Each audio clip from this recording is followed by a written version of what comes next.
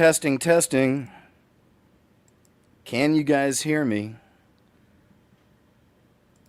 I have no idea why that wasn't. Everything's working. I just restarted the whole program. Hopefully you can hear me. Can you guys hear me okay?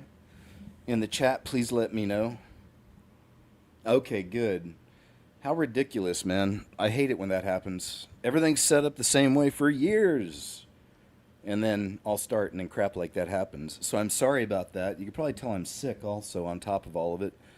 But good. I'm glad you can hear everything now. Welcome to the show. You're in the right place. This is KJ's What Happened on KJ's What Happened YouTube channel at 2 p.m. Central Standard.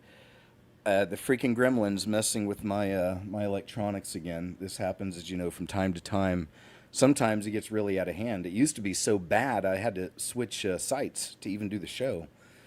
Anyway, not to start off on a negative, but at least we're here. And yes, yeah, definitely, red dark side. I'm going to remember to take my 6 shots. I'm going to rush to the hospital after the show. Fix me up. No, I think a lot of my issue is our weather is so freaking nuts. And in the state I'm in, we set record heat days every single day in March, except for like one day, maybe 2. So over here, throughout the day and evening, and as wacky as the weather is, it's like running the heat, then running the AC, then going outside, it's cold, and coming inside and getting hot. Then it gets hot outside, so I make it cold in here. And it's going back and forth, I think, just with, hot, cold for the last 4 weeks. Finally got me, man. And I was thinking I was going to do good. I thought I was going to escape it this year. I usually don't get sick, but once a year, usually around January. But anyway, here we are. But I think I want to be okay. Enough about me. I'm glad we got started. So thank you guys so much for your patience. I had some great one-liners for you, but okay, I guess we got to go. It's all right. We'll get them next time. But thanks again for being here, you guys. Thanks, Tamara. I hope you're doing well. Thanks for being here. I hope you guys had a chance to check out all my other stuff. I usually upload quite a bit in a few days. So yesterday it was a new video and a live show last night covering a similar topic. So it's kind of a it was kind of a 2-for-1, what is it, a matinee, a double feature. But yeah, please check them out if you haven't already. Thank you very much for doing so. And that's it, man. We've got plenty to get into today. Oops, look at this. Of course, everything got whacked out of. Here, let's try this. Give me a second. Unbelievable. Freaking gremlins. All right, let's see if that's going to do it. Is that it? Okay, there we go. All right, let's go ahead and jump on in. Start off with some headlines. South Florida gas stations are reporting gas shortages as prices continue to increase due to the Iran war. And we were seeing gas stations having shortages in other countries last week, but now we're starting to see it rear its ugly head here in the States. Ruh-roh. Ex-Republican Congressman Matt Gaetz claims U.S. military is breeding aliens with abducted humans to make a hybrid race. Yeah, I'm going to be putting all this together in a video because a lot of UFO disclosure stuff came out this week. And this was but one. Let's see if there's a clip here. He was on the Benny Show. I probably have the clip set up later, but either way, it'll show up in a video because I need to put all of it together because there's a lot coming out quick right now about UFOs and aliens. Maine is about to become the first state to ban new data centers. Well, I'm glad somebody's actually paying attention out there. These things are wiping out resources wherever they go. New data centers. So yeah, good. I mean, also we know it's a part of the final beast system. We know it's coming, right? But I'll take a good news story when I can get it. American Airlines could run out of fuel within weeks as travel chaos spirals before summer. Whoa. So we got the airlines having fuel issues as well. Man, it was just like a month ago. Gas was under $2 at one point over here. Now it's, I guess, $4, right? So crazy how that works. CEO of America's largest public hospital system says he's ready to replace radiologists with AI. That's going to be fun. But again, they're taking our jobs, and they're all preparing for the post-human existence, if you will. Data centers causing huge temperature spikes for miles around them, study suggests. So, again, these things are no good for the environment, for the communities, in so many ways. So, it's nice to see that Maine took stand. Something sinister is going on. 9 top level scientists have passed away or gone missing in the past year. I covered this a few times on the show, shown you guys some of this. But what's interesting is that most of these people, if not all, are somehow connected to UFO disclosure, from what I understand. In the span of 9 months, 9 top level scientists in the U.S. have passed away or vanished. 7 of them were connected to the Air Force Research Laboratory or the institutions it directly funds. AFRL develops and transitions the most sensitive aerospace technologies in the United States defense arsenal. So here's Monica Jacinto Reza, hiking with friends, disappeared. There's a whole list here of them all. But okay, so and we've seen these trends before, and it's a big deal when that's happening because somebody's really scared of any kind of truth coming out of some of these mouths. Because I think back to all the holistic doctors, same thing. Many of them went missing, and many more passed away, and most of those it was set up to look like they did it themselves, if you will. The holistic doctors. Now, that started happening around 2020-ish, right? Around that range. You know why, right? They didn't want people hearing about or having access to any kind of alternative therapies. They wanted it only to be the shots, the poison, you know? So I wonder what's going on there. Police used AI facial recognition to arrest a Tennessee woman for crimes committed in a state that she says she's never visited. And this is where we can already see it could be a problem when it comes to stuff like this. A Tennessee grandmother spent more than 5 months in jail after police used an AI facial recognition tool to link her to crimes committed in North Dakota. She's never been there before. So police in Fargo, awesome TV series, by the way, if you've never seen it, and movie, have acknowledged a few errors in the case and pledged changes in their operations, but stopped short of issuing a direct apology. Well, of course not. So there we go. Thanks, AI. Precog. Pre-crime. Shops and restaurants in Egypt told to close early as energy crisis deepens. So we get the energy crisis. And I'm wondering if this is all going to be tied into the coming climate lockdowns, if you will, for energy, of course. We'll see. There has been talk of this. Russell Brand opens up about recent allegations. Let's check this out from Mr. Russell Brand. As you know, he gave his life to Christ a few years ago, and he's really changed quite a bit. And then still some people are like, this guy's a piece of trash. You know, it's like, man, and again, I get people doing that all the time. Give Jesus, a chance to change people's hearts and minds, even if they were a part of the industry at one point. I had some lady in my chat on one of my shows trying to tell me off. You don't know nothing about Chuck Norris. You said he's a good guy. He's not a good guy. You don't know anything. And I'm just like, yeah, lady, I know. He was a Freemason years ago. Like, I've seen the picture. There's a picture of him in his Mason regalia from like the 80s. It's like, okay, cool. I get it. Like, almost all these people had to do that to get into the industry anyway, or to get on those levels. So I accept that. It's fine. I don't think that's the end of the road for them. I think Jesus can still pull them out of there, save these people from these places. And he does. So, don't dredge up all these old, well, look, he's a piece of, man, give the Lord room to work on people and change their hearts and minds. Like I told that lady, take your heel off this guy's cheek. Give Jesus a chance, because he does. He cares about everybody, even when they've sold out. And he wants everyone to be saved. So, chillax, I say. Pray for people. Don't be so quick to judge and be hateful. Like, pray for them. Even if they're the worst people ever, like, pray for them. Help, if it be in your will, Father, and give this one a chance, whatever. However you want to say it. I do it my way. Some people chastise me. I can't believe you pray for Trump. I've had some of that, too. It's like, chill out, man. Jiminy Christmas.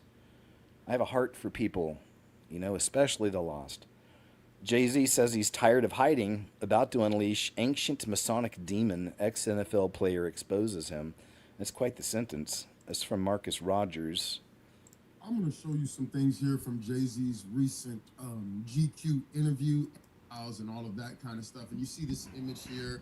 And you know, with these African masks, everything that they do is strategic. It's on purpose. All right. It's like the hidden identity, right? And you're going to see a theme here. And so look at this image, right? He's sitting in the chair. Clearly, he looks possessed. All right. This is, I mean, come on. You see that, right? But look at this. This is an image of one of the popes back in the day, and then an artist had reinterpreted it, Diego Vasquez, all right? And so look at this. Look at this, okay? Now let's go back, boom, all right, boom. All right, and I'm gonna show you something, boom, boom, right? And then you look at this mask here, right? It's like, I'm tired of playing defense all the time. Now I'm about to go on the offense, right? And so he's got some big, you know, demonic event, I guess, coming up, maybe some concert or something like that. I think they're going to do it at Yankee Stadium, all right? And it's like, I'm trapped, right? This is, you know, this is what it might look like on the outside, but this is what it really looks like on the inside. Yeah. And I'm trapped, right? And I'm about to let the real me out. I'm going to let y'all really see what's up, all right? And it's no surprise because we're living in the end time, so we know that the wickedness and all this demonic stuff is going to increase. And so without further ado, I want to just play this video for you because, man, this guy, he broke it down. It was really on point. And so let me remove this, pull this up, and we're going to just take a listen to all of this. A couple different videos here. And, you know, just in case you still think it's no big deal and it's just entertainment, no, this is real witchcraft, all right? These are real warlocks. This is real demonic stuff. And, you know, you could go look at my other videos that I've done on. Let's watch it then, sir. When Jay was going after B was a very young woman. Now, I did a Rockaware photo shoot in Colorado. Naomi Campbell was there. Actress Jamie King was there. Jay was there, B was there. He rented this house. We were supposed to do this rap party for this photo shoot. We were watching LeBron play, and after the game, it had to be like 10 or 11 o'clock. So we getting ready to party. Mind you, it's all adults. There was a 13-year-old or 14-year-old teenage Latin girl that was there, and I think she had to leave because she had school and she had to do homework, but she brought her mother with her. So it was no funny business going on, which I could respect that. So when 11 o'clock hit, we turned on the music, we started drinking, and then out of nowhere came these young children. I don't know where they came from. For a rap party at 11 o'clock at night, drinking, loud music, and us dancing wild, like, I don't know where these kids came from. I happened to sit down because I was dancing with one of the assistants, and I sat next to this child, and the child sat next to Beyonce. So I hear B say something about, doesn't this look sexy, or isn't this sexy? I hear B say something about, doesn't this look sexy, or isn't this sexy? And in my mind, and mind you, I'm not awakened as I'm awakened now. So in my mind, I'm like, what did she just say? And then I didn't pay no attention to it. And then, you know, obviously the liquor took hold of me and I had to leave. So I said bye to everybody and left. But those kids remained. I don't know if those kids were from the photo shoot themselves, but the fact that these kids came around adults during drinking hours or partying hours was already alarming to me. So when I hear something like this happens, I can't really discount it and say, oh, he could never do this, because I'm hearing stories. I'm seeing it with my own eyes, and I've been in situations where something don't sound or look right, and it's usually involving children. So let me start off by saying this. I do not have beef with this man or his wife. They have always treated me with respect and hospitality. He even supported me when no other brands at the time of my professional career would touch me. I have no regrets with my involvement with Rockaware, Team Rock, and the relationships I've formed. But those things had to die off because I choose a different path. He chose the darkness and Satan. I chose light in Yahuwah. So let's get into this interview, which I thought was hilarious. Right off bat, they told you exactly who he is. People are trying to break down why he had this Congolese mask and how it meant for the struggle or how it meant for the culture. They don't care about who they are as far as their identity. They're never going to tell you who they truly are or who we truly are. But they know, and they chose a side to be subjugated. He got his hands in the pyramid here. He got his hands in the pyramid here for the photo shoot. His thumbs in the pyramid here for the photo shoot. And of course, you see the Eye of Horus or the Eye of Ra, which is the one-eye symbolism that is all connected to Freemasonry or Prince Hall Freemasonry. As you can see here, it's all esoteric knowledge. They go from black and then they go from white in one 35-minute video. A very astute observation. Interviews wearing a black hat with a white background, then he wears a white hat and a black background, just like the floor in York Rite, Scottish Rite, and Prince Hall Freemason lodges. It's the checkerboard flag. So if you've never seen, my videos exposing Freemasons and the checker floor and all that stuff, you look into it, it'll blow your mind. I mean, no one is out My people are good, but thanks. here really wearing do what Just thou wilt, kidding. which is a quote by Aleister Crowley. If you know anything about Aleister Crowley, he was a high-level Freemason who believed in sex magic. He meant drugging young children so they could achieve spiritual enlightenment. In theory and practice, in the Book of Magic, he even admits that in order to achieve this higher level of spirituality, that you go after a young white male or a young male child. Yeah, I wanted you to talk a little bit about this idea of like you said earlier, like the things that you do for the culture, the ways that you put on, the ways that you try to protect and move forward, but kind of the pushback that you get Just look how dark and demonic. For real, though. sometimes Those about eyes. people Dead throw capitalists at you in a derogatory sense. Yeah, I think in that verse specifically, the only thing I heard coming up was the American dream until we started being successful. And it was like, wait a minute, you're selling out because you're making money. That was the first thing that was put on musicians. Like, no, I make art first. And then I make sure that I'm compensated for my art. I didn't take advantage. I didn't get here by taking advantage of people. I didn't take it. No one. That's not my reputation. That's not what I do. I didn't get here by taking advantage of people or take. Yeah, right. Well, you know what? I'm sure there's a long list of sacrifices, I would assume, but he's in the files, man, and you never see anyone talk about it. It almost makes me want to start just doing it. I wouldn't put it up on this site, but just going through and looking up names that I'm curious about, because I haven't done that, and just see, and then put it all out there, just so I see someone doing it at least. But like that'd be something I'd put up on the other sites, But and he knows like how bad it looks, because and I've mentioned, you've probably seen this on the show, but he changed his name, the spelling of his name, and he's put an umlaut, and I guess they're called the two dots above one of the letters, so that when people go on the internet looking up his name, they won't see all that stuff about the files, right? Necessarily. It won't come out like that. All right, so we got it. He's always been a dark person, and it's unfortunate, man. A worker of iniquity with glee. I'll never forget, though, there's that crazy video of him and Beyonce sitting courtside at a basketball game, and she's clearly out of her mind. Like, clearly. Remember that? It looks like some serious McUltra type stuff going on there. Just dazed and confused. Watch how she pulls the child back in and then smells and licks her fingers. Yeah, this is pretty creepy, because it's, is this Lammy? Yeah, it's Lammy. So watch Lammy with the little one. Lammy is one of those high-level witches, sorceresses for the so-called elite. She's up there with, like, Marina Abramovic, one of those types, I'd say. Check this out. Don't really need the music. So Lammy,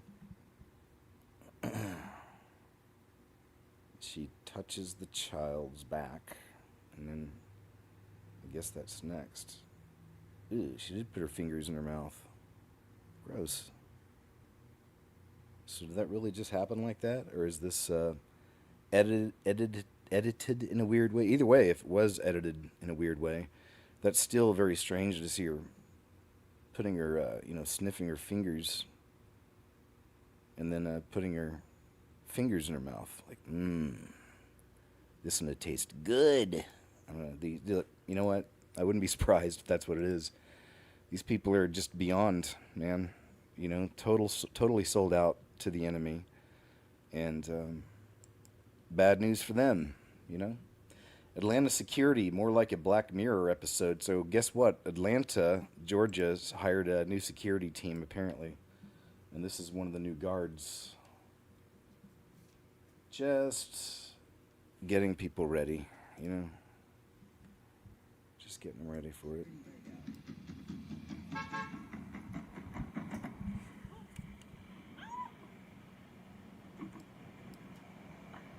Oh, it's waving! It's waving!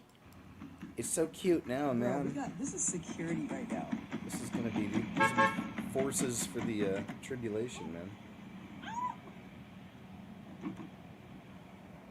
Hi, oh, it's waving! It's waving. Yeah, it's like cute now. Goodness. Those are gonna be your prison guards someday for your 15-minute city you're living in. Chick-fil-A launched a new restaurant concept serving new experimental items. I thought this would be an interesting one, just for fun. But I guess they have beef burgers, Chick-fil-A pizza, onion rings, wings, and seasoned fries, and a bunch more.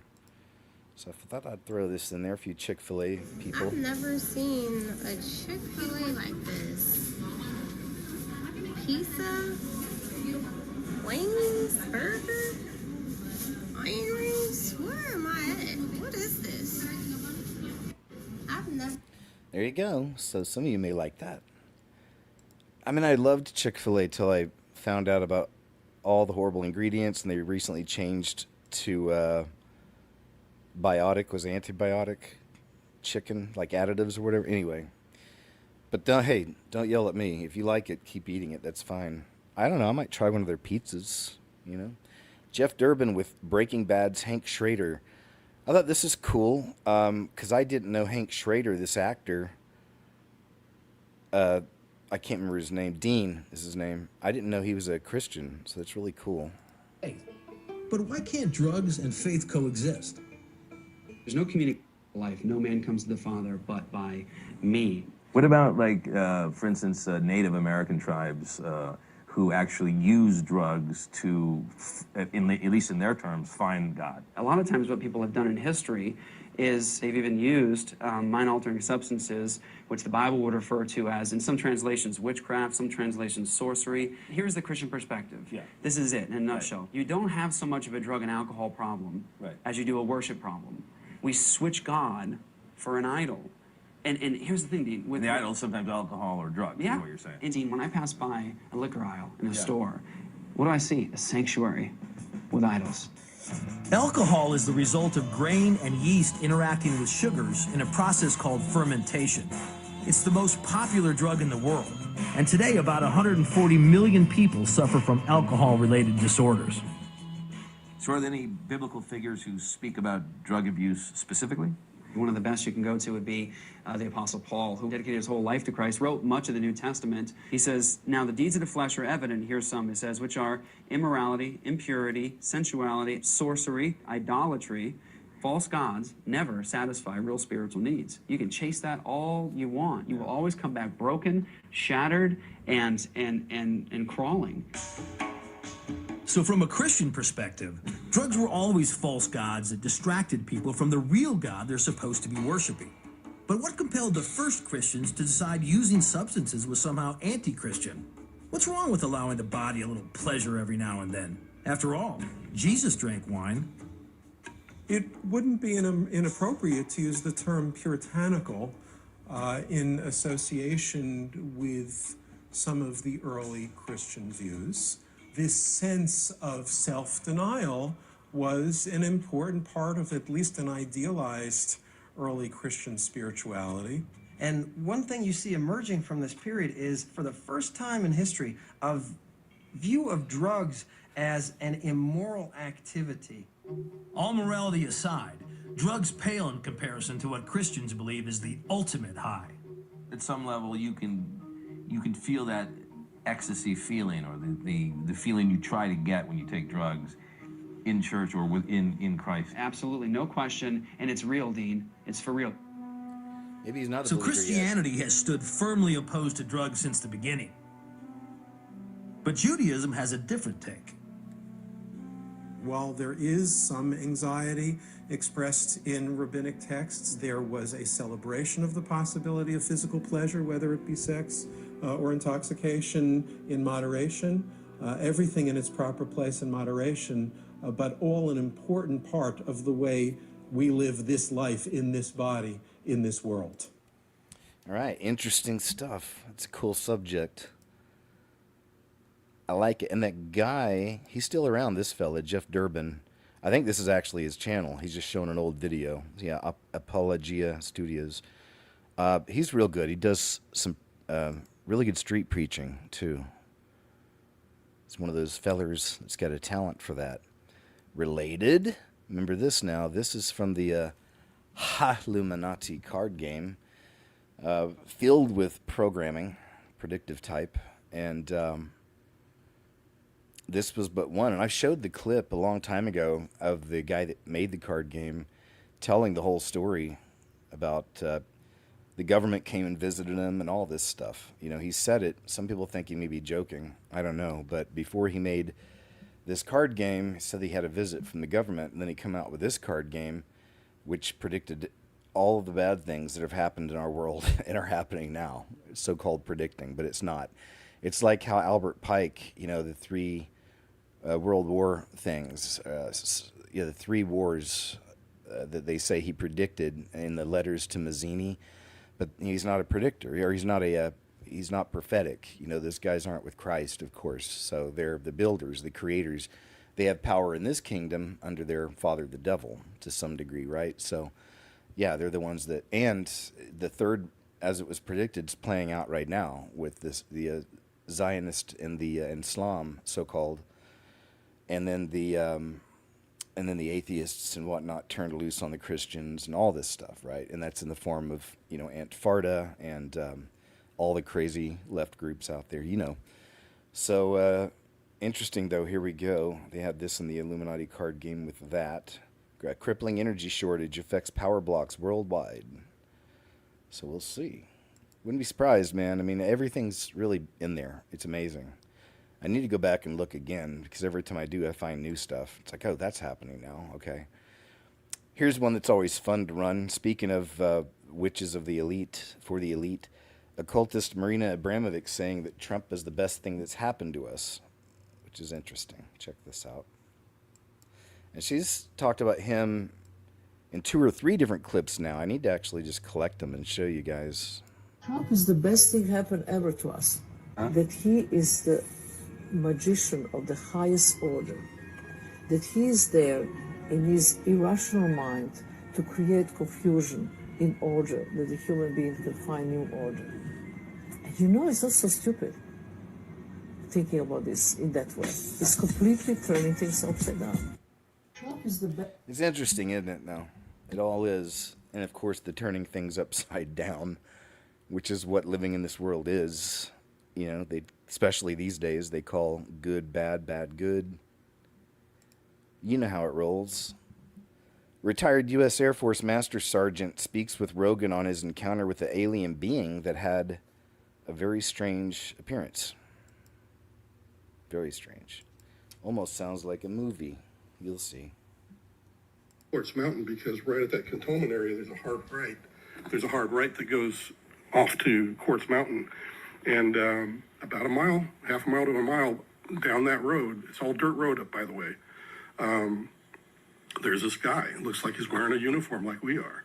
He got battle dress uniform on. So he sees us and he starts to look like he's running, and he's got this really weird run, like his arms are kind of flailing behind him. It's like he was running against the hurricane wind, and it was like he was going to fall over at any time. And I was like, yeah, it's a bit windy today, but it ain't that bad. So it looked really strange. And then I began to notice his skin tone looked like he might be hypothermic. And I'm thinking, oh, crap, this dude's been out here. It's freaking freezing out here, because it was a very cold day. And the wind was blowing. It was, you know, those cold days where it didn't matter how many layers you had on. And so as we're getting closer, I'm talking to the ranking guy. Hey, we need to slow down. So anyway, I'm thinking, this guy's probably in big trouble. I need to pull off my jacket. I need to give him something to get warm real quick. So I'm starting to do that, and we're approaching. And by the time I get my jacket most of the way off, he's right there. at the the corner of the front of the car. And So he looks pale? Is that what you're saying? he looked like an albino with a very bluish kind of. Now that reminds me of the things we saw last night during the some of the mermaid clips and siren clips. Remember, some of those just looked like pale skinned, white, dark hair, bigger eyes. Crazy, man. And there were several that kind of match up like that because they also had the carcass of something that looked more like a male. I don't know what. It was like a mix of things, but it had that bluish, whitish kind of skin. Undertone. If you could imagine, So you're assuming like you're immediately associating that with like he's freezing. Yeah, because that's all I could equate it to. Right. And then as I'm starting to open my door to try to administer aid to this guy, the dude in the front passenger seat screams he's got no ears, and I thought that was pretty rude.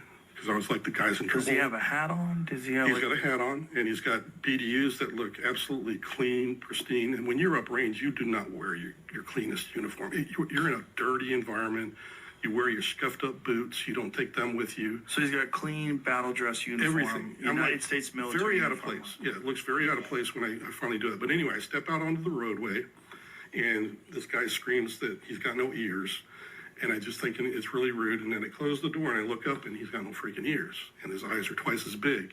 And I just am like, yeah, what the hell did I just walk into? This guy's not from around How here. How far away from him are you? Probably from me to just a few feet. Yeah, just talking distance. Okay. And I'm starting to freak out. But then he starts to talk to me and it's not my language. But it's coming to, the understanding is like coming into my mind about every word he's saying. So he's actually saying words. He's saying words, but it doesn't sound like anything I've heard before. But you're understanding what he's saying. But I'm understanding. So I know there's a telepathic thing going on here, and it calms me down at the same time because I'm having to respond to him. And he's like, hello, I'm having trouble with my craft. I need some repair material. Do you know where I could find some tritium? And this is what he's talking to me about. And I'm like, you mean titanium? Because I didn't know anything about tritium at the time. But titanium, he's like, no, it's not it.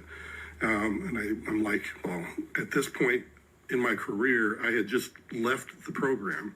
So I knew where Dreamland was. And I pointed to the mountain range because you can see for days in the desert. But I pointed towards the mountain range and I said, Dreamland's just over there. And this wave of emotion hit me like disgust. Like, I am not going to talk to those barbarians and murderers. Wow, so he was saying that to you, like his reaction to going to the military base. Exactly, yeah. He did not like it. He said, I am not going to talk to those people. And then I was like, well, shoot. And it was barbarians and murderers? He literally, that was what he called them, yes. And mentally, that's what it was. But the emotion. Tritium, is this a real thing? Well, that's what, I've had a lot of friends. There's analysts also that were on the top secret network that were trying to help me understand what material. We were throwing everything at him. We're like, is it this? Is it this? And he's and they like, finally, no. that's the one. When they hit tritium, I was like, that's what it was. So you're thinking at this time, though, it's a metal. I am, yes. Right, because you're thinking it's some kind of like titanium, some type of. Right. And there's also when he. This is the 3D image of what the craft looks like. That is almost as spot on as I've ever seen. That is about it right there. That's pretty weird looking. Look at that. That's almost. Wow. Strange design, huh? All right, that's a pretty cool story, though. Interesting. What this gentleman's talking about and these beings. Yeah, the skin color reminds me of the merfolk videos, some of them from last night. And then there was the mermaid with the ponytail. There was that. Apocalyptic scenes looming in South Korea. The government is forcing strict vehicle rationing and warning of a catastrophic April supply crisis due to the Strait of Hormuz. So I told you whole other countries are dealing with this. They're desperately shifting back to coal now to survive. And that's one thing that the kind of green agenda did, was push a lot of these countries, even ours, away from coal, the coal industry.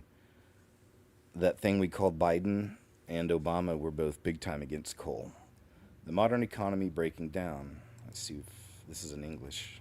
We have bags similar to that here in Japan as well. Chanju, what is the South Korean government doing to address all of these problems? They've launched a full-scale emergency economic response involving the offices of the president, the prime minister, and more. 5 task forces focused on different aspects of the problem will meet twice a week. All right, we'll stop there. I don't want to play a whole news story. Hey, I saw in chat somebody, Daniel, hi Daniel, was saying, he likes to share things, but he doesn't feel like people have patience. And well, that's definitely true. But some people do have patience, and more people are, But unfortunately, the system's trying to train everyone into short form content, like the shorts, and TikTok, and Instagram, and stuff like that.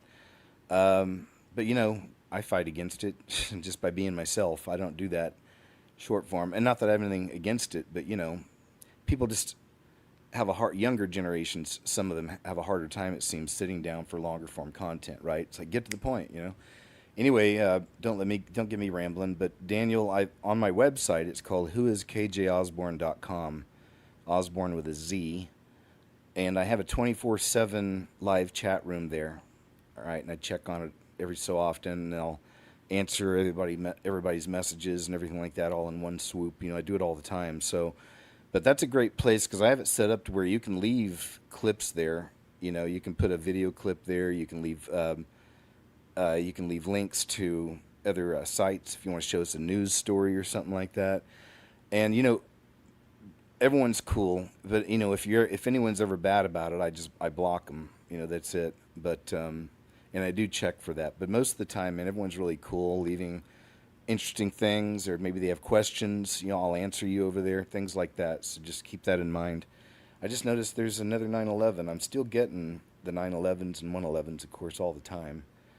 And on that note, I hope you've accepted that free gift of salvation, my friend.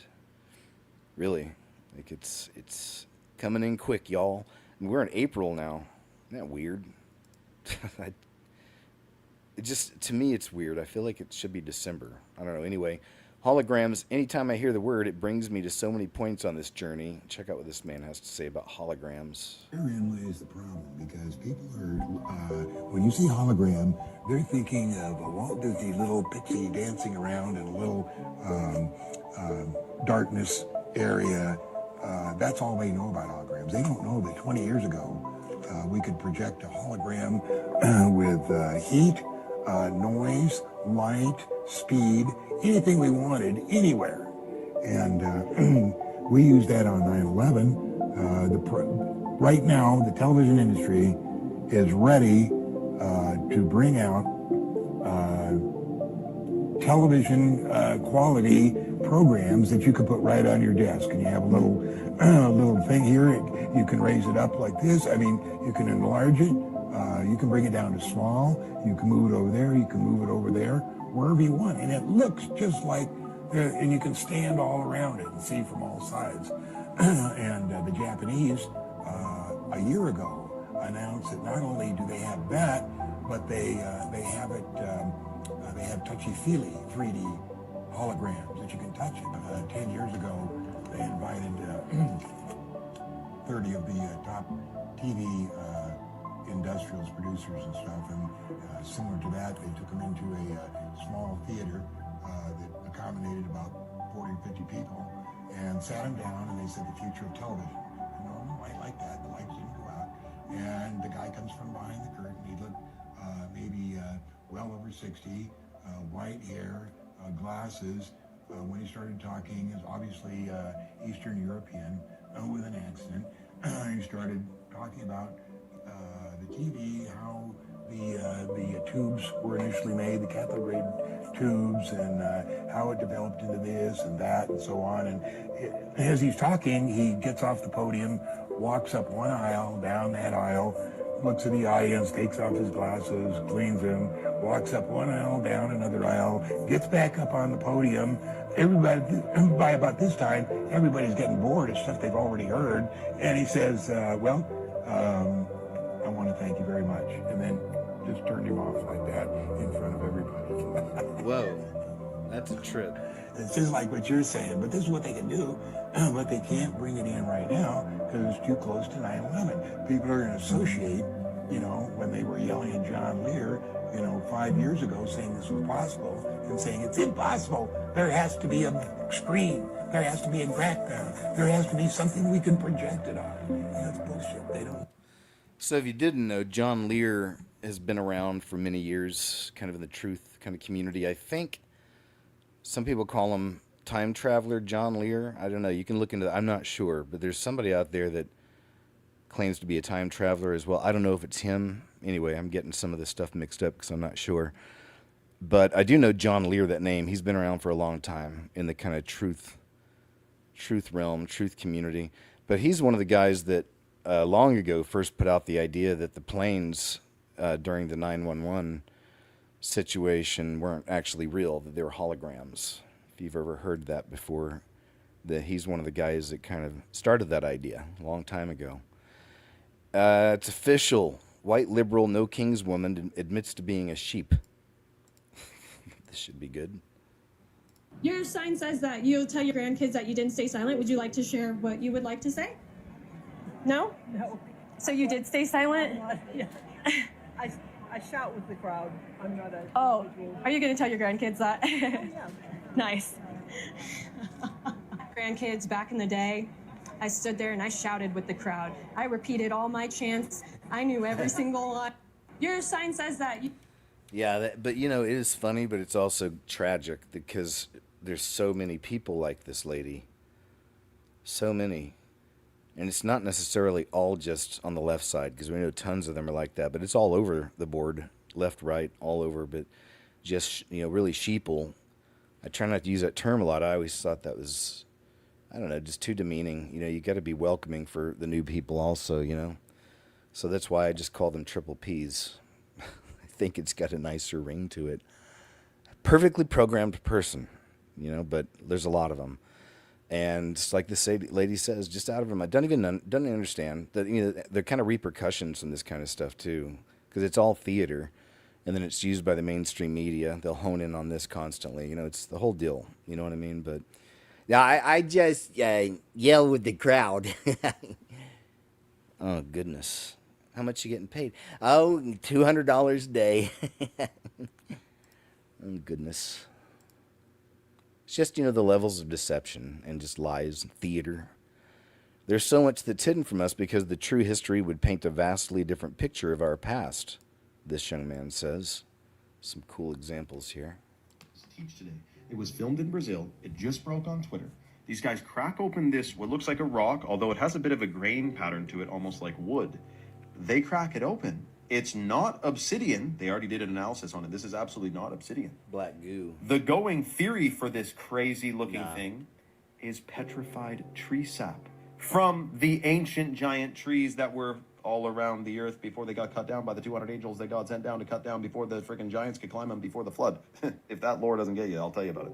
Now, this is the exact kind of specimen that the Smithsonian Institute would swoop in to verify its authenticity before conveniently losing it. And if that went over your head, I'm telling you right now, many hundreds of geological findings, ancient giant bones, ancient giant skulls, ancient dragon bones, they say is a freaking T-Rex or whatever, and it's not. Smithsonian swoops in, I gotta check out if this is legit, man, don't worry about me. And then they lose the specimen. It's happened dozens and dozens of times. Look at the archives in the newspaper in New York City, all the freaking giant bones they dug up when they built that city. Now, before you say, I'm crazy, that's crazy, just know the same people who tell you a chemical that melts the road when it spills is good for your teeth and they add it to the water to make sure your teeth are strong are the same organized body that tell you that Devil's Tower, which is flat on top and has hexagonal structures all around it, is formed by magma and erosion. Look at this. And Devil's Tower is not the only one. This is somewhere in South America as well. Flat topped. Of course, because the wind blew it flatly. This is what you don't understand. It's right in front of your face. You just got to have eyes to see it, man. What is it? The eyes are useless if the mind is blind. Good one. I like his little discoveries. Yeah, and I showed you guys a clip a few months back that some guys used one of those machines that you can, I guess, point at something and you can see, like, you know, what's inside of it, you know, like a tree or something like that or whatever. I don't even know what that thing's called. I'm sorry, but it's like really cool technology. But we saw some people who had it, and they were pointing it at, where was it? The Devil's, whatever, this. the Devil's Tower, and it's hollow on the inside is what they showed. That there's hollow, and they showed movement on the bottom, like there's something inside there. I don't know, right? I don't know. True or not sure. Wouldn't be surprised if that thing's hollow and there's things inside there. And that's, of course, where Close Encounters were made contact with aliens with a connection to the devil, to Devil's Tower. Just like Childhood's End. Connecting the two. Here's Nick Shirley. He asks why Gavin Newsom is attacking him. Let's check this out. He's a brave young man. I like Nick Shirley. I pray for him and his family for sure. For his courage, protection. However, it seems to be that most of the fraud is in a lot of these blue cities. And when you go out and expose the fraud, I mean, I think Gavin Newsom, he posted a photo of me the other day and had 10 cameras on me, an AI-generated image saying, "Where are the kids?" trying to depict me as a pervert for exposing fraud. How sick does the governor have to be to say that the kid exposing the fraud is the bad person versus the fraudsters that are stealing the money? It's a good point, young man. He has an innocence about him too, which I like. I think that's really admirable, He's a young guy. Brother in Christ, even. Coming Together Ministries. Save the date. Coming Together. Why did I have this up here?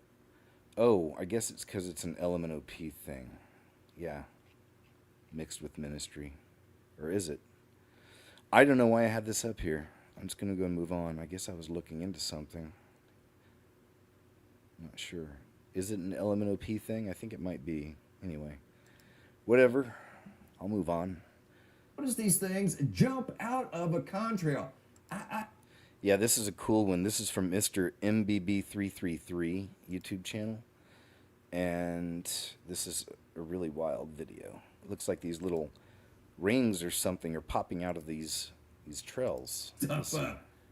And I'm not. This is a real video sent in by Christopher P. at Flip It For You. That's his screen name handle out of Brockton, Massachusetts. What an incredible catch here. And for him to have the presence of mind to notice this activity up in the sky tells me he is acutely alert and aware of his surroundings. Great job, Christopher. Here we go. So we're going to zoom in on the first photo. And he noticed these things jump out of a contrail. How does that happen? Were these some sort of living organisms as well? Like we were maybe... They almost look like those things they call like the sky jellyfish, jellyfish UFOs. Kind of not saying it is. Thinking that this was some sort of a living organism. I'm not assuming that's jumping out of a contrail anytime soon. But what do we got going on here? Now wait, I'm going to take you guys in for an up close and really good look at these things. They're circles. Watch, here we go. Oh yeah, this is nuts. I mean, absolutely bonkers. Check it out. Share it with your friends. Say, have you ever seen smoke rings jump out of a contrail? Well, you can say you have now. This is a real video. I put the video together. He sent me in 3 photos, okay? I took the photos, I zoomed in on them. That is all I've done. I put his name on it, and I love giving you guys credit. Christopher out of Massachusetts. Here we go. We're going to zoom in even closer. How does something like that even happen? Are you serious right now? Come on, man. You got smoke, and they're perfect circles. Watch. They somehow or another accelerated, and you can tell that they accelerated by the trail they left behind. So that's forward momentum there and there, or upward momentum. You can tell it came right out of here. See the void that it left behind? I'm assuming that's what that is. That void came right out of there. Something jumped out of the contrail. There's another one. We're going to go in even closer, guys, and I put this in a different format for your viewing pleasure. Oh, yeah, this is absolutely wild. This wasn't created by a bird. No, we've never seen this before. I've never seen anything like it. Okay, now we're going to zoom in, and you can kind of see what we've got going on here. There's a circle there. Trust me, you'll see the circle before this gets done, I promise. Boy, I'm just moving kind of back and forth. These were you can definitely see it on that one. Resolution photos. Here we go. This is a different format, and you're going to be able to see the variance in density, and the density shows up in the form of a nice round. All right, I'll go and move on from that I wanted to see the video, actually, but I guess it's not a thing. But maybe he meant he took a picture, took photos of it. Anyway, good stuff, interesting stuff. I've never seen anything like that before. Something jumping out of those. I wonder what that could be. Is it something biological? Is it something spiritual? You know? Certainly I don't think it's anything mechanical. Fraud whistleblowers could make millions as Besant cracks down on sprawling scams. Oh, program includes tips for Medicaid and Medicare ripoffs. I guess there's a lot going on the medical front with all that. Just something I was watching. Nothing super interesting to share, but sometimes I throw those in. I don't mean to. French Masonic Lodge at heart of murky murder trial. Oh boy. There's a great movie that was produced in France. It's directed in, I think it was all in French. I think. And it was about a person going into the lodge and then going all the way through to the top. And then all the stuff that happens, like the intrigue, the threats, the everything. And I did a video on it. It's on the scariest movie ever, if you're interested. French Masonic Lodge at heart of murky murder trial. 22 people went on trial. It's weird because that's one of their numbers, a master number. 11, also 22. 22 people went on trial in France on Monday on charges of murder and other serious crimes centered on members of a Sonic Lodge. You know, that's Sonic Restaurant. You know, that's another one. It means Masonic. And if you take their sign and just flip it sideways, you'll see they get the square and compass there. It's pretty crazy. That's an old school one, if you didn't know. Of a Masonic Lodge accused of running hit squads. 13 of the defendants face life imprisonment. Those in the dock include 4 military personnel from France's Foreign Intelligence Service, 2 police officers, a retired domestic intelligence officer, a security guard, and 2 business executives. They are accused of the murder of a racing driver, the attempted of a business coach and a trade unionist, aggravated assault and criminal conspiracy, all on behalf of a mafia network inside of the former Athenor Masonic Lodge. Several Masons from the 20 or so members of the lodge are in the dock. Most are accused aged between 30 and 73, have no previous criminal records. Well, yeah, I mean, because they're Sonic, you know, the system is Sonic. So does Bulow's right-hand man, Sebastian Leroy, who is not a member. He's accused of carrying out the trio's dirty work himself or through a hitman network. Wow. All right, so I say it's nice to see these people getting exposed because they do get away with a lot in this system. So nice. Bust them up, bruh. Succubus encounter. Let's check this out.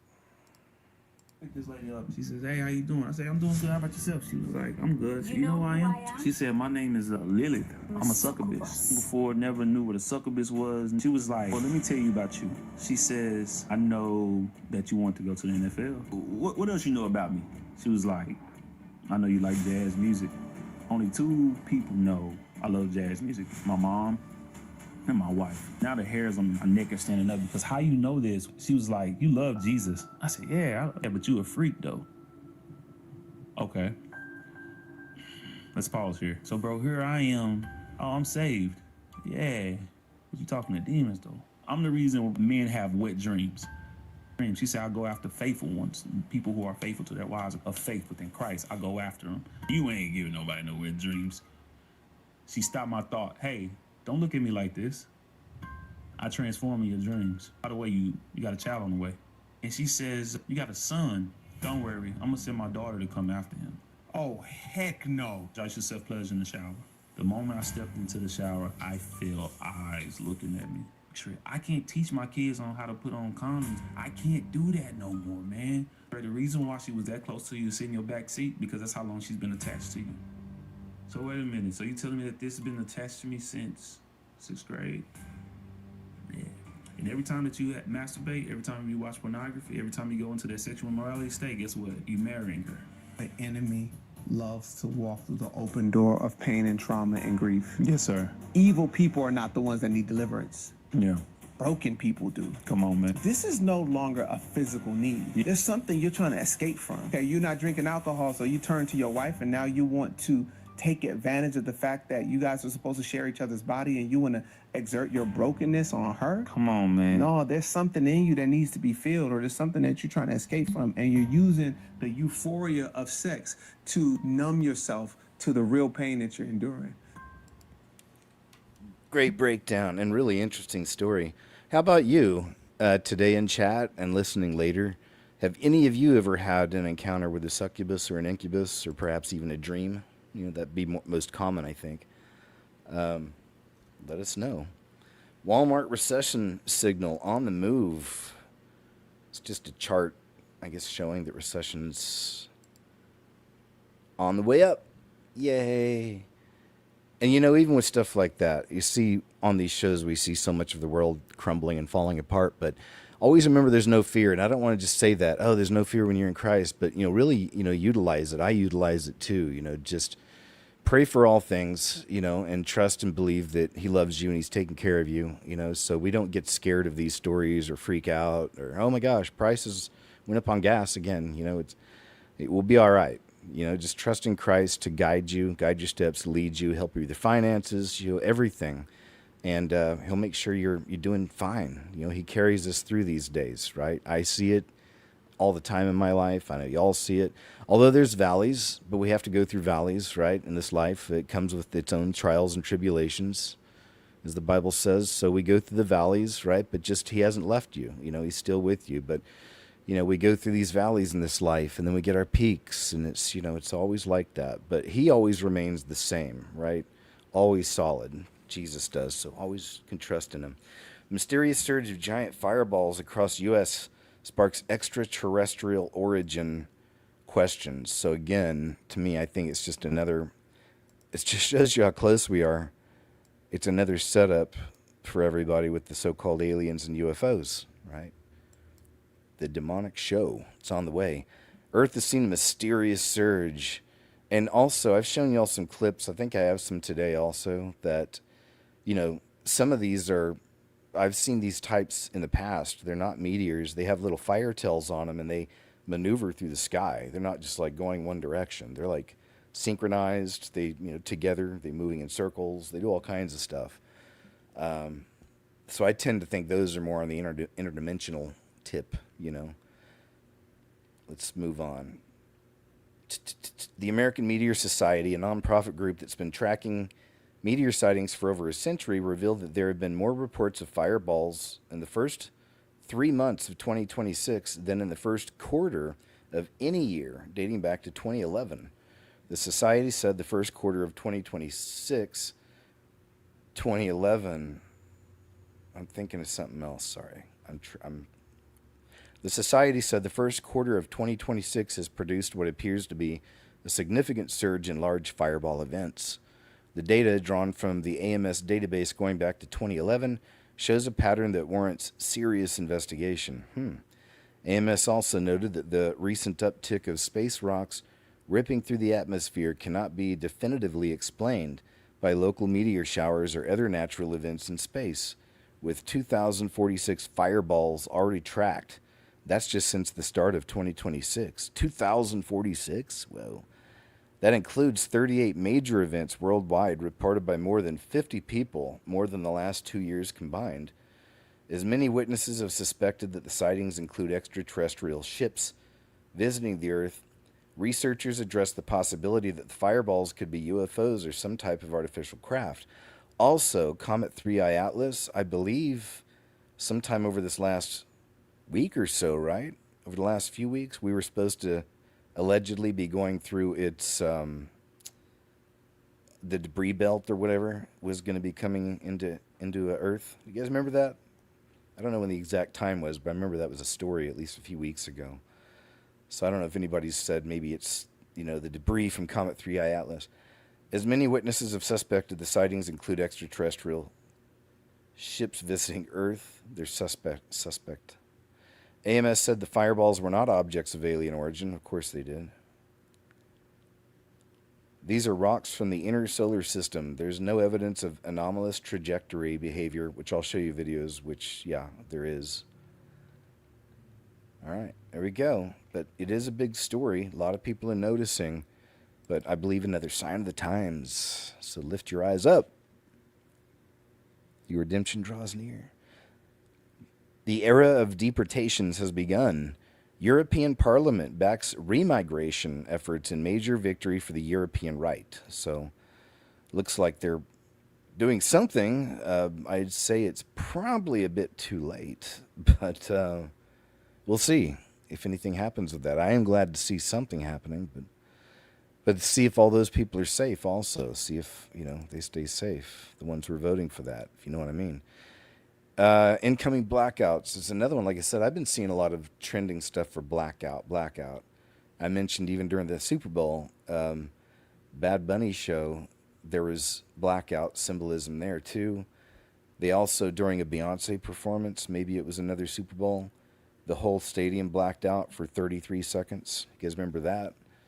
So that's a while back though, but there's been more than that. There's been a lot of it. Let me see what this young man has to say. Weekend for the war in Iran.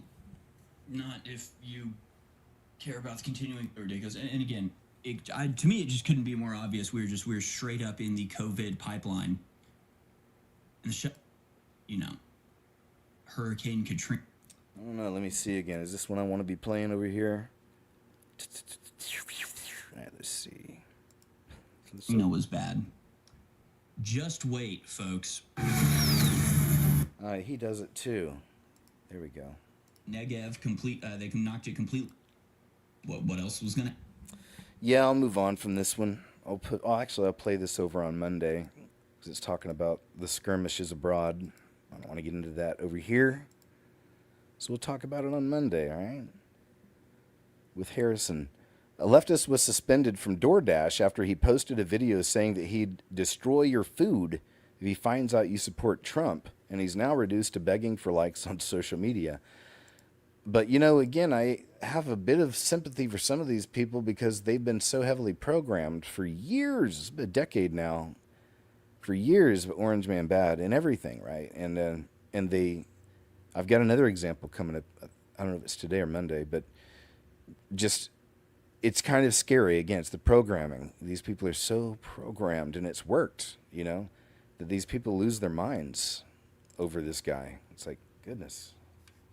Hey there to my Trump supporters. This is your local friendly DoorDasher, and I just want to let you know that if I see a MAGA sign out front of your house, I'm going to take the utmost care to make sure that when I deliver your order, I throw it out the fucking window, you piece of shit. Fuck you. So I guess I went viral on alt-right Twitter, and these motherfuckers actually got me deactivated from DoorDash. But if you guys DoorDash and you're not MAGA, maybe you should stop, because they support MAGA heavily, like very heavily. So yeah, if y'all could help me out and, I don't know, drop me a follow, drop a comment, just a like even, I don't know, say something to get in between the noise, because I'm tired of these fucking bots and these fucking MAGAs being on my fucking page. Get the fuck out of here. Go find something better to do. Like, y'all got me from DoorDash now. You happy? Like, hey there to my Trump supporters. This is your local friendly DoorDasher, and I just want to let you know that if I see a MAGA sign out front of your house, I'm going to take the utmost care to make sure that when I deliver your order, I throw it out the fucking window, you piece of shit. Fuck you. Oh, sorry, it started playing over again. But okay, we got it. There we go. Dude, like I said, people just getting so programmed out of their minds, man. There's so many other things in life to focus on or to be concerned about. First and foremost, what happens when you leave your flesh? What happens when this fleshly suit expires? What happens to your soul? That's the number one concern. Should be for everybody. A home inspector was in absolute awe when he found a home built with the full armor and literal word of God in its foundation. This is really cool. Whoever did this truly knows about spiritual warfare, and it's cool to see somebody putting it in action like that,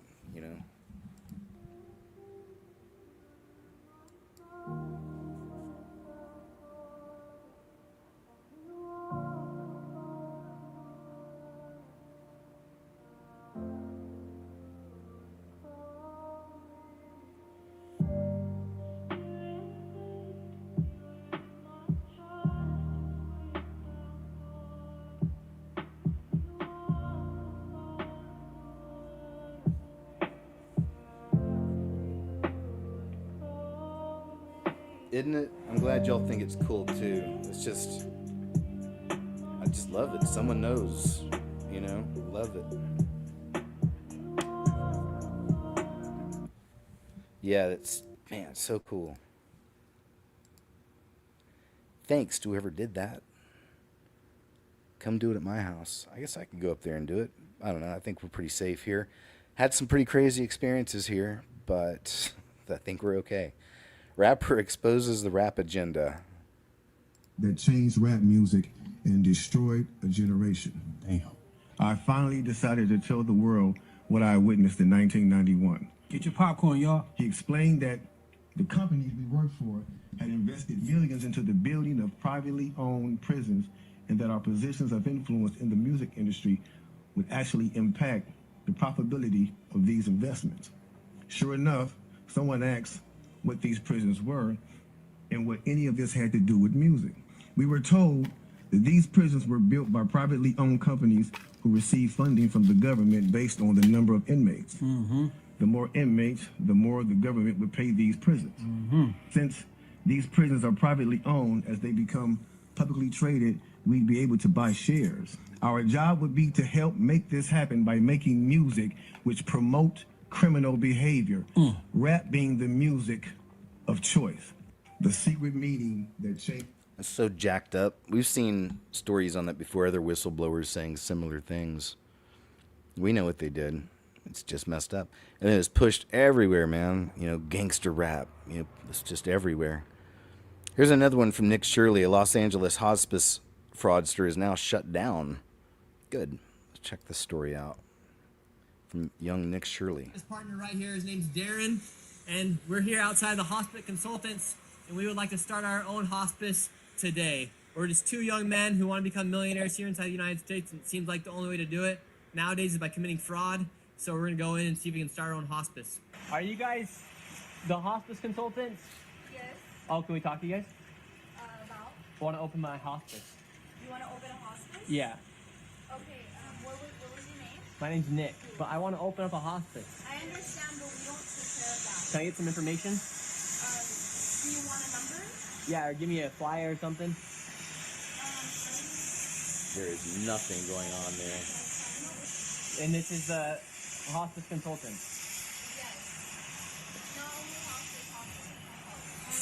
All right, so they say they're open right now. They won't let us into the lobby. This is no way to conduct business.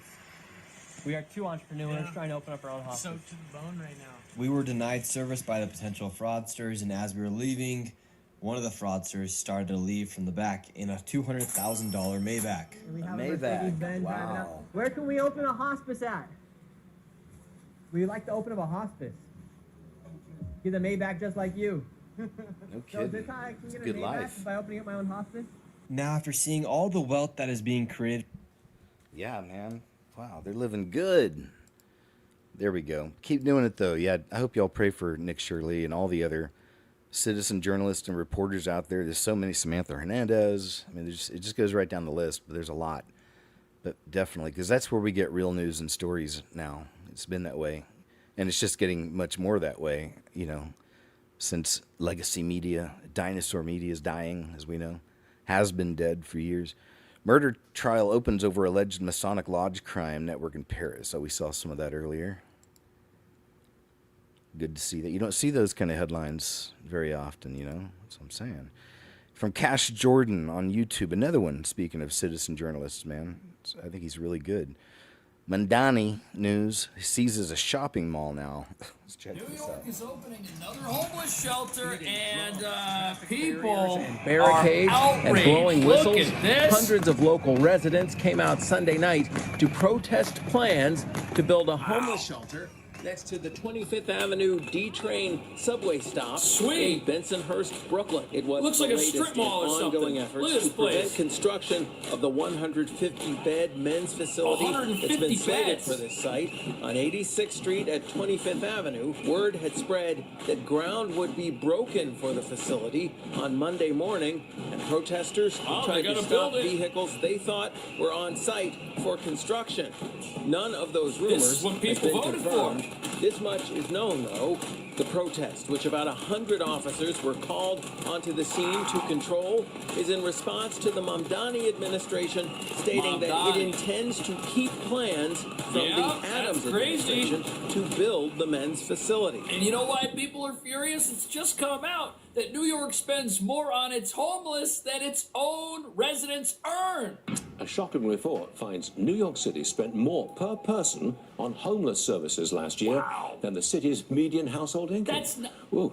Madison That's always insane. is here. That's not fair. Break down the numbers and explain it. Madison. Absolutely, Stu. So in fiscal year 2025, New York City spent $368 million on unsheltered homeless services.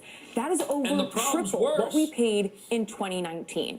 With roughly 4,505 unsheltered people, that comes out to a cost of... That's why people are upset. In the middle of an affordability crisis, we got $80,000 per person floating around out there, but does that go to the hardworking people of this city that are struggling? Absolutely not. To put that in perspective, the city's median household income is $81,228.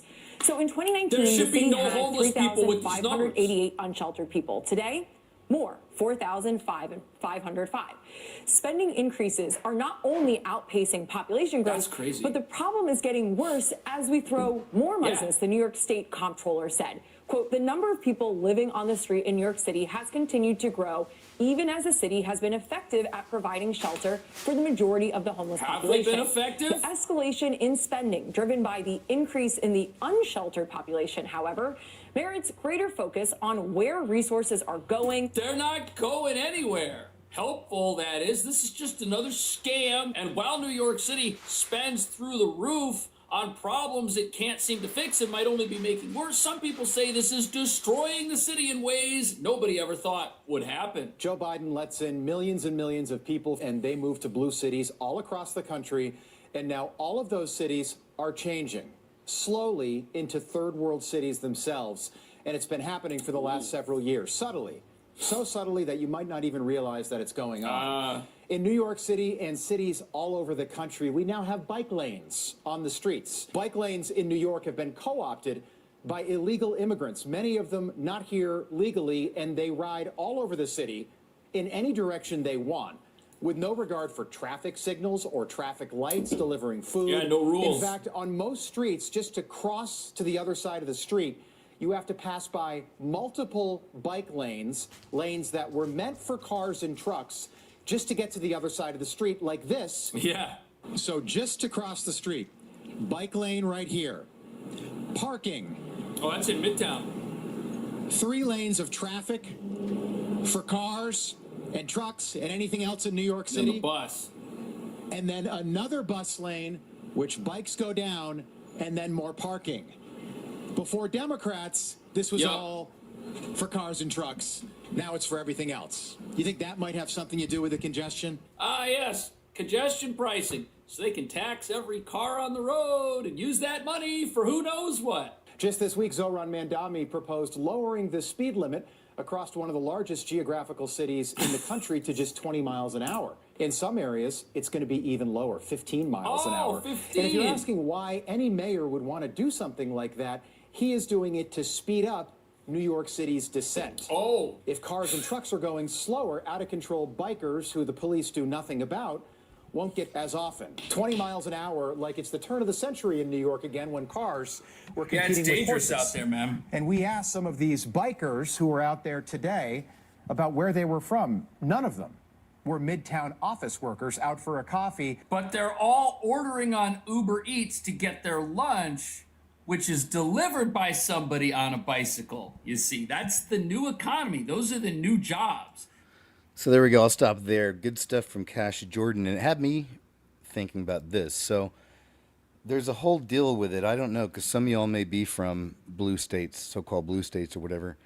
And I'm in a very red state, you know, a very conservative one. But I'm in easily like the most liberal city here, which still isn't equivalent to a blue city. But there are some wacky hijinks that happen here with the local government and stuff. But you know, I was just around the corner from my place the other day. I had to go, I get ice. I go buy actual big bags of ice. Because, of course, I don't drink the tap. I haven't drank tap in a long time, personally.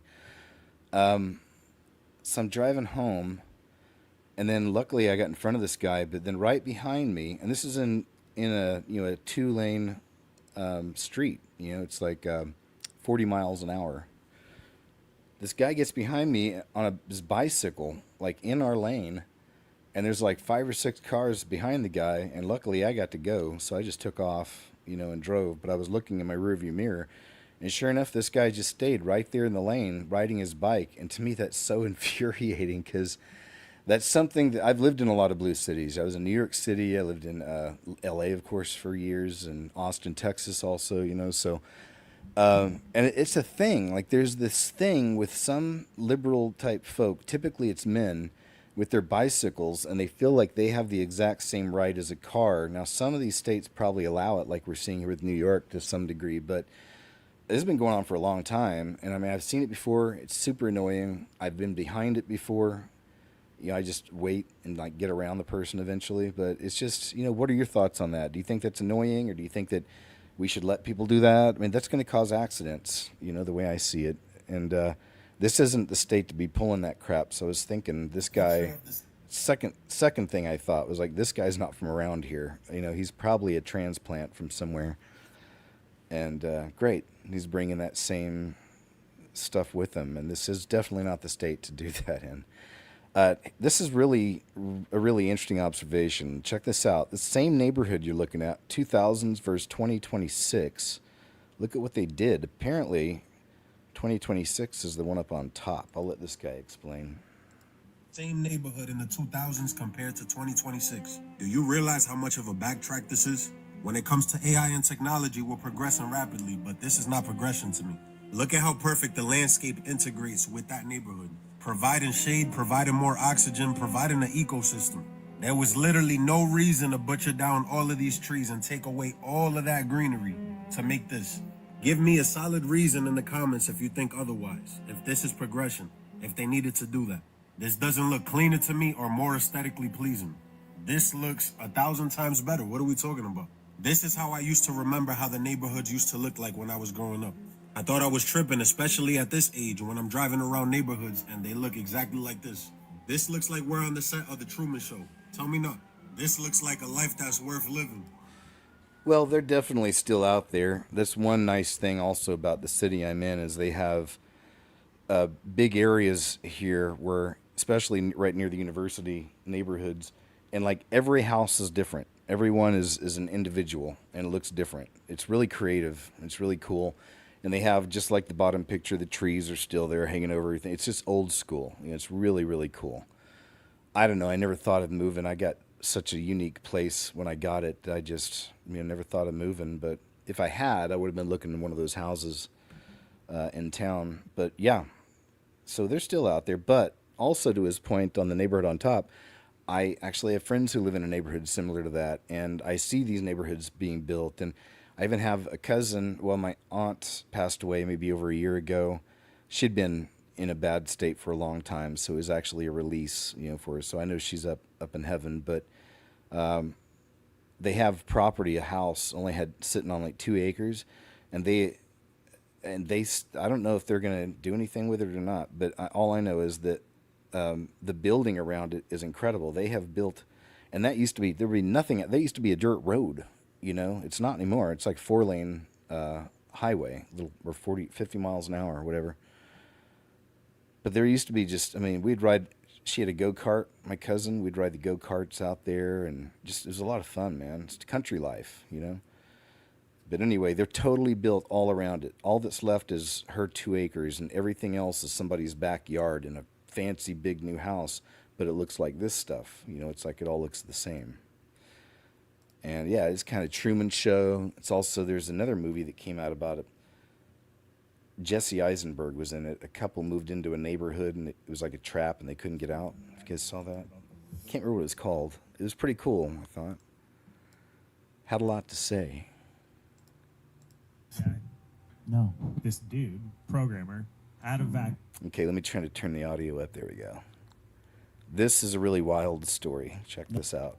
No, this dude, programmer, had a vacuum, and he was like, I hate their interface. I hate their app. He was like, works on simple code. I'm gonna get into this. Basically hacked his own $2,000 vacuum because he wanted to make a better app to vacuum his own house. Cracks the code, said it wasn't hard, and starts controlling the vacuum via this little thing he built. Well, it turns out 2,000 other vacuums operating on the same network and code around the world all simultaneously started doing what he was doing with the one in his home. Oh my gosh, funny. It became known. He reported himself. He was like, I now have access to their it has a camera to navigate. Whoa. So he was like, I have access to every bit of like intel that they bring in. It's like dumping into what I built. He's like, didn't mean to do it. Thought I was just hacking my own thing. And I thought there's no way that's true. Some dude just like, calmly doing that. But sure enough, they got hacked. Speaking of hacking, did you hear about the Roomba? That is pretty wild. Do any of you have a Roomba? Have you ever owned one? I never have. UFO seen over Florida. So here's one of the examples I was saying earlier. These aren't, and this is just from this past week. So these aren't, meteors, as they keep saying. I really think it's all mixed in It was here. absolutely strange and it perplexed everyone watching, like I'll show you in a second. And before you say anything, this wasn't a rocket because on the 28th of March, there was no rockets or anything of the sort taking place. So it starts out looking like a meteor or something, traveling very slow. Then it kind of stops with the trail and then hovers along like an orb and then phases out towards the end. Check this out and I'll speak to you in just a moment. Interdimensional. What is that? It's an interdimensional demonic being, honey. Look at it in the sky. Look in the sky in real life. What is that guy? Shooting stars, you have what is that guy? What is that guy? What is that guy? It's one of the most brilliant tricks of the devil ever. You'll see.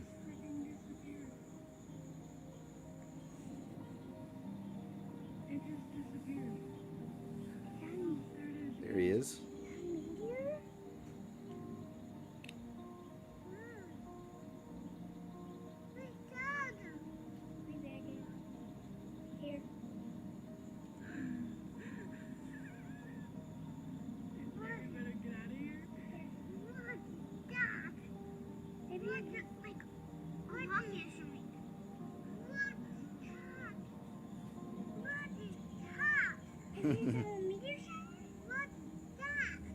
That's what the news says.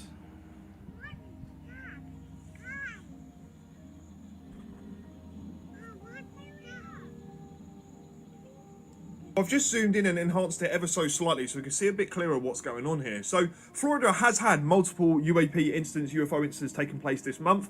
UAP reports this month, notably jellyfish types on March 4th, another metallic object on March 12th, and plus scattered fireballs and other strange hovering objects seen in the vicinity over the course of this month, okay? So, Florida's got something weird going on, and judging by the reactions from the people around, this is something very peculiar. There was Indeed, sir. This is from Interstellar Discussion over on TikTok.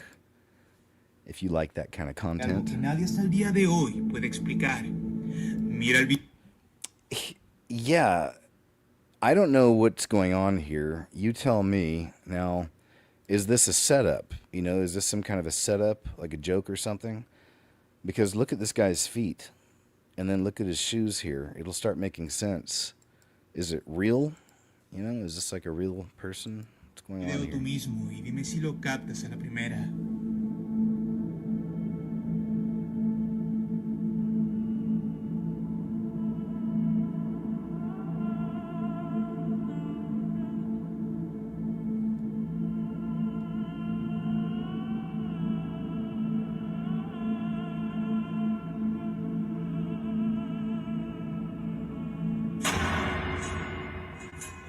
Algo que nadie hasta el día de hoy puede explicar.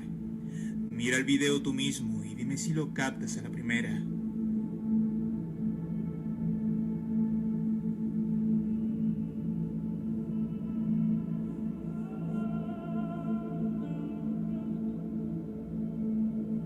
That is wild. Someone said elephantitis.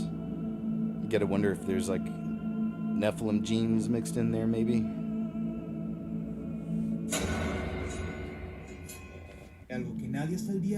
So there you go.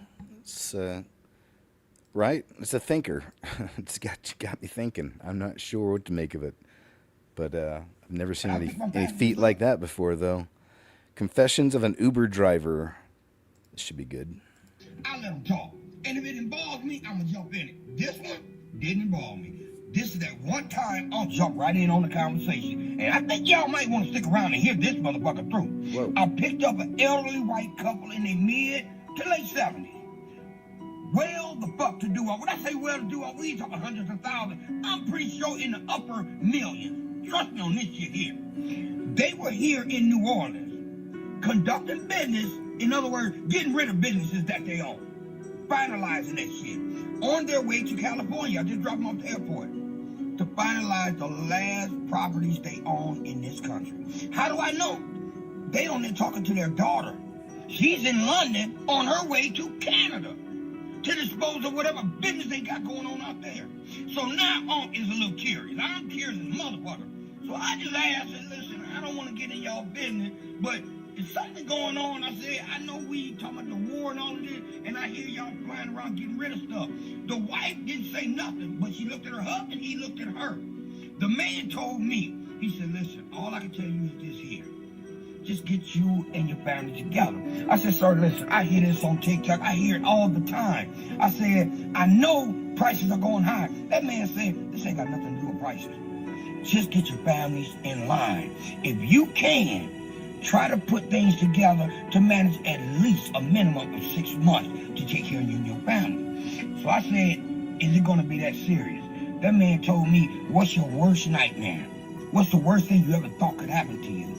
I said, well, I can't think offhand. He said, anything that you ever thought was the worst could happen to you, put that 10 times that amount. He said, listen, I don't tell you these things to scare you. And I don't want you to be afraid because there's no reason to be afraid. What's going to happen is going to happen. Now, I'm listening to this man telling me this shit.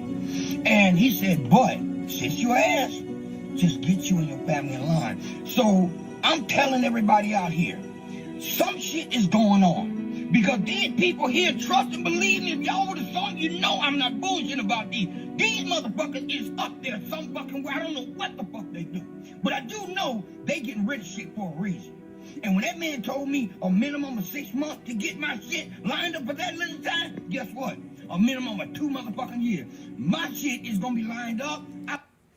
All right, there we go. So you decide. It's always cool, I think, to hear from the drivers and limo drivers. There was I don't know if it's on the Scariest Movie Ever. It should be. Yeah, it's an old one, but it's called The Real Religion of the Ha-Luminati Revealed, and it was a whistleblower that was a limo driver for the so-called elite, and actually, like, the elite of the elite was his claim. So, and that's where he learned about the Council of Nine and the top of the pyramid. They commune with demons and all that stuff. You know, Canada just criminalized reading the Bible. Why am I not surprised? Canada just criminalized the Bible. Bill C-9 passed by Canada's lawmakers. Now, quoting scripture on marriage, sin, or God's design for sexuality can be prosecuted as willful promotion of hatred. Oh, Lord Jesus, come quickly, please. We know you are, but there it is. There it is. What more can you say? You know, of course, while allowing, nurturing, and, promoting another religion to grow and flourish. It's interesting. Canada's House of Commons passes the anti-Christian bill that would criminalize quoting the Bible. You saw that? Mark Carney calls for humility in politics at National Prayer Breakfast. How funny. Mark Carney, of all people. All right, that's fine. I'll move on. It's one of these. Makes you subscribe. Hey, this is really cool. Two channels that I really love, and one of them is a brother in Christ of ours that he and I have done some live shows with each other throughout the years. You'll find some of the old school ones over on The Scariest Movie Ever. Look under Rigged Reality. I don't know if I've got those in its own playlist or what, but you can go check those out, the live shows. And Unplug 'em, man. Yeah, Brother Theo from Unplug 'em on Touching the Afterlife, which is an awesome channel. She always has testimonies on here, so I always share a lot of her clips throughout the years. And now we got Brother Theo on here, man, for an hour and a half, or hour and 33. it doesn't mean anything. Okay, with him. All right, so let's just jump in and just, I don't know where to. We'll just jump in somewhere like there and just listen to a little bit from Brother Theo. If you don't know, Brother Theo, his YouTube channel is Unplugem, Unplugem. Man, I highly suggest, checking him out. He's a brother in Christ, really down to earth, very knowledgeable also, very knowledgeable, and does just some great live shows and videos exposing darkness with his very unique gifts and talents. So please check him out. He's great. People desire unfortunately, when they go looking for something and they find the devil. They're not looking necessarily for the devil, but they're looking for that exclusivity. So what a way to make it exclusive. We have our own floor dedicated to our Luciferian business. So this is what we were told. He says they go up to the 13th floor. Well, the elevator stops in between 12 and 14. They get off on this 13th floor because it's a long corridor. It's 2 conference room doors at the end of the corridor. And as they approach the conference room doors, the manager talking fast to him, trying to get him ready for what's happening. And as the doors open, he said there was a conference room table with his group's master tape sitting in the center of a drawn pentagram on the table with a candle on each point. There was a man already in the room dressed in some sort of priestly type of attire. So the manager starts talking quick, or the manager type guy. I don't want to put this on their manager. I don't remember who exactly he was in their business relationship, but in my mind, I keep putting it as someone in management. And so he explains to the guys in the group. He says, because these all guys, from humble beginnings, and so he says to them, he says, "You guys, this is this is Minister so and so. And he has prayed over this artist master tape and this artist master tape and such artist master tape. And every time he does it, people's album sales increase by 85%. And so we want to give you guys a chance to have the benefit of his blessing as well. But we want everybody to kind of participate in this as, he wants to pray over the master tape with you. And he's going to ask for spirits to enter into the master tape, and for every slave that's made off the master tape that a person buys and listens to, we ask that spirit would help to attach the listener to your music. Now, Proof, whom I had conversations with about these high-minded, esoteric, black metaphysical things on the phone many times before, he had some understanding or some inclination that this wasn't right. Proof left. He left out the meeting. He fussed a little bit, left out the conference room door, went, got back on the elevator, rolled the elevator back down, called back home here and said that he was leaving. He was done with it. He was leaving the group. He was coming back home. It was over.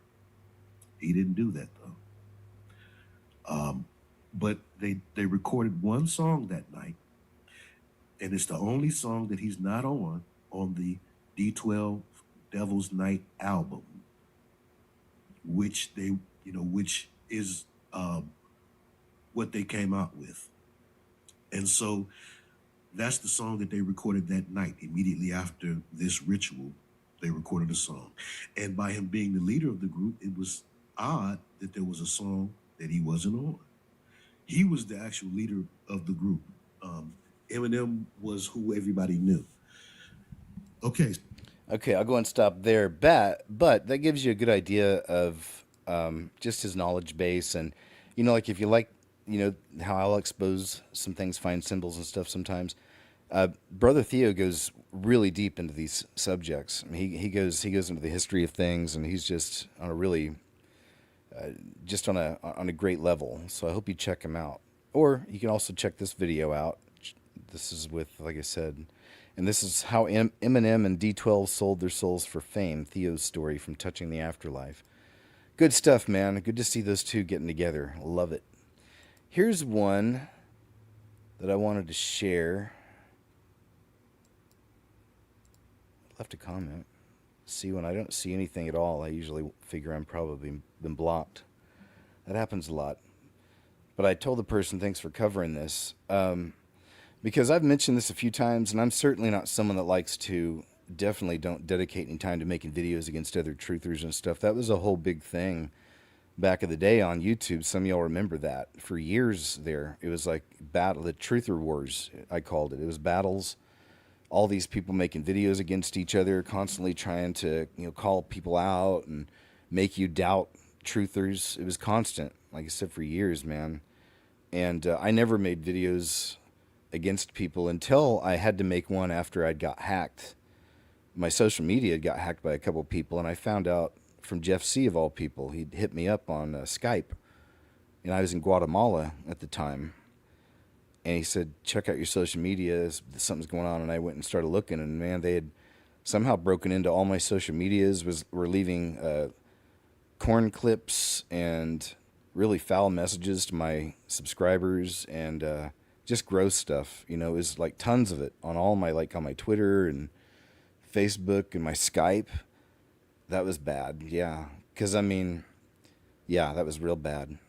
Just sending messages out, because I had family on Skype also. So it was like just real devilish type crap, man, Anyway, so I had to make a video about those guys, about Zachary Hubbard and Russia vids.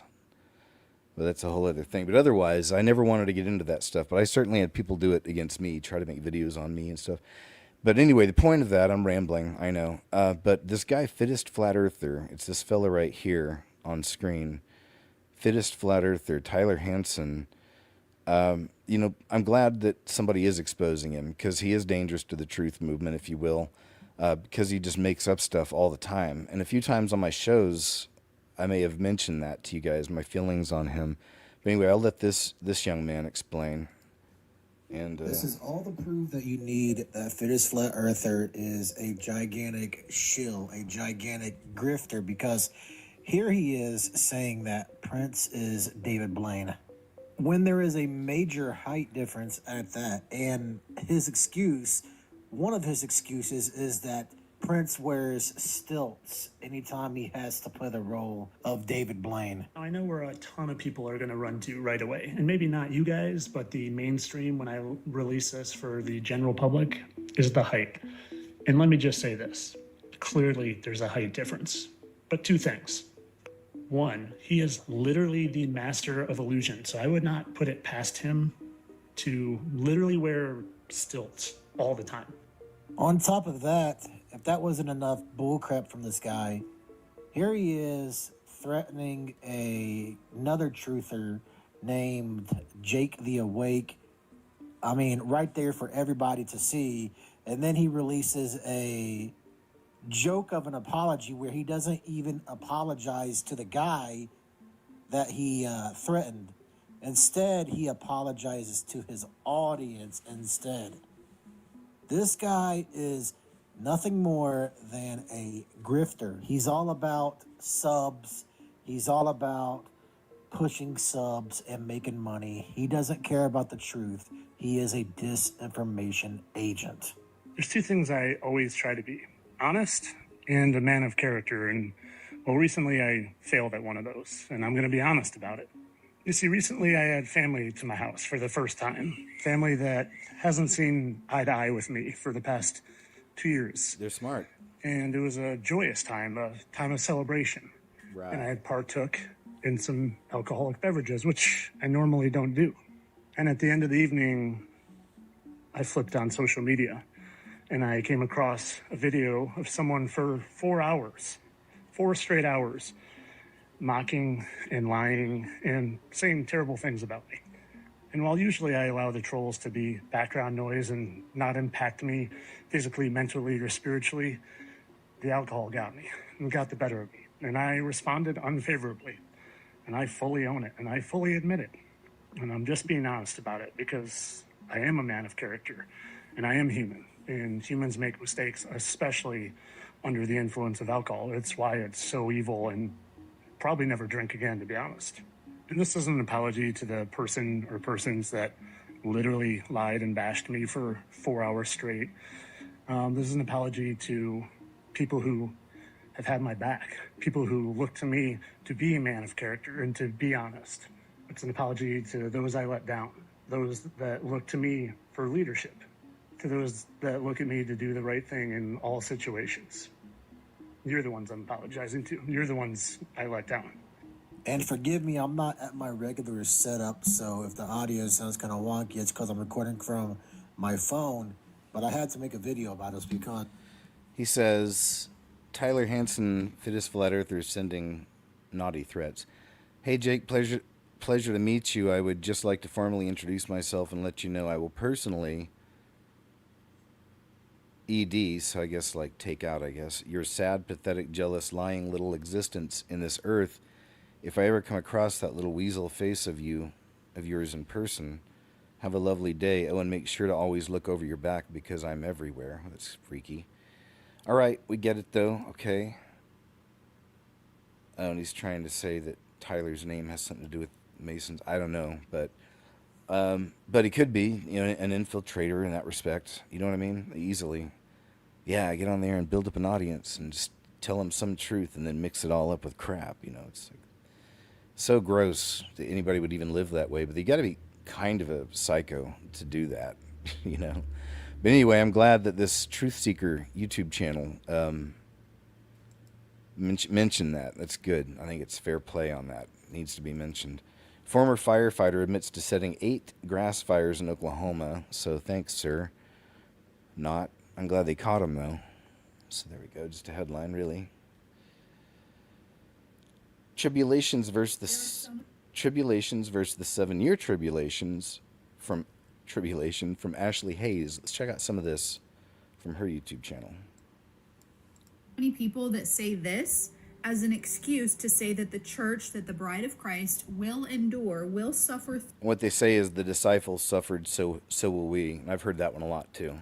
through the 7-year tribulation that is coming. And with nothing but love, this statement is rooted in ignorance because people who say this do not understand first what is coming. They do not understand what the 7-year tribulation is. They do not understand the purpose of the 7-year tribulation, and they do not differentiate between tribulations of this world from man, from this world, and the 7-year tribulation, aka Daniel's 70th week, aka Jacob's trouble. And honestly, one of the core problems, one of the biggest root issues here that I see becoming more and more prevalent is that people do not understand that what is coming, that all of what is coming, that the entirety of the 7-year tribulation, the entirety of Daniel's 70th week is the wrath of God. So let's get into this. The 7-year tribulation consists of 7 seal judgments that move into the 7 trumpet judgments that then move into the 7 bowl judgments, all of which are judgment from the Lord against sin. That's wrath. It is judgment from God against the sins of this world. That is the wrath of God. In Revelation 5, we see that only Jesus can open the scroll. It says, and no one in heaven or on the earth or under the earth was able to open the scroll or to look at it. Behold, the Lion of the tribe of Judah, the root of David, has prevailed to open the scroll and to loose its 7 seals. Only Jesus can judge this world. The seals are judgments. It is Jesus opening the seals. That's wrath, y'all. The seals are not separate, unrelated events. The 3 sets of 7 judgments are intensifying expressions of the same divine wrath. This is the 6th seal, okay? I looked when he opened the 6th seal, and behold, there was a great earthquake, probably one of the largest this earth has ever seen.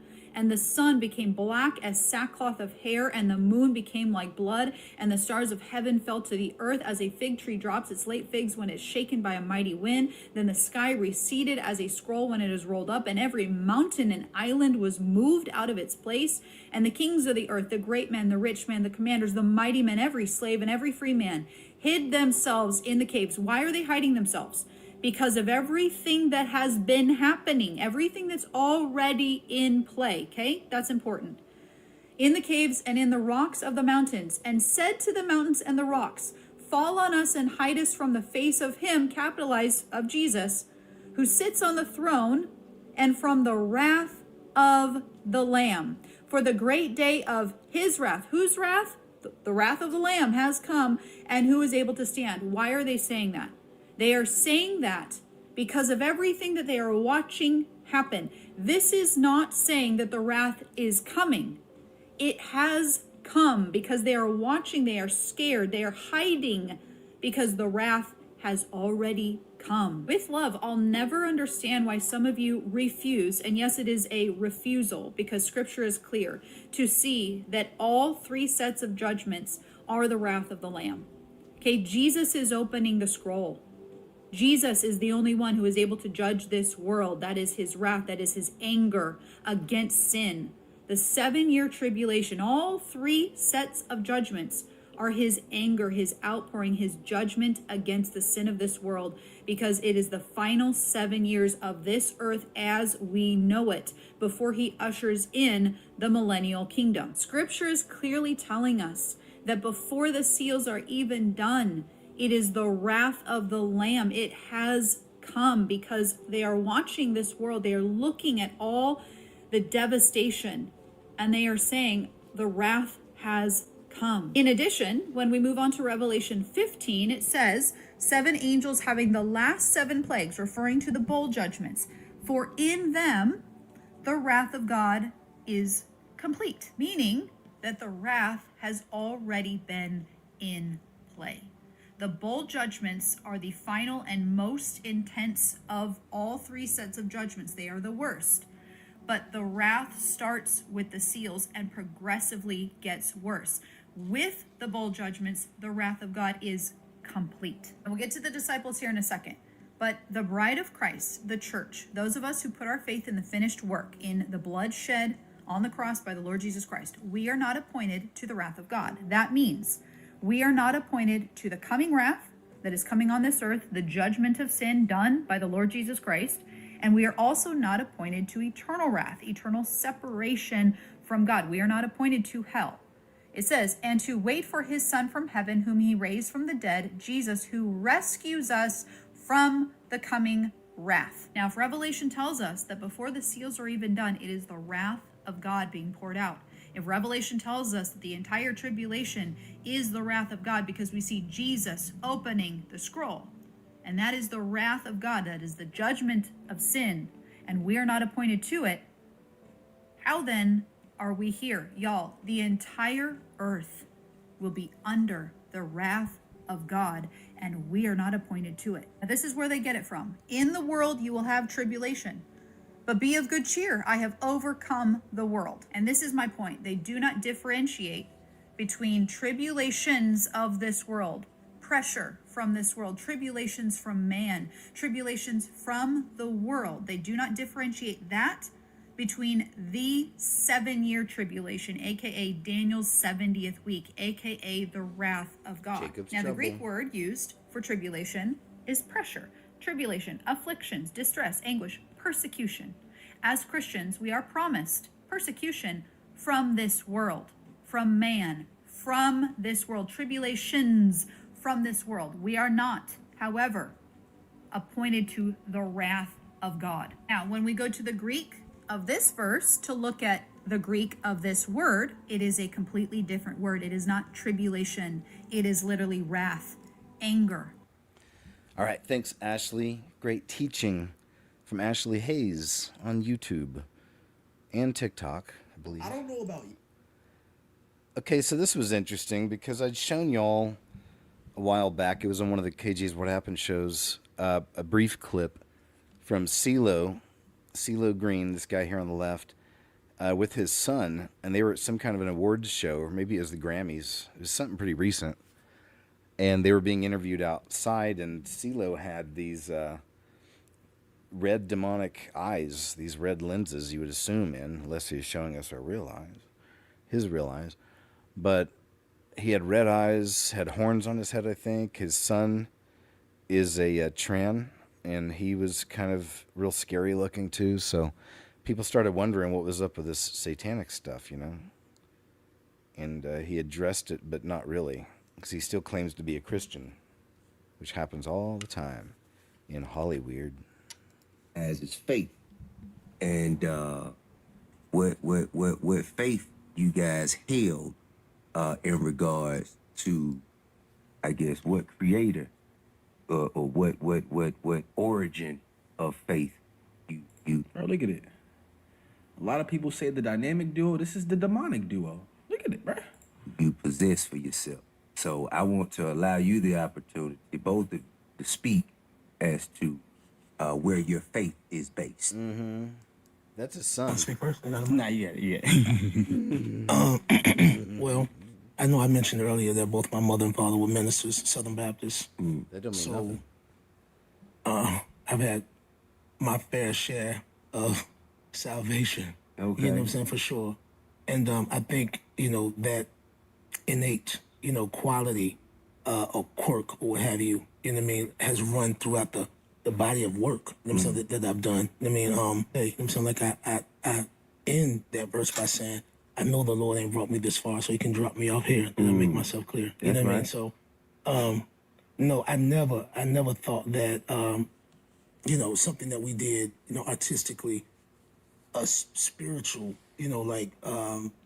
or a faith practice and belief system would ever come up in the question. I mean, like, I feel like it is. I haven't heard Jesus yet, right? That's what I'm always waiting on. So he sure is saying a lot of words, though, isn't he?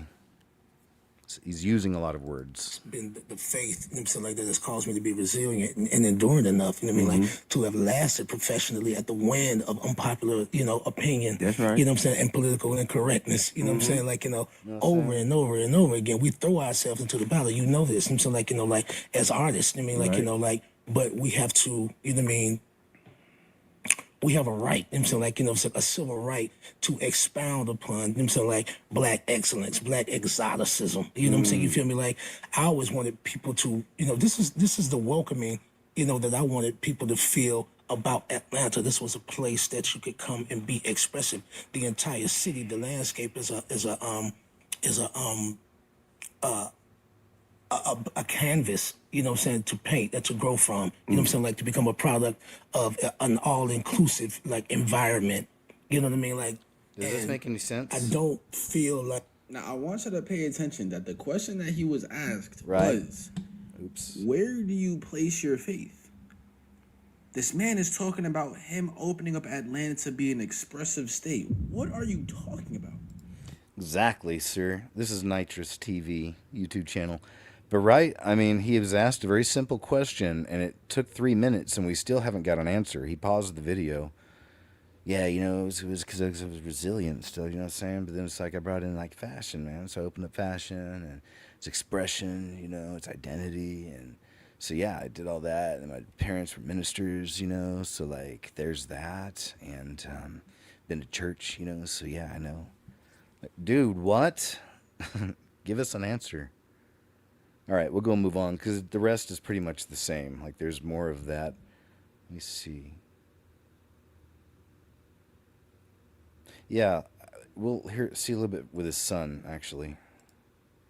Whoever is devil worshiping or in that, if they appear like us, then we gonna put them over here. Right. So you got to get past the first layer. You got to not just say, okay, well, just because I see this doesn't mean that this is what it is. Right. Right. And see, that's not cool either. That's deceptive. It's not kind of, we get the point, I guess, he's kind of trying to make, but not really. He's gone too far. You know what I mean? Because the whole reason I called this the scariest movie ever, my YouTube channel, and just have been this way all this time, was to blend in with the world, and then that way draw people in that were in the world, and then they could see my videos and start waking up, and then, of course, waking up. And then after a few years, and I was with Christ the whole time, I just wasn't talking about it or expressing it in videos or shows. And as time went on, I really was getting convicted of that. And so I started doing that, bringing that in. And it still fit perfectly, you know what I mean? So on the surface, I can bring people in. It's not, I don't come off as preachy. I don't have all the crosses on my channel and, or any scriptures or anything. And it's nothing against it, of course. But again, I'm trying to be wise like the serpent in that respect, So I believe it's worked. gosh, it's been what a road. And on that, shout out to you guys, man. Oh, I guess it's about time anyway. We're 2 hours in. 900, over 900 people. Hey, thank you guys, man. Great to see you all. I appreciate you. I'm sick, by the way. That's why my voice changed. I haven't been replaced or anything, in case you're wondering. But good to see you all. Genuinely appreciate you sharing your precious time with me on a Saturday afternoon. Tamara, thank you so much, always. And just good to see everybody. Huge shout out to my memberships here on YouTube. Thanks, John Boy. You're always real cool out there with sharing those. So thanks so much. But appreciate you all. And yeah, man, good to have you here. We still got plenty to go. So thanks for being here 2 hours in. And let's continue. But good to see everybody. Thank you so much. Let me actually hear a person speak and state their position, because you must observe with thine eyes and confess with thy mouth. Thanks. You understand that? Yes, sir. So just because you see something that is way, if it ain't confessed with its mouth and accepted the role, responsibility, and the risk associated with damnation, they got to say that at their face. They got to say, nah, I ain't with Jesus. I'm over here with this. Thanks. And if a person ain't came out their face and said that, their appearance should not hold as much weight as our people have been allowing it to hold for so long. Agreed. Absolutely. Agreed. Well said, King. Right. What? All right, we'll go and stop there. But yeah, so again, you know, you gone too far. You know what I'm saying? And they're, you know what I'm saying? It's just a bad excuse. You don't do that. You know what I mean? We don't promote the devil like that and wickedness so openly. No, really, I'm doing this for Jesus, but I don't think he mentioned Jesus once, did he? So that's a big telltale sign too. Shame, it's a shame. Actually, you know, see people like that, I pray for, you know, and his son.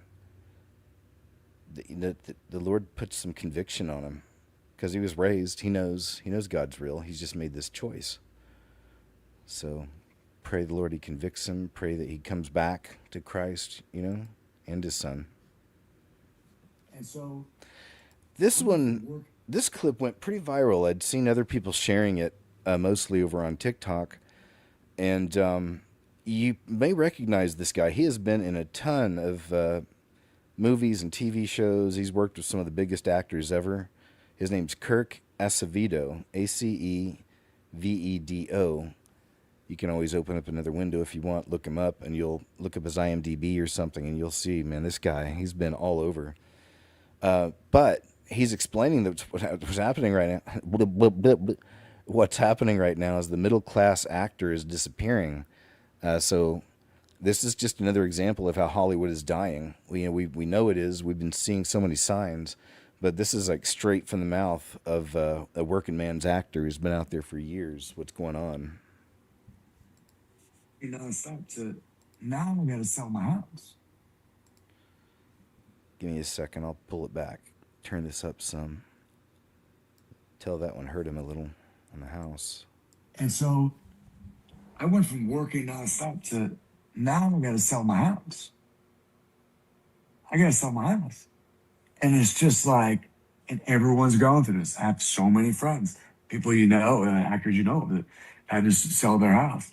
And so then, in the process of all of that, like I'm under all this stress. Are you doing conventions? Like, are you doing? No, everything's dead. Yeah. Can't do any of that. There's nothing. And then we have the writer's strike. And then you have the fires. Yeah. Like all this on top of, and so TV is really the only place to really make a living now because it's not in film. For guys like me, guys like us, it's not in film. You recognize him yet? It's not in film. I can't even tell you what they want to offer us. It's not even a livable wage. And then TV now, all the movie stars, since there's no more films, not the way it used to be. Yeah. They're all in TV. I'm going to talk about every Oscar winner as doing some 8 to 10 to 13 episode show multiple times. Literally, Nicole Kidman's in like 11 shows. I mean, so, do you see what I mean? So, yeah. I'm competing with Oscar winners. Yeah. I was like, hey, should we pay Kirk his quote or this guy that was nominated for an Oscar 7, 8, 10 years ago? See the problem? Yeah.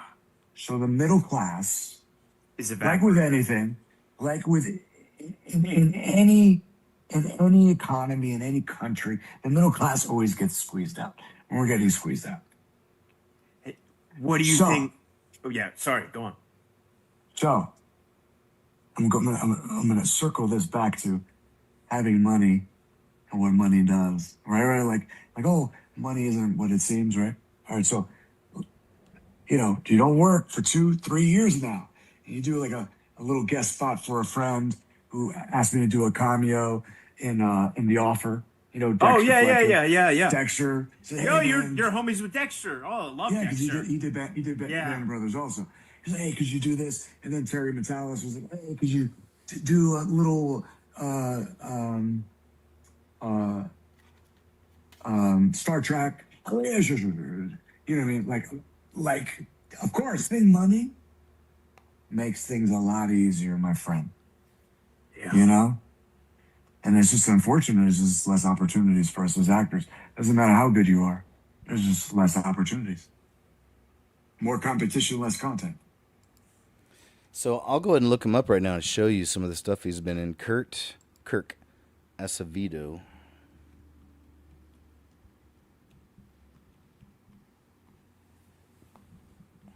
Let's see here. This would probably be best. So here's his movies. This is from early. So I'll just go down the big ones. The Thin Red Line, Boiler Room, which is really good.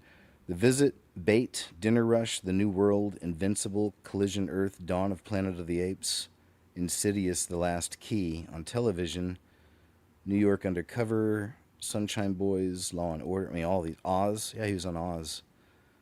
The Sentinel, Third Watch, Band of Brothers, Paradise. I mean, look at all the TV shows. So this guy's mainly on TV. Been in some big ones, though. It's on 12 Monkeys. Man, I need to go back and try to finish that. I watched maybe a couple episodes of the TV series 12 Monkeys not long ago. All right, so there he is, man. Joe Acevedo. He's got a good point, I think, right? You may have heard of the Loch Ness Monster or even the Lake Champlain Monster, Champ. But let's look at Champ's close relative, the Lake Memphremagog Monster. This is Harold from 2009. My wife, son, and myself were on a boat heading east. I was looking out at the lake when something rose up out of the water, shaking its head. This aquatic animal was at most 20 to 30 feet from the shoreline. It had a head similar to a sea lion, but also very much like a snake. Roughly a foot long was its head, and it reminded me of a python, but completely black and shiny, with scaly-looking skin, and the body was no more than 12 feet long. But it moved incredibly swiftly without any sign of a tail or body movement, so I assumed there was much more of the animal below the water's surface.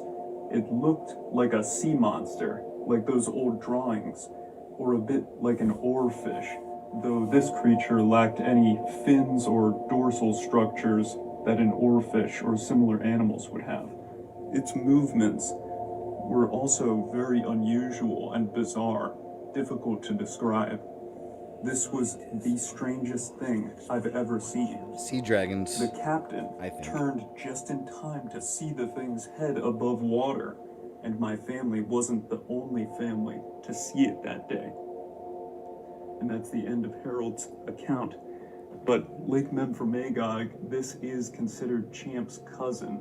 A lot of the reports overlap in terms of the descriptions, and some people even think that there could be water systems connecting subterranean cavities along these areas. That's interesting to think about. That is. And then, of course, after talking about the Marine Kingdom and doing some shows on that yesterday, just really makes the mind wonder about that. I wonder if those things ever pull people down to the Marine Kingdom.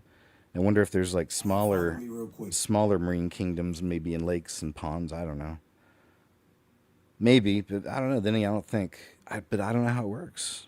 Crap, I don't know. Don't ask me. But I think it's fascinating.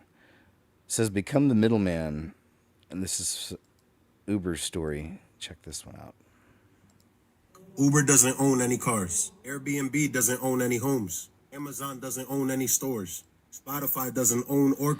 Oh, yeah. Check it out. He has a great point. Stay with it because it's Total Agenda 2030 upon us where you'll own nothing and be happy.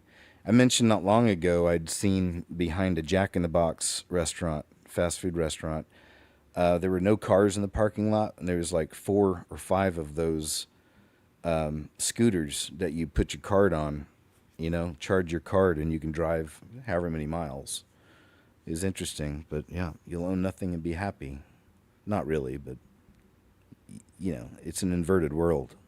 Create the music on their platform. Netflix doesn't own any cinemas. If you could come up with a business plan where you're the middleman and you don't own any physical thing, but you just distribute, you are about to create generational wealth. And everything is done through a phone now, so preferably you need an app.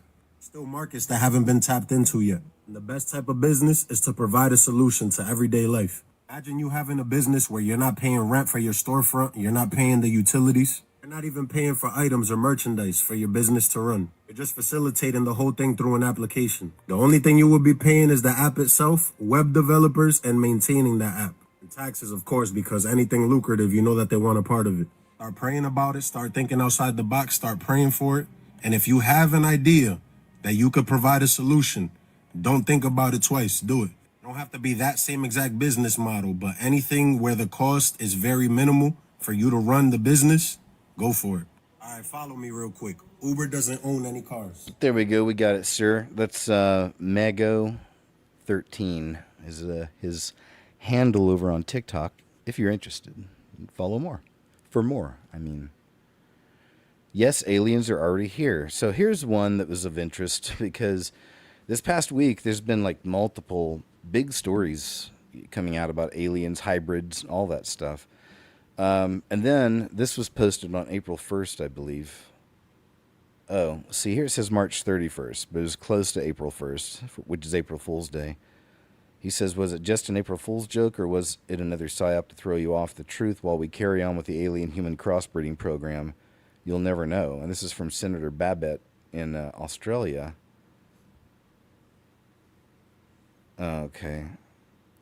So interesting, right? So let's see what he says, though. So I just kind of assumed it could be, they could use that on the surface. Oh, it was an April Fool's joke. Maybe it is an April Fool's joke, but then would it be because is it a coincidence that's lining up with all these other really big stories popping right now about aliens and hybrids, Ladies and gentlemen, breaking news. It's true. There are aliens living amongst us.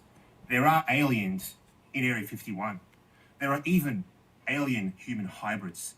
I have been briefed this morning in a top secret intelligence briefing that exposes all. Unfortunately, I am forbidden from speaking about it under pain of death. But know this, I will fight for accountability and I will fight for transparency. There is more to come. Stay tuned. Follow for more. All right, so let's see where he flashes. There it is. Top secret, Commonwealth of Australia, National Security, top secret eyes only, agency, file ref, date. So it is April 1st, right? So, or maybe they did it on purpose because it's real and they did it on April 1st. I don't know, right? But we'll see. Again, I find it suspect because it's lining up with all these other real things that are coming out, at least from, from more solid sources, I might say. But this guy's a big dude too. He's a big guy, so. In the Gov. Subject, non-human contact event. Occupants confirmed non-human. Origin redacted. Prime Minister briefed at 6. Containment underway. Warning, unauthorized disclosure will result in public panic. Penalties apply. So, I don't know. Interesting, though, right? It's kind of the timing of it all. Mind-blowing plant secret just dropped. So, I need to actually get more plants. It's been a little while. I'm trying to grow some grass. I've got all the, pots and stuff, and I've got soil. But somebody was kind enough to send me some seeds that grows this kind of weed, I guess, or grass that the cats eat and they like. So I've actually got some of that on the back porch. Set that up maybe just 3 days ago or so. Anyway, whenever it's ready, I'll let you know. I'll let you know what he thinks.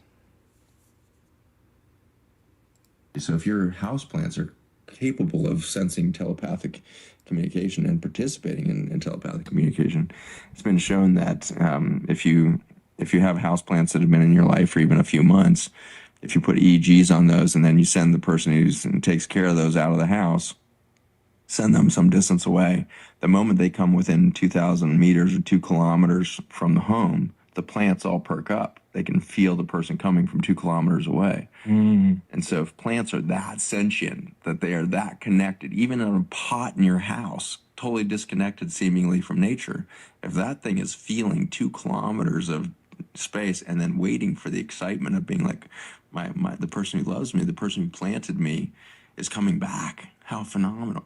So if your houseplants are capable of... That's a trip, isn't it? It's interesting. But I do want to get some more houseplants. It's been a while. Been a bit. How about you? If this technology goes wrong, it can go quite wrong.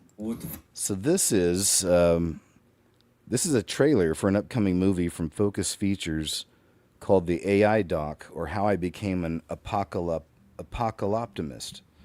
So I'll go and play it. Sometimes these shows, that's why, again, it's cool to have you here live because you get to see the whole show, because most of my shows, as you can imagine, there's typically there's going to be some copyright stuff here and there. At least how it's turned out. I try to avoid it, but it's hard to, showing so much content. So a lot of times I got to take stuff out later, Anyway, that being said, thanks again for being here live, man. It's great to have you.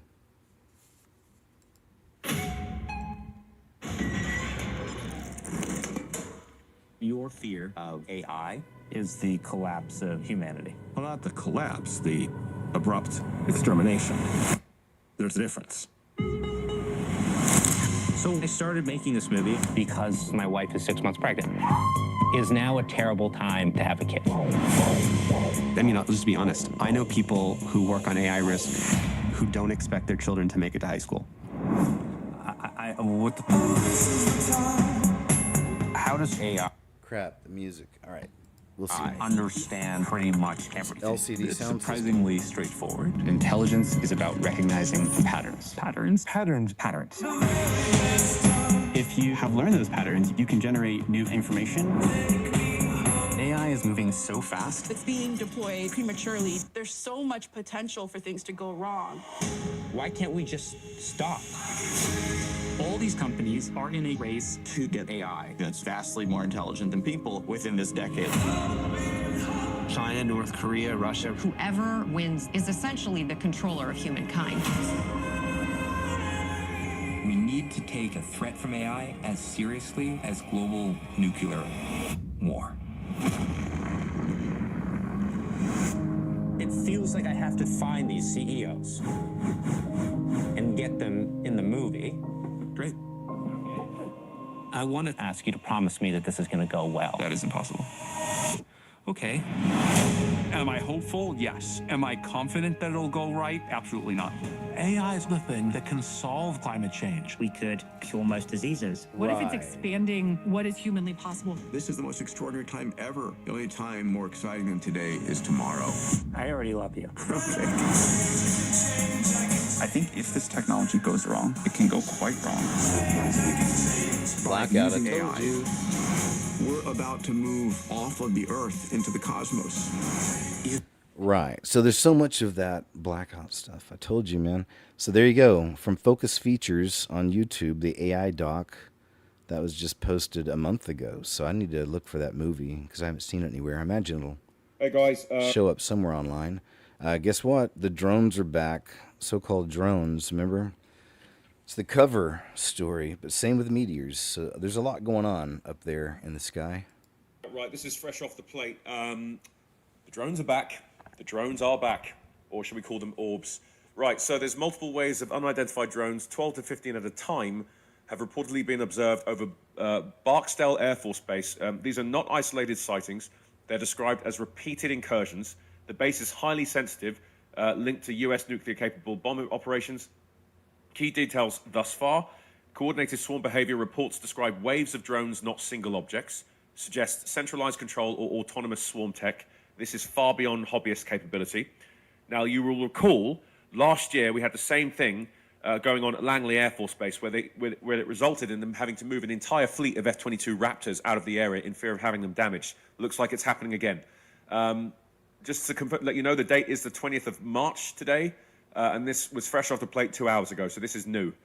Resistance to countermeasures. So the drones reportedly show resistance to jamming. That's a huge red flag because US bases have advanced electronic warfare systems and drone deterrence. They're not working again. They're not working again. This is Langley all over again. Most commercial drones would be easily disabled. So again, these are either highly advanced military grade systems or something unknown.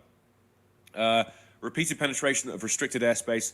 These incursions are described as persistent, unchallenged, which raises a serious question. How are unknown aerial systems repeatedly entering one of the most protected airspaces in the world? So officials versus unofficial interpretation. So official framing so far is that they're likely to be treated as foreign surveillance, China-Russia hypothesis. Yeah, we're going to get that rhetoric as usual. Or advanced drone espionage.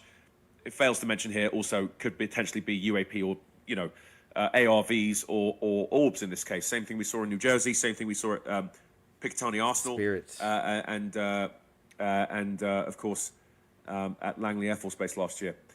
So again, the interpretation from within the UAP community, this is where it gets interesting. So, and where basically this all comes together, the scale and coordination and immunity to jamming doesn't fully align with known drone capabilities. That is a fact. That is what has been reported so far. Some analysts are saying this looks like probing behavior again, testing US response times and capabilities, and the line from yours that is basically going in this direction is suggesting that an unknown actor is signaling dominance over the US military. Yeah. Again, they're probing. They're probing again. They're probing again. It's crazy. The swarms are there. It's all the... Gotcha, man. Thank you for the report. That's right. It's coming quick, man, the UFO stuff, as you know. And, of course, there's Steven Spielberg's movie in June, and I did a video on that. Lots of symbolism in that one. Global food, just in the trailer, and subject matter. They're bringing out the shifters and connecting them to aliens walking among us. That's why I've been showing you all a lot of that lately in some videos and also the shows, because that's a new running narrative I'm seeing. Oh no, they're definitely here. They're among us, but it's going to be Satan's seed. It's going to be the shifters who've been here all along. This is how collapse begins, not with empty shelves, but with silent shutdowns. I'm just going to read this. Not with empty shelves. Okay. Fuel prices have doubled. Boats can't operate. Businesses are losing money just to go out to sea. This isn't just a local issue. Thailand is a major seafood exporter. When fleets stop, supply chains tighten, prices rise globally. And this is the key point. It always starts in developing nations first. They feel the pressure before we do. They break before we notice. Then it hits us. No fuel, no shipping. No fishing. No fuel, no fishing. No fishing, no supply, higher prices, shortages. We are watching the early stages of a global food chain disruption. And most people still think the supermarket will always be full. It won't. This is your warning. Start getting ready now. Grow what you can, store what you can, reduce dependence. Yep. Good message, I'd say. All right. Well said, Jim Ferguson. Thanks. Well stated. Jim Ferguson. New shopping carts are quietly replacing cashiers in America. I've shown you guys a few of the new fast food joints that in the lobby, it's pretty much all robots and screens. So it's coming in more and more for the control grid, because that'll be the way they control when all the money is gone and it's all digital currency, as you know, easier to control. You won't be able to, you'll have to use places like this and, systems like this. You'll have to, and everything will be connected. It'll be the IoT, Internet of Things, and the IOB. These are subjects we talk about over on Monday's show. The Internet of the Bodies also. So it's a whole thing, and I see it. I see it coming in. Automation. It's that whole new world awaits some. New technology is out, right? Yep. Now I see the shit.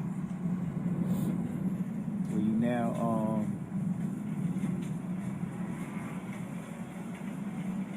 shopping and shit. You can I think this the one where you ring up your own shit, like when you put it in the cart. See, look at this shit. What that say? You see what this shit say? It say start shopping. You know what I'm saying? So you know what I think, right? This gonna put the motherfucking cashiers. No more. You ain't gonna need no cashiers. If you could just pay for your shit like this, continuous guess. Let's see what happens. First time using a new card.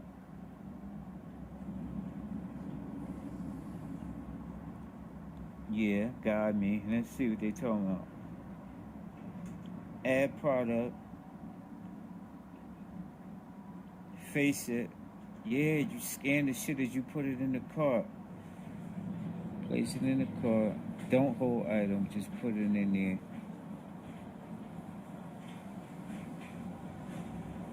How to add produce.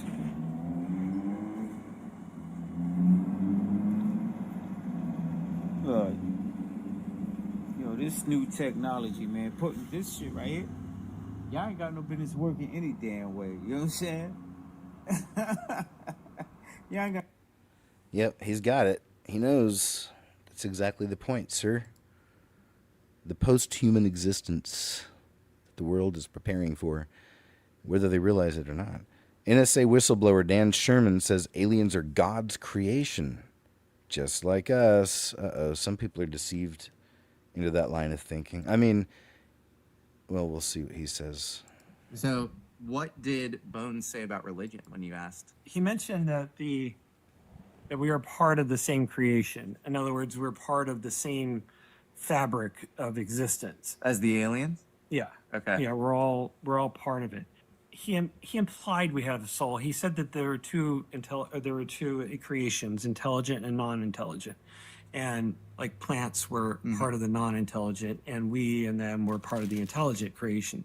And that if you have intelligence, then you have what I interpreted when I heard it was a soul. Did you ever ask them how long they've been visiting humanity? My impression was that they've been here for a very long time. They've intersected with humanity at different times.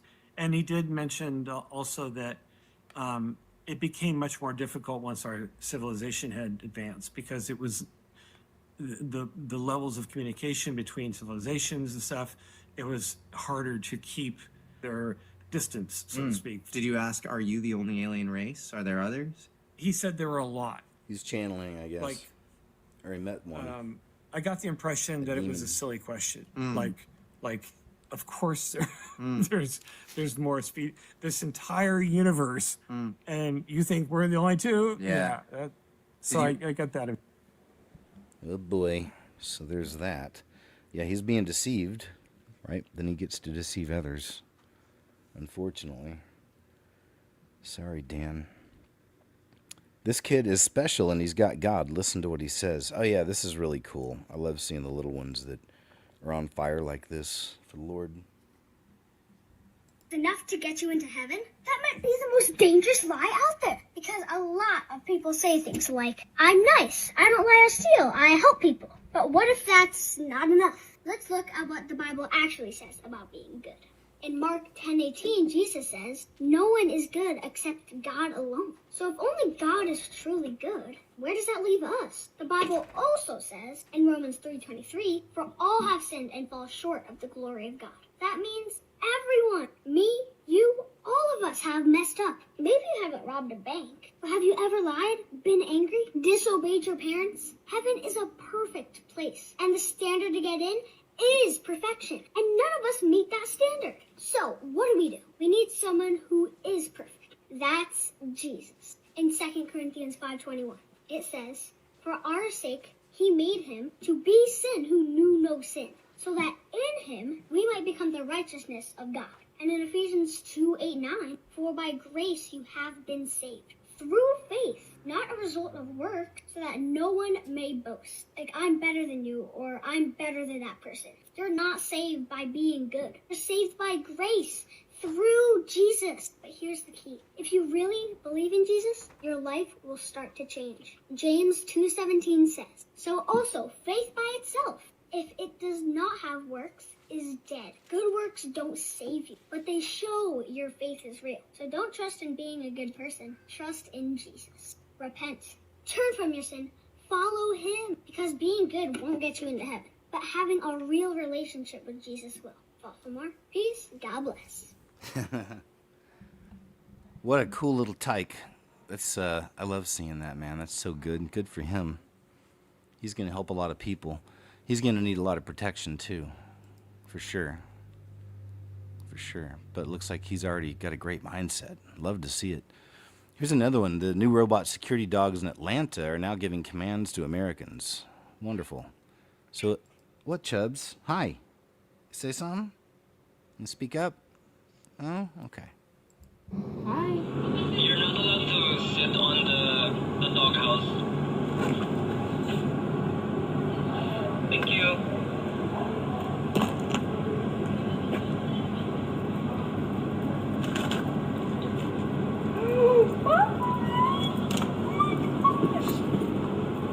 You're so cute. Okay, bye. Let's go. Where are you going? Loitering is prohibited in this area. Police have been notified of your presence. Hi. You're not allowed to. So there we go, right? So it's cute now, right? But when these things become enforcers, like I said, and hey, look, man, the dogs are out, in the 15-minute neighborhoods. Got our little doggies running loose today. Stay away from them. They watch everything. Hidden in plain sight. This is a pretty interesting observation this young man made. Okay, someone figured out if you're watching Fox News and you look at the little bottom corner of the screen and you reverse the image, then about every 30 seconds, you're going to see the words. And they love inverting, reversing things, right? You got to look at things.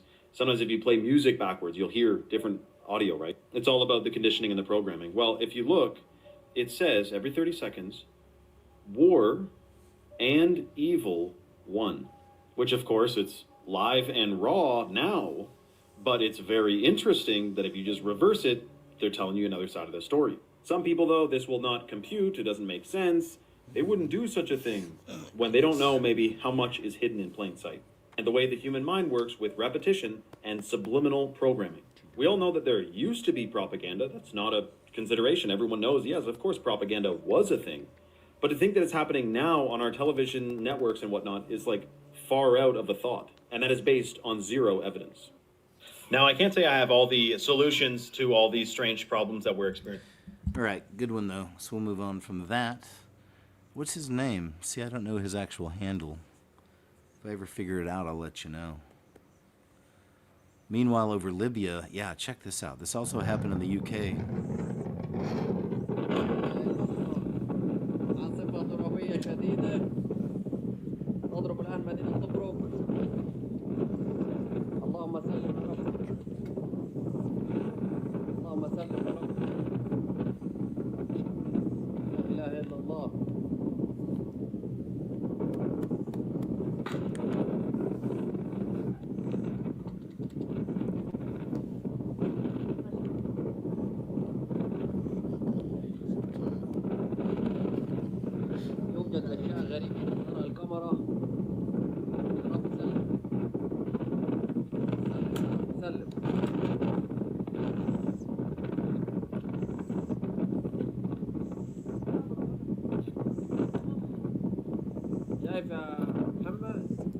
That's something else.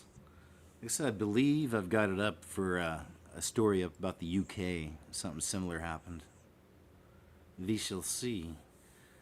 Disney sea guests were horrified watching two crows eat Rapunzel's hair. Many think this is a warning of what's coming. I don't know exactly. It's kind of creepy, though, isn't it?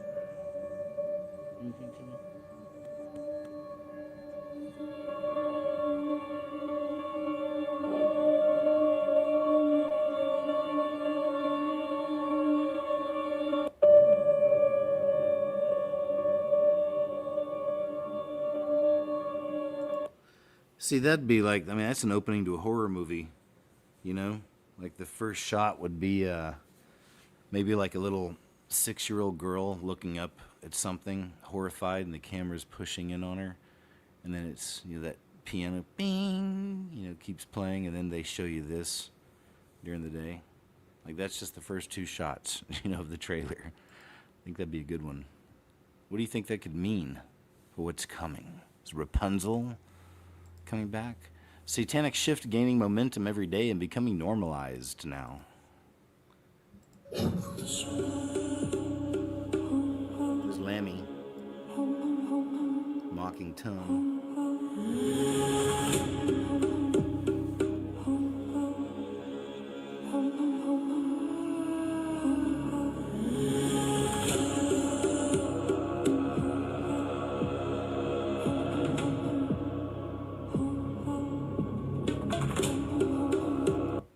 And I showed y'all that video I did where I pretty much covered that too. And even what she's saying, I'm here with the creatures. We're finally coming out. It's our time. A revolution. Right on time, right? But no, they're aliens. So look, man, here, unless this has been doctored, I think I got a video of her also coming up. But apparently, and this is of course, I would assume a much older picture of Angelina Jolie, the actress, right? So here's Angelina Jolie, and then we go here, and this is from a recent appearance. I think it was at a fashion show or something. I'm not sure. And then you look at them both side by side, and it's like, whoa, what is going on? So again, it goes back to that thing where there's so many of these celebrities that are drastically changing. That's why it's of interest. You know, if it was just 1 or 2 here and there, it'd be easy for all of us to say it was some plastic surgery, it's what they do. But it's not. It's like dozens at this point. And there's still more. Like every week, it seems like there's another one coming out. It just looks drastically different. So I wonder, if you want to get like real just kind of conspiratorial about it, but I wonder if these people are going to the bunkers, you know, if they're putting their doubles out, you know, or something, right? Or a clone or something. And so then they can dip out, you know, and like go to the bunkers and get ready. I don't know. Again, I have nothing to prove that at all. I'm just saying there's so many of them. I don't know. Right, Chubbs? You coming in? All right. I got a Chubbs situation happening over here, but that's all right. We can handle it. Public schools in Boston are teaching children how to protest President Trump with signs and chants.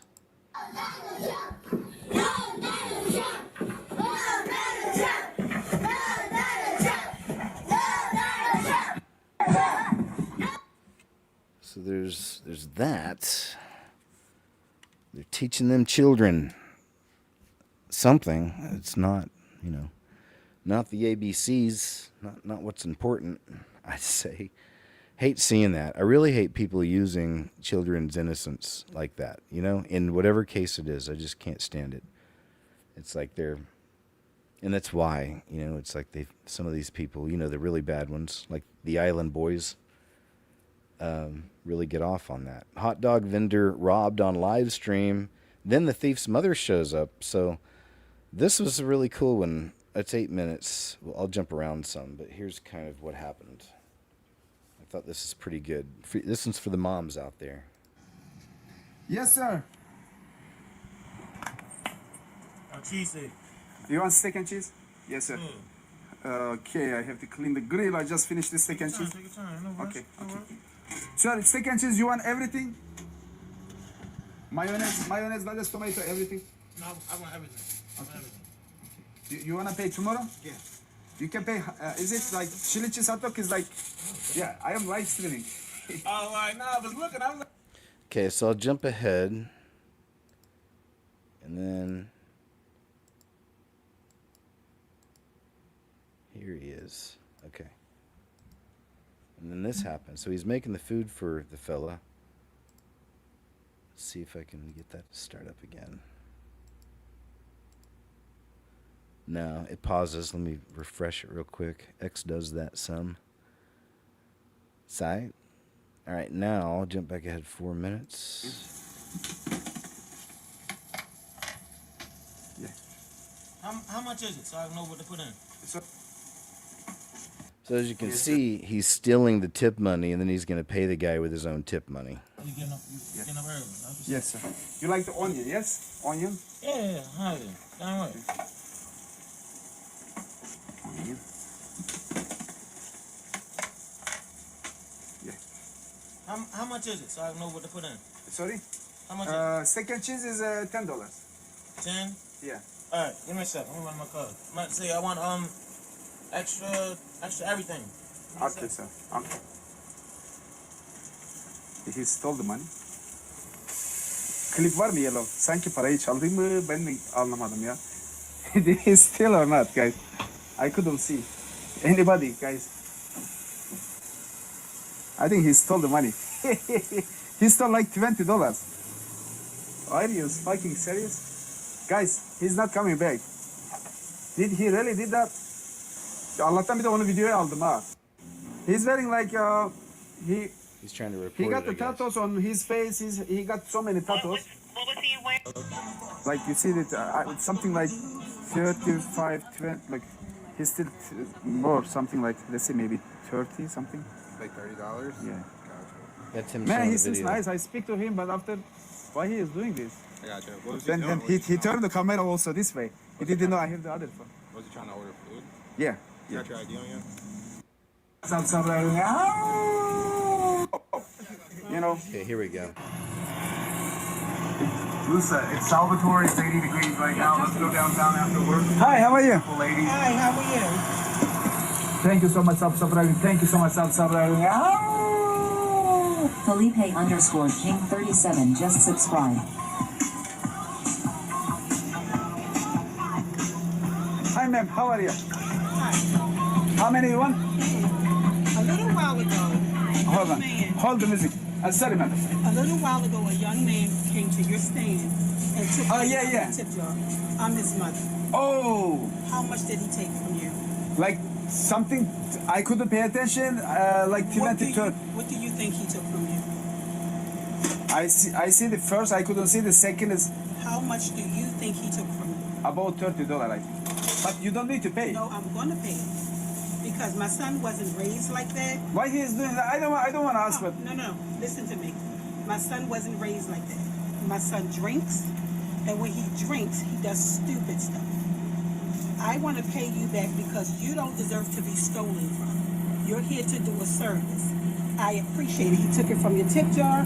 $30 go back to your tip jar. God bless you. I'm sorry, ma'am. It's okay. I'm sorry. I put my son in treatment. I pray he stay and get some help. But I want you to be okay. Can I come and hug? Of course. Yes. You know, I am live streaming. People like sharing everything everywhere. I'm Yeah, sorry. It's okay. Okay, guys, let me hug. I'm sorry. You know, I like peace. Yeah. Come here. Come here, guys. Look. Yeah. You're my mom too. You know. Yes. Love it. Good attitude all around. And man, what a mom. You know, that's good stuff. Love to see it. She loves her son. Hates to see him dealing with his demons, you know. Says I was not oh yeah, this is something else. Watch this one, man. This is Understand is when a person has a fish and they're reeling a fish up, kind of like you see here, that fish is obviously going to struggle and make a lot of vibrations through the water. Alligators and crocodiles have a sensor in their ear. That's freaky, man, isn't it? Any of you live in the areas? I guess the main area in America is Florida, where you get crocodiles and alligators. Well, there's Louisiana. I don't know. What about, is it Alabama down there? Or I don't know. What about any other states you guys know get alligators and crocodiles? This is a nice little doom break. Really nothing special to see. Here's just an army of piglets queuing up to take a dive into the pool. Loved it. So here's a nice little doom break for us. Check this out.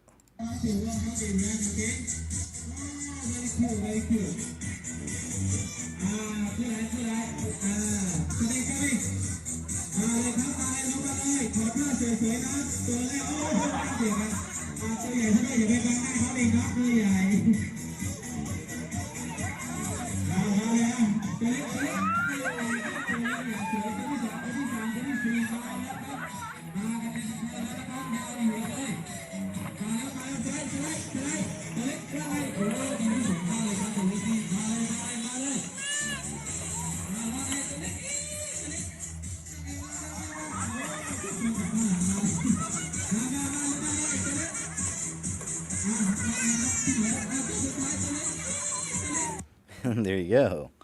Seems like fun. Here they are exiting. Those cute little piglets.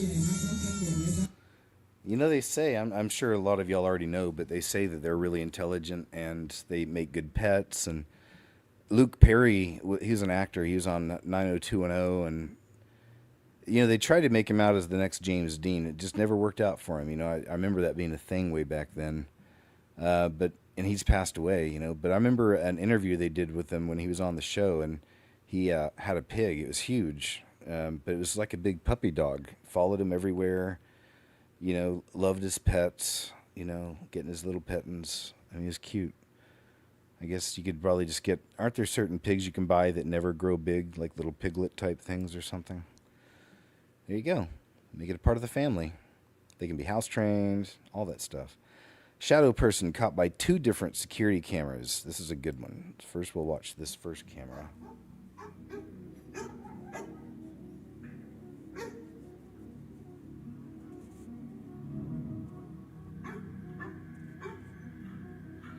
Did you see it? It's crazy. Oops, because it reminds me of another thing, but it's at the end here. Look to the left. See it? It looked like 2 black legs running, right? With no torso or anything else. You get a better shot of it here.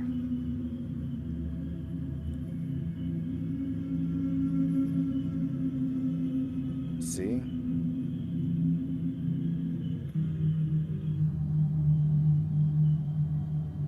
Does it not, right? It looks like just 2 legs running, you know, with no torso and nothing else. Shadow man style, shadow person style, but let's try this. 2 legs. Because there was a really crazy one of these. I think it was in Mexico. Let's see if anybody's got it up here. 2 legs. I don't know how else you would title it. But there's a really good one, and they were white. They were pants. So it looked like it was a pair of pants running by themselves, and they got really good video of it. I mean, they were right by it, and it was on camera for a while. Anyway, I can't find it. I'll try another time of the 2 legs running by themselves video. Every state needs to enforce this lady says. Yeah, there's been some big moves with the trucking industry this week, too. Every day you see semi-trucks out in the interstate, but police say a lot of the drivers should not be behind the wheel of a big rig. One, because they don't speak English and they cannot read basic road signs. Here in Florida, we saw it firsthand. Investigators say half of the truckers that come through weigh stations here in the state can't speak English. Salida. Salida derecha. Can you say it in English what that means? What does it mean? Can you speak any English? No, don't speak no English. Out of service, okay? You have to attend a school or get your English better. English is no bueno. So that guy failed the test. He didn't know the basic road signs. He couldn't answer the questions in English. He said he didn't speak English. So he was taken out of service right away here in the state of Florida. But here's the deal. It's not just him. The DOT says this is a growing issue, and the White House, the Trump administration, is just enforcing laws that have been on the books for years. There is an English language requirement if you get a commercial driver's license. The DOT says it just has not really been strictly enforced, so that's why they're going after this. It's the law. It's been the law for a long period of time. That it's a safety issue. They're also looking for truckers who are in the country illegally that have a commercial driver's license, and they want to know how they got it. Good. So see, it's nice to see there is some action being taking place. There is some agencies out there looking out for the welfare of the people, man, because some of those illegal CDLs have led to people departing this mortal coil. Actor Chris Pratt is being harassed online for saying only a fool rejects the identity of Christ. Critics are calling him a religious bigot for his comment. Pratt says he won't apologize for his faith. It says, should Chris Pratt apologize or stand strong? Oh my gosh, should he apologize? No. It says only a fool rejects the identity of Christ. Good. Bring up Jesus, yeah, for sure. Got to put his name out there because you got to differentiate between him and the God of this world, you know? If the phenomenal is real, 3 billion cameras were eventually going to catch it in daylight. This is really good, crazy footage. says an Italian family on vacation in the mountains may have captured one of those moments. Look at this crazy sighting these people got, allegedly. Old video. Ma che è quel coso?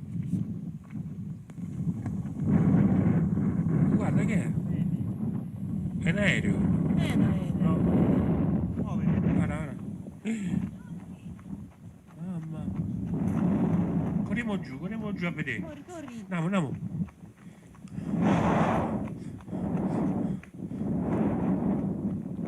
Di là. Dove è andato? Da quella parte, andiamo.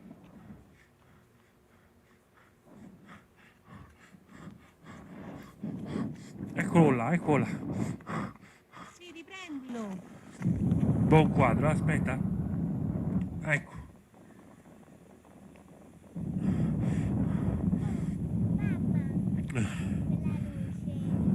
Che storia, guarda, ma che è? What is this? Ah, si è diviso, guarda che sta. Oh, uno è volato via. Guarda, se sta a muovere. Io ho paura. Guarda, ce n'è uno piccolo che gli gira attorno. It's a trip.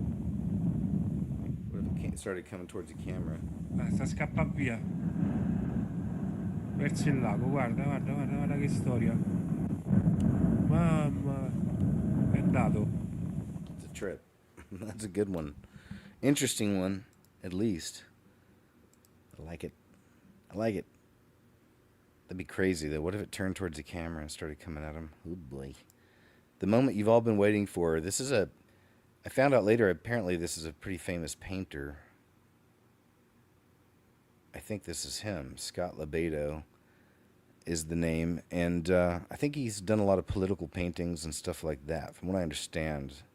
But this is a new one he just did for New York City, I believe. See what you think about this. Hear ye! Ladies and gentlemen, fellow citizens, on this April 1st of 2026, I am proud to introduce the unveiling of the official portrait of the 112th mayor of New York City, depicted in all his likeness by world-renowned patriotic artist, America's artist, Scott Lebedo. So without further ado, the moment you've all been waiting for, the unveiling by America's #1 morning talk show host, Sid Rosenberg, and the artist himself, Scott Lebedo. Gentlemen.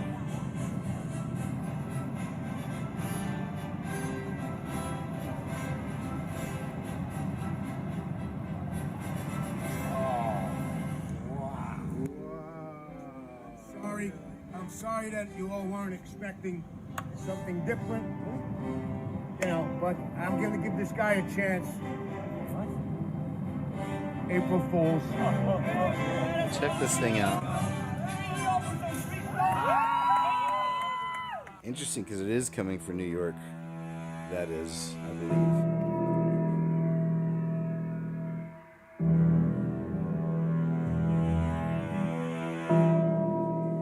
There's a Baphomet in there.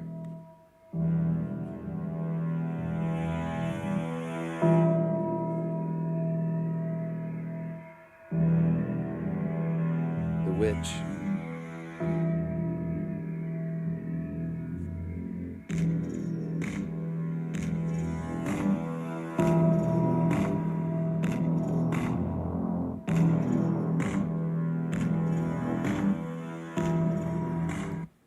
There you go. I'd say that's about right.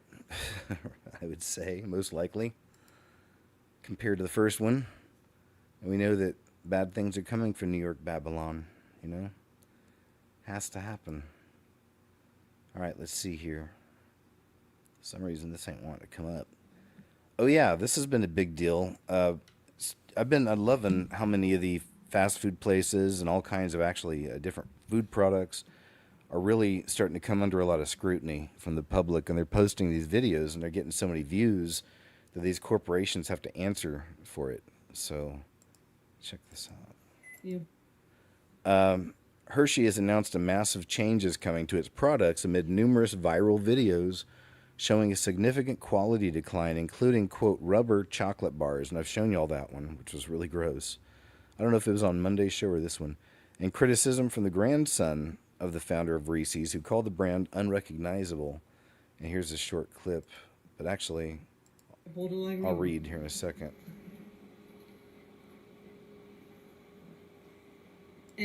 Yeah, that just looks so gross. But it says here, starting next year, Tanner said candies inspired by the originals, like the mini Reese's Cups and Shapes, as well as the Reese's Fast Break candy bar, will also be made with real milk chocolate instead of a chocolate compound coating. In addition, all the classic Hershey's chocolate bars will also be made with pure milk and dark chocolate, he said. And Hershey is enhancing the Kit Kat bar for a creamier taste and texture. Whatever enhancing means. But you know what? Shout out to the public. I love it. Sometimes the cancel culture can be used for good, for calling out products like this that you don't even know what you're eating. It could be harmful to you. Trying to see if there's any clips here. Hershey Company went down. Says they've already dug their hole. This will ruin the company. Some people take notice of that kind of thing. All right, there you go. Good. They better turn it around quick, like, right? Even maybe start doing some commercials or something. I don't know. Advertising. POV. Japanese children clean their own classrooms every single day, and there's so much. Check out how the Japanese school system works. It's quite impressive. Oops. There we go. Did you know that in Japan, one of the most advanced countries in the world, children don't take any tests or exams in school until the higher grades? The Japanese believe that at a young age, there are more important things children need to learn. First, they are taught proper behavior and respect for all people, regardless of status or income. Second, they are raised to be independent while also learning teamwork. For example, Japanese schools don't have janitors. Students clean the classrooms, hallways, and school grounds themselves, dividing responsibilities among one another. Third, children are taught from an early age to care for nature and the environment. Fourth, the focus is on learning for the sake of knowledge, not for grades.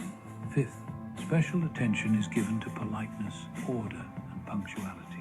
Thanks to this approach, the overall level of development and discipline among Japanese children is considered one of the highest in the world.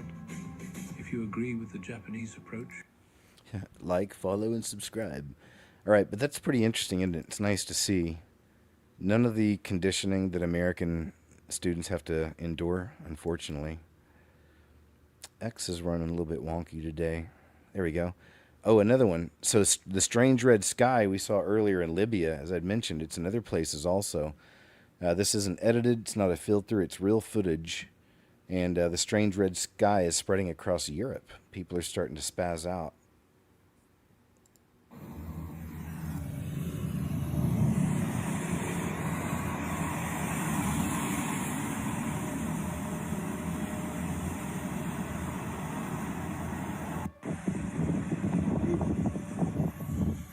Apocalyptic. Sign from above.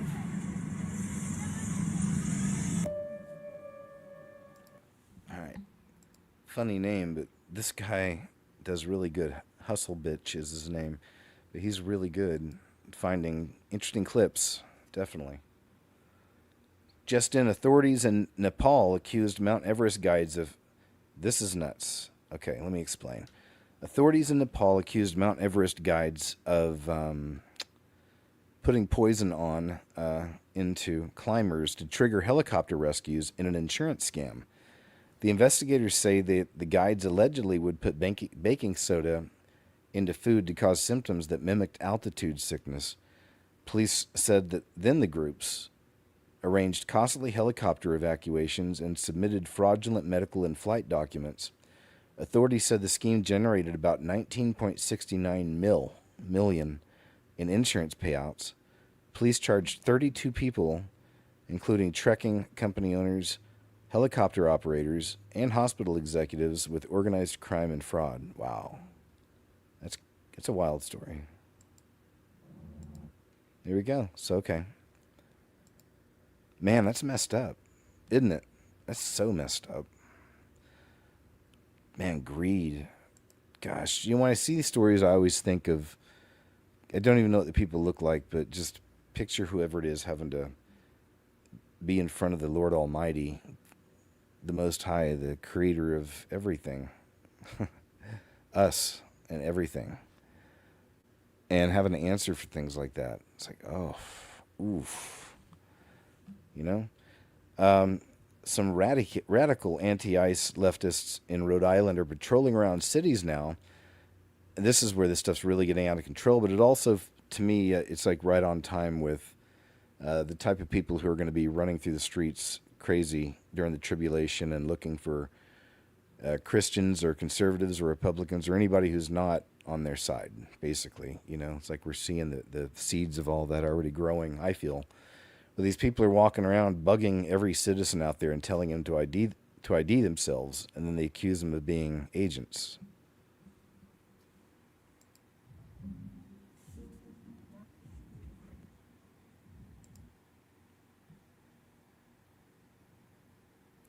So the guy in the car is just a regular guy.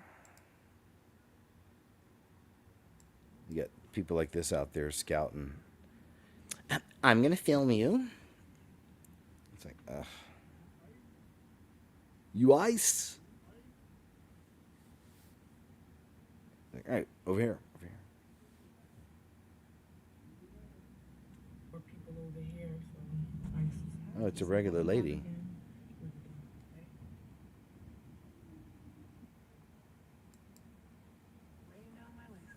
Dorcas Malorcas.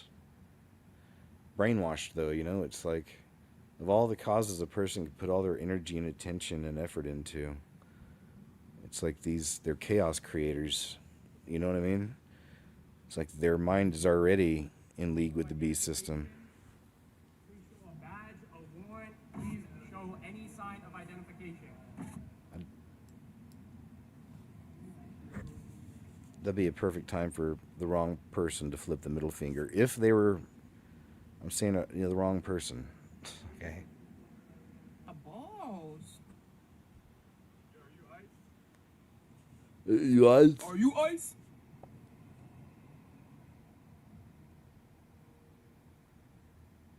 ICE vehicles here at the Garrison Courthouse. They are here to take people like they have for the past year, for the past month, for the past here at the courts, at schools. Right, but it's like, they are fun to kind of have a little fun with, and it's very easy to laugh at them. But like I said, I always try to keep in mind to pray for people. Pray for these people who really are, who are programmed. It's triple P. I believe in having mercy and trying, and praying for the folks, not just focusing on the bad state they're in, because there's so much. I mean, people, the whole world, especially here in America, suffered a huge traumatic event after 2020, if you know what I mean. And there's a lot to consider. And then there's all the people who took poison and how that's affecting people. And there's a lot, you know what I mean? So I don't want to give up on people. Anyway, enough about me. This is we read this earlier, the mystery of the scientists who are passed away or missing. So many of them related to the UFO stuff. Trayvon Henderson opens up about the challenges he's faced and how his faith helped him through. Let's check some of this out. I always love hearing from the athletes. What do you say to folks who are struggling if someone comes up to you and says, Travion, I'm just not feeling right? Yeah, that's just a moment to testify about the power of Jesus Christ. And, I experienced this healing in my life. I was someone who struggled with depression, suicidal thoughts, with all the things that I've been through, and just living a life in darkness, and how it brought me to my lowest points. But, only Jesus pulled me out, man. I tried everything else and it didn't work. Only Jesus. Just seeing what he'd done in my life and just experience his goodness and his mercy, like, it gave me no choice but want to share with others, man, and share that hope that's in Jesus Christ with others. It's amazing, isn't it? It is. Because right there, It is. you got to ask for help, though. Yeah. Amen. It's too Amen. much. It's too much to deal with on our own. Exactly. It's tough. It's tough, man. What do you say to? Good stuff, man. Love to see it. Good. Hope he's a good seed planter in that respect, and letting people know, like, all of his teammates and everybody around about Jesus and plant some seeds. This lady right here is truth is now considered a right-wing conspiracy, and that's really this lady. I've shared a few of her clips over the last few weeks. I think she's really great, man. She's I don't even really know much about her except I've been finding clips from her. Let me see what her name is again. Melanie Phillips. That's a chilling line from Melanie Phillips. She said that. This is her. Like I said, I've shown a few clips, man, and I really like the way she breaks stuff down. And I wanted to share this because it's another weird place we're in right now. You know, as far as like the right versus left stuff, and we all know, like it was all set up as a game a long time ago, and Coke or Pepsi, you know, whatever. Like we get it, you know, it's all kind of set up. And forever it really was, for the most part, two wings of the same party because of the masonry that goes on out there. They all look out for each other and they cross party lines, you know, and has a lot to do with that. Then there's competing Masonic gangs in there and whatever, right? Like even though it's a setup, they also want power, both sides, right? But now we're at a weird place where the left side has gone so bonkers. Like they're all in on stuff that's obviously not good for our country, not good for humanity. All the bad stuff, they're for. Like that's it. Like that's where we're at now. That's how extreme it's become in these days. And it should be no surprise, again, being at the doorstep of tribulation, we're going to find this kind of a thing. But it's extreme, you know? So, but then on the right side, you have a better chance of finding some truthful stuff, some good things happening. You know what I mean?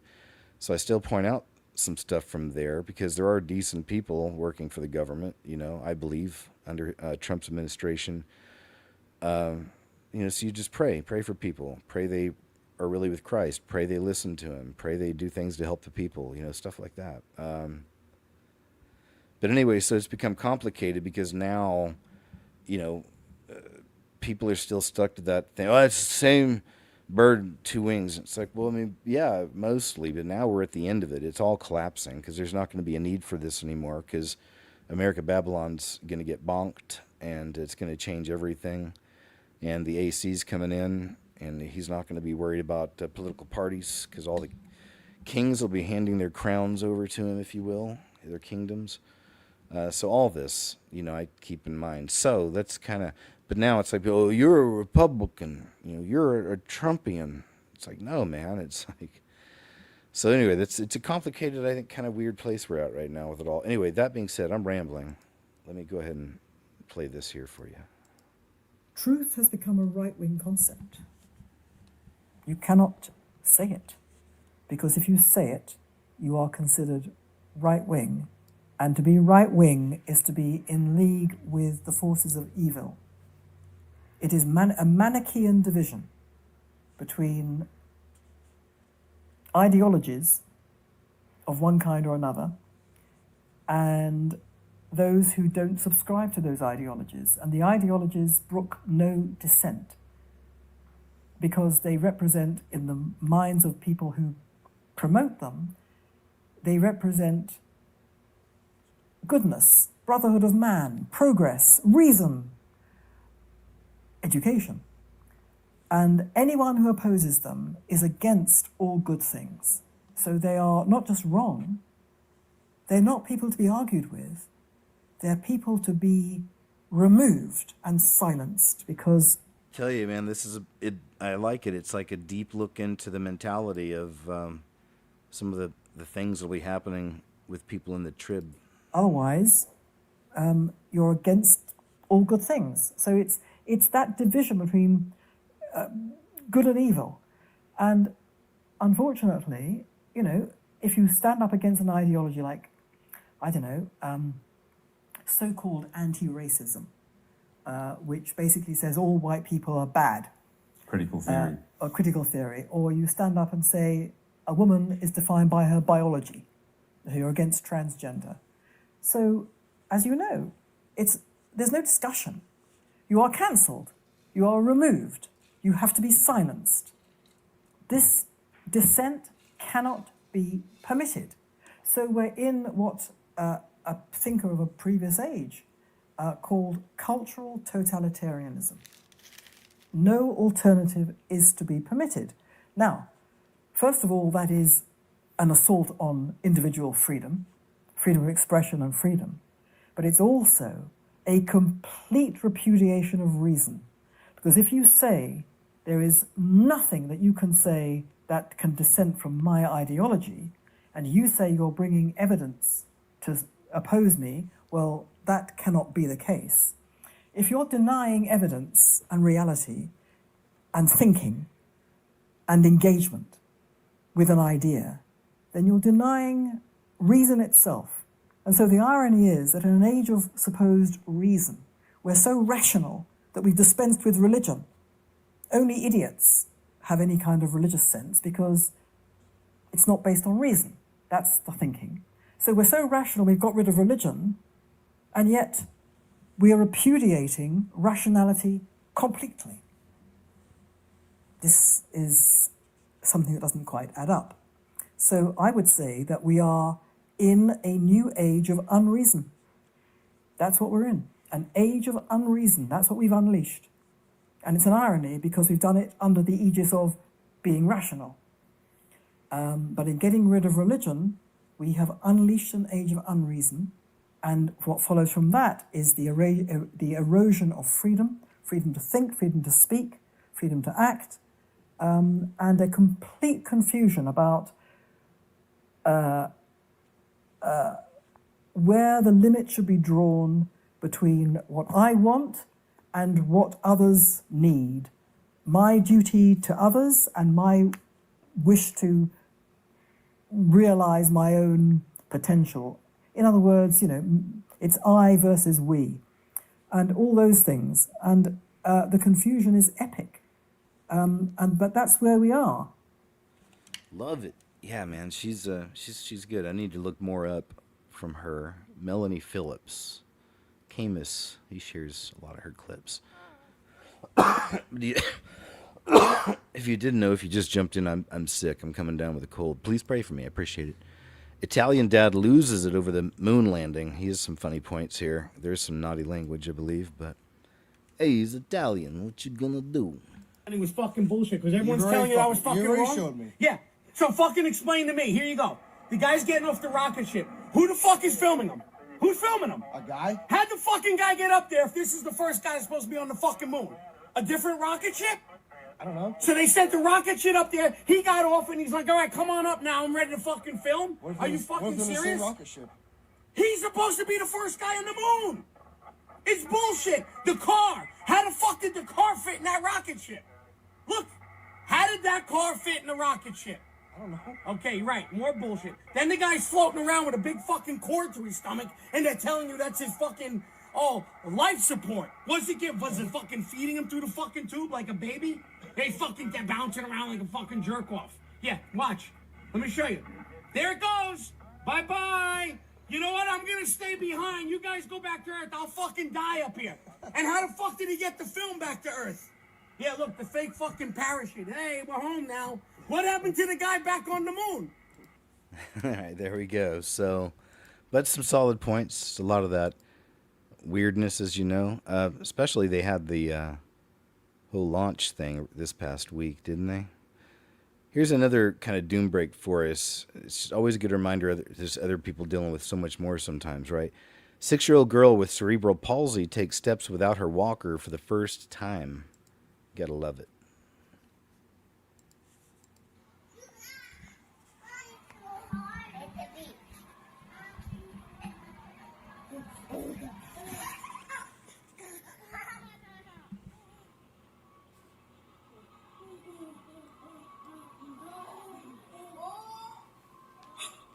That is amazing.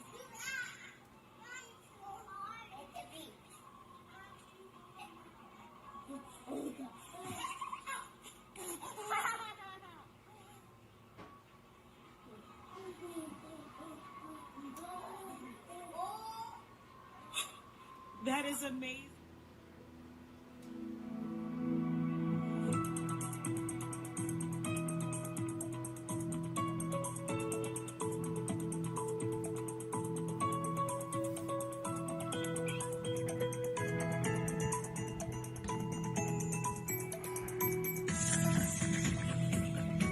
Here we go. I want to play some of that. Good to see. Great to see. Just imagine just how excited they are. Okay, what's up with this one? I told you X is being a little weird. On Easter Sunday, the stone was rolled away. Oh, this is a thing from President Trump. This is what he said on Easter Sunday. It's just a short clip. On Good Friday, the Son of God I think it was Sunday. nailed to the cross, crucified, and he died for all of us. It was a day of darkness, but it wasn't the end. By any means, it was not the end. On Easter Sunday, the stone was rolled away and the grave was empty. Christians everywhere rejoiced, and we continue to rejoice. Easter is one of the incredible days. It was the miracle in all of history, the resurrection of Jesus Christ. It was the great miracle, I guess, right? He told his followers, I am with you always, even to the end of the age, because of the events of Holy Week 20 centuries ago. People from every nation, language, and background can take on any difficulty, press through any trial, and endure any hardship. With Christ, not one thing can separate humanity from the powers of God's everlasting love. Across the generations, what happened on Easter has inspired his followers to love one another, to forgive, to do works of charity, and build the beautiful churches. And we have some of the most beautiful buildings in the world. To me, churches, I love great architecture, and we have some of the most beautiful churches. Christians have opened schools, ministries, and hospitals on every continent to teach care and heal those in need, and they do it with love, and they do it with great affection. There we go. Good stuff. Shout out to our Lord and Savior. Always good to hear. Always. Baal worship. Yeah, this is an interesting one.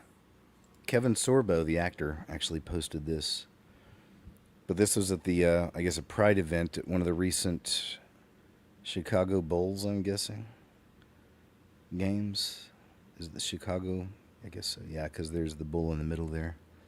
But then that's appropriate having it associated with this. I even just did a music video on that. On the sacrifice, in quotes, gods are back for the end, or are here for the end. Interesting. How it all comes out. It's true, though. It's like a little mug shot of that spirit. One of the spirits attached to all that. Morbid Facts, Part 942. Here's another one, too, man. Simon Cowell. I mean, where did he go? Look at the difference here. Simon Cowell once admitted he went so far with Botox and facial fillers that he no longer recognized his own face in photos. After years of cosmetic treatments gradually altered his features into something noticeably unnatural. Experts have suggested the buildup of filler can distort facial structure and even affect how fluid drains from the face, leaving a permanently swollen, tightened look that's essentially impossible to undo. The moment it hit him was when even his own son reacted to how different he looked, forcing him to confront just how far his appearance had drifted from what it once was. Morbid Facts, Part 942. Yeah, that's just, look at that, the difference, though. It's like, dang. And some of it is, I'm sure, because hasn't he been pretty open about going, getting that kind of surgery? So the mysterious fireball situation, He got a really good collection, James, of these fireballs. So I'm going to show you some of these, and it'll be pretty obvious to you that these aren't normal. Not all of them. Weirder than we think. Not only are we seeing a massive amount of sightings of these mysterious fireballs, some people are claiming that some of these things are not meteors at all. That's crazy. Oh, one stop. Oh, it's weird. In some cases, these things are being seen swerving around as if they're being driven by someone or something. Yeah. See, look at that. Those are the types I'm talking about. And I know I've got some different videos, and Mavi used to have a bunch of that exact anomaly, right? Where they have little fire tails. They look like little fireballs, but they can maneuver. Yeah. Yeah.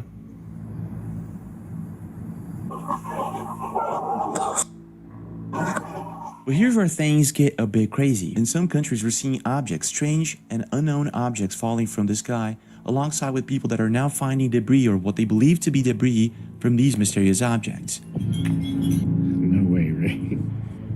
But wait, it gets weirder. Things are ramping up so quick that now we're having sonic booms every 3 days. And just a few days ago, on March 26th, the moon was hit by a massive object. A researcher who manages Fireball reporting tool for AMS says that after years of stable baseline activity, something appears to have shifted. So look at that. It's like frozen.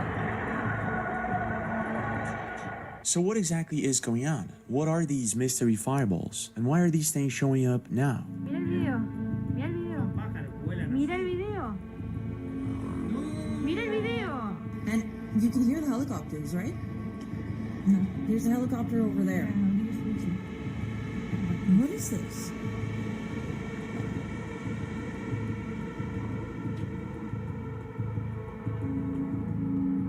That looks like a ship. In 2012, Chris Blatso predicted that something would happen on April 4th this year, something related to these mystery orbs that we've been seeing. Exact alignment will happen in 2026 at Easter. What will happen? Just like last year, we're seeing an uptick in sightings of these mysterious drones and orbs alongside with the fireballs, and now we're also seeing interference in electronic equipment. It could all be just a coincidence, but what if it isn't? What if 3 Atlas, the alien orbs, and the fireballs, what if they're connected? And does it have anything to do with Chris Blatso's prediction? Let's try to find out. Let's begin with the basic, and that would be the most recent sightings. So on March 17th, this account posted this from Santa Fe Springs. Let's take a look at this.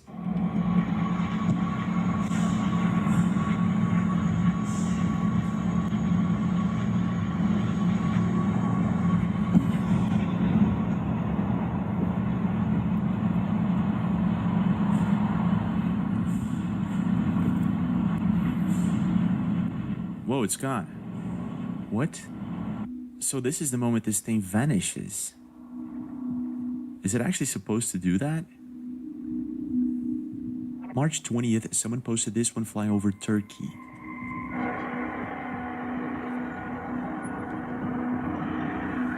Right? Like they maneuver.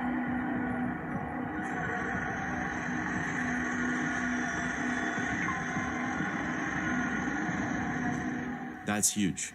Here's a pretty cool one. Shit. That's fucking crazy. Oh, one stopped. Oh, it's weird. It's fucking weird, sir. Yeah, that is weird. It's doing that alien shit again. Oh, one stopped. Oh, it's weird. Yeah. It's fucking weird, sir. Yeah, it is. It's doing that alien shit again. And then these. Here's a really cool sighting. Look at that. A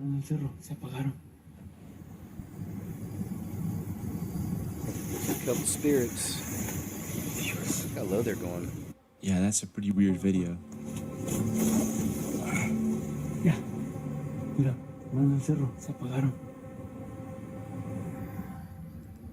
All right, I'm going to stop there. You can see the rest on James's channel over on YouTube. But he's good at collecting clips for sure. It is Dan from Press for Truth. I think over here he goes by Weaving Spider, which is a nod back to Bohemian Grove, their plaques they have out there. Intense hypocrisy, my friends. The Union of European Football Associations is coming for Christian expression. They just proved once and for all that they hate Christianity, and they're not even trying to hide it anymore. On February 26th, during a Europa League match, Serbian team Red Star Belgrade had fans in the stand create a massive Orthodox icon of Saint Simeon with the simple message, "May our faith lead you to victory." A positive and inspiring message rooted in their Slavic Christian heritage. So, what does the UEFA do? They slapped the club with a €95,500 fine over this choreography.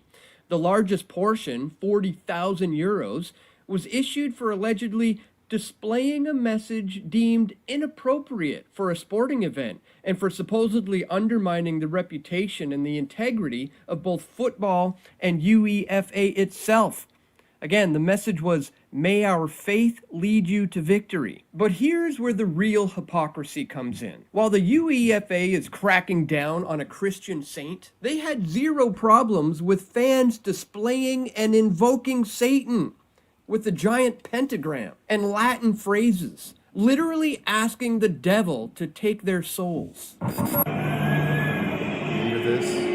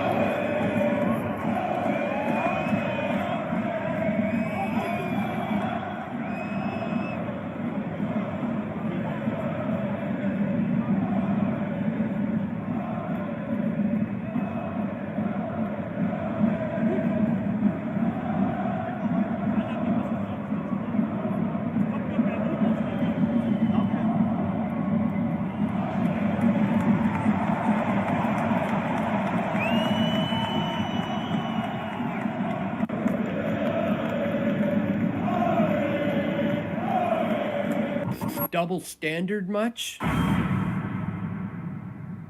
As I pointed out on Twitter today, the two banners read, "Hearken, O night, Lucifer, and rise from the abyss.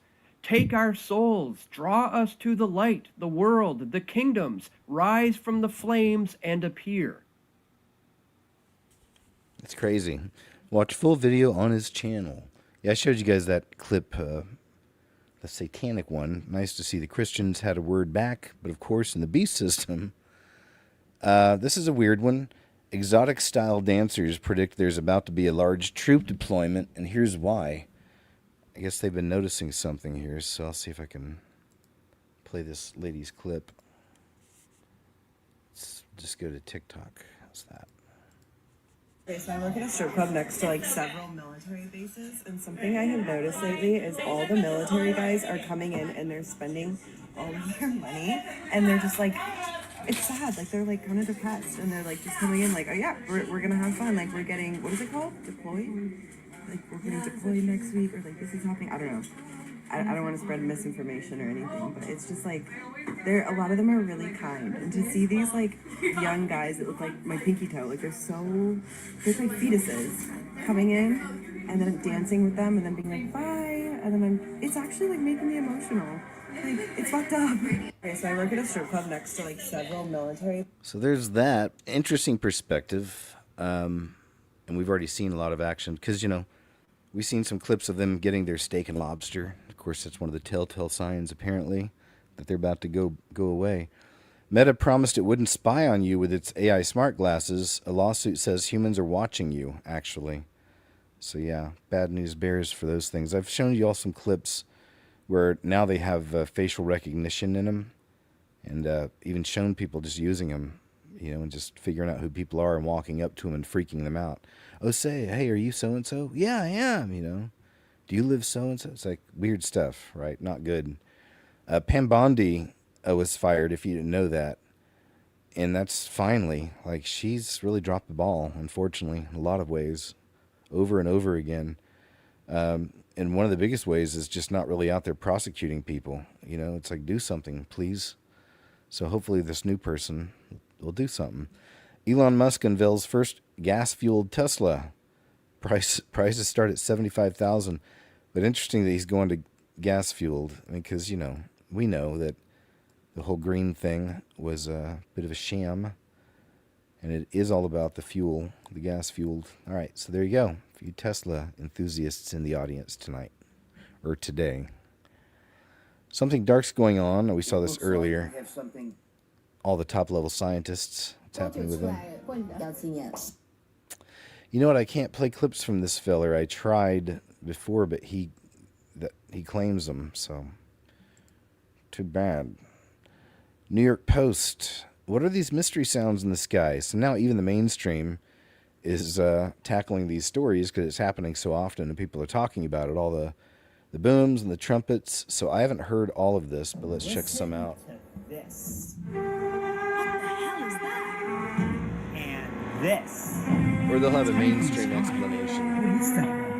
For many years, some would even say centuries, the skies around the world have been haunted by weird, loud booms,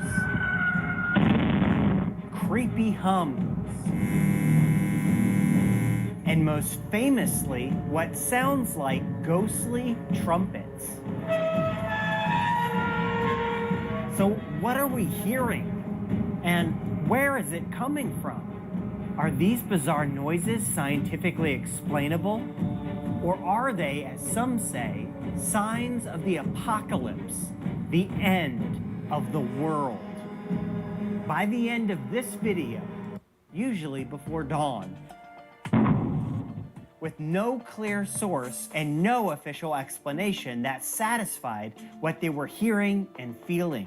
No one seems to know the source of the mysterious boom. It actually rumbles the ground like an earthquake would happen. After being unable to solve the mystery for 8 weeks, the Pennsylvania State Police called in the FBI, and a month later, they found the source. Authorities arrested David Sermon and charged him with multiple... Okay, so see, I figured they'd go with more of that kind of mainstream stories. Neighborhood has reported hearing this sound, but their neighbors apparently hear nothing. This phenomenon is simply called the hum, and it has surfaced again and again and again. It's so infamous that it's the topic of a 1998 episode of The X-Files, where a pre-Breaking Bad Bryan Cranston is driven mad by an incessant hum that only he can hear. In real life, one of the most famous cases is the Taos hum in Taos, New Mexico. In the early 1990s, residents reported a faint but relentless low-frequency sound that kept them awake at night. Scientists investigated, sensitive equipment was deployed, and it was discovered that only 2% of the population in Taos could hear the hum. And it drove some of them to the brink of insanity, claiming headaches, dizziness, nausea, severe sleep disruption. I'll go and move on. I want to play some, but I'm definitely getting the vibe. It's New York Times, or Post, so of course they're going to take more of the mainstream approach, I'd say. These tiny-ass pizzas. Americans are tapping out of society from Yak Motley, but he's got some really good clips here of the prices of things. Let's check some of these out. Some of these folks here.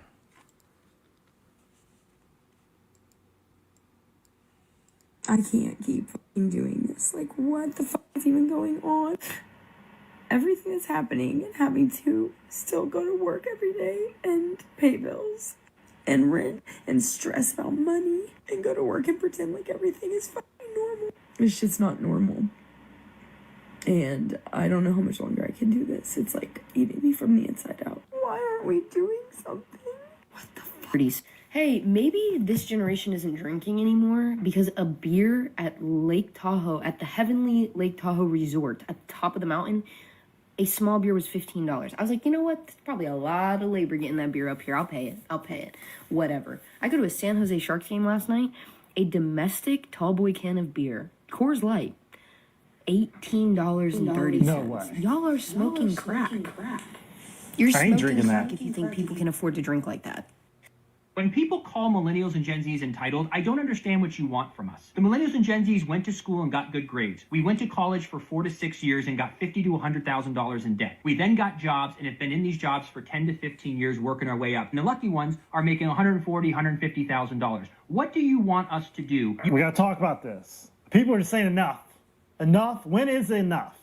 I want to know your thoughts. Comments down below. Let's dive into this subject. Want us to go make $140,000 a year, go live in a garage with a space heater, have no TV, no laptop, no cell phone, no internet, take dates to the park and throw fucking frisbees around and pack peanut butter and jelly sandwiches, drive a 1980 car that you have to push and Fred Flintstone yourself around. That's what the reward is for getting straight A's, getting a master's degree, getting 100K in debt and working your way up for 15 years. That's what you want from us? You want us to live an hour and 20 minutes away from work, so 2.5 hours a day is in commuting? Don't you want, after 50 years where the GDP productivity and the net worth of Americans, by the way, that have gone up about $160 trillion, don't you think that it should be easier? Don't you think millennials and Gen Zers should have 4-day work weeks by now? At least. Free healthcare would have been amazing, but let's put that aside. Free college, let's put that aside. Why doesn't 40 hours a week pay us enough to buy shit? Do you realize that back in the day, $140,000 bought you a 5-bedroom house in a cul-de-sac? You had 3 cars. You used to have barbecues. You didn't put hot dogs. You had steaks, baby. You now have to be extraordinary to live an ordinary life. We're supposed to feel frustrated and entitled. I fucking love that about millennials and Gen Zers, because we're right. We should be frustrated and fucking entitled.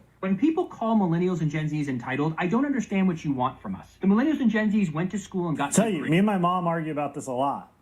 And I will say that between inflation, the cost of everything going up, being told we had to go to college and accumulate all this debt. $50 fucking dollars. $50 for a hamburger dinner to make French fries and have hamburgers on a bun. No lettuce, no tomato, no cheese, no bacon. Hamburgers, buns, oil, and a bag of fucking potatoes. $13.99 for a goddamn watermelon. For $11 for shredded cheese? Are you kidding me? No, that's organic or whatever. Still, you have 96.4 for $8 a fucking pound. 8? What's going on? $12.99. I know these ain't the damn. Help me, I'm tripping. When the cereal become $8? What? 8? 9? That's almost 9. $3.50 for this, bro. This used to be 98 cents. Like spaghetti sauce, and it's $11.99. Wow. That's great. 11. No way. $15. 10? Now this has got to be a freaking typo, because $10 for a bag of apples. These tiny ass pizzas are $1.48. I remember a time where those little pizzas were like 25 cents a piece. You get 4 for $1, but they were called Mr. P's pizza. $13.99 for a goddamn watermelon. $14 for a watermelon. That's crazy. Almost $4. And we've seen some of those really wild videos coming out about seedless is what you got to watch out for. A lot of the seedless fruits and how weird they are. Watermelon being one of them. So you may have seen this about Perez Hilton. We'll play some of this from What Do You Meme channel. One of the most hated men on the internet, built a career tearing people down and spent years mocking Christianity. Are you a Christian? No. I just am too practical, rational. You know, things like if God were real, then why does cancer exist? Yes. People.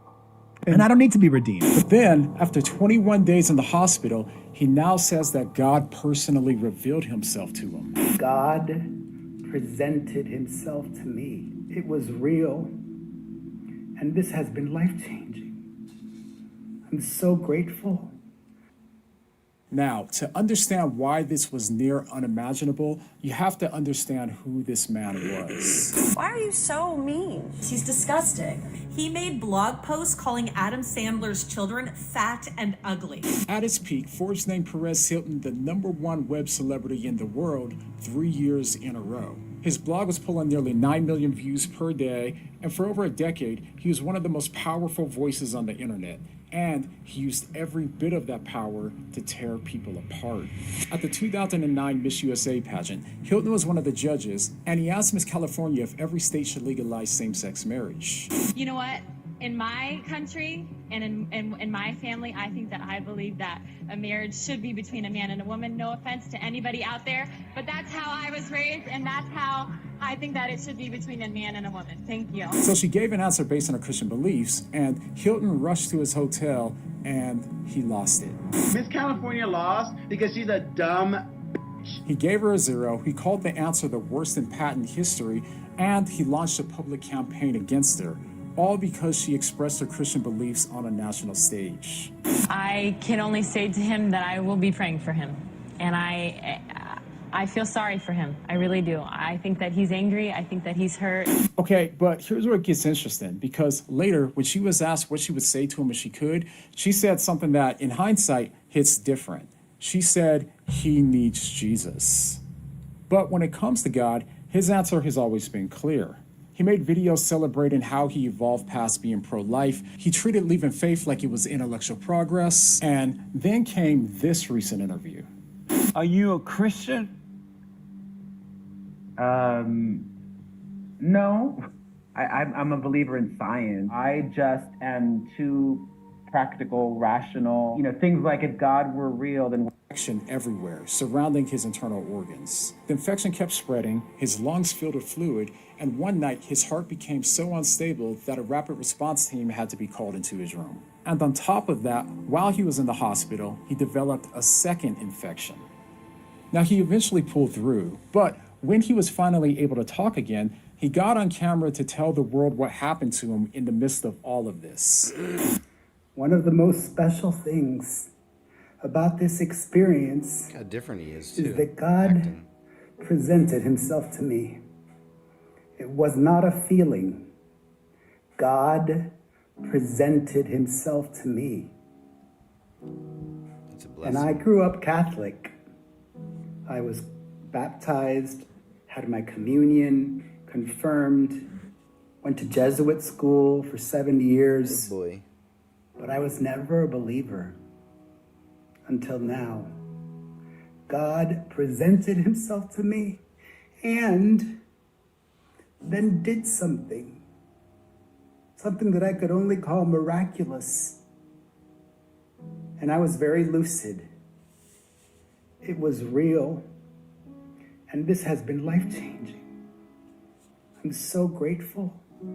I'm excited to start taking the kids to church every week and to just know that God is real. I had my heart open before.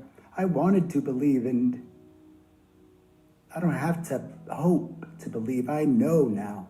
Such a good feeling. I'm so grateful. But not everyone was excited to hear him say this. When Hilton started talking about this with his co-host, it didn't go the way that you'd hope. Sorry, I don't mean to get emotional, but I've talked about this before. I made so many mistakes in the past, and I own them, and I regret them, and I'm ashamed of them, and God has forgiven me. And I know you don't want me to talk about God anymore, but God has forgiven me. I don't think my brain's capable of dissecting this or figuring it out or saying some wacky shit in the Bible means anything. I don't believe any of that means anything. I've said it a million times. I don't know about God and Jesus and all this other wacky shit. It's all nuts to me. The man who spent 21 days in a hospital, who says that God personally revealed himself to him, is now talking to someone who says that none of it is real. But here's what's crazy about all of this. In 2009, a woman stood on the national stage and gave an honest answer about her faith. And for that, she was called names, shamed, and publicly humiliated for someone who seems completely... Beautiful. I hope y'all prayed for him too. That he grows, in his relationship and his faith is strengthened. You know what I mean? For sure. Here's a shorter one from Ashley Hayes, Elite Bunkers, Great Deception. The military is building a big complex under the ballroom, which has come out recently because of a stupid lawsuit that was filed. But the military is building a massive complex under the ballroom, and that's under construction, and we're doing very well. So we're ahead of schedule. That's part of it.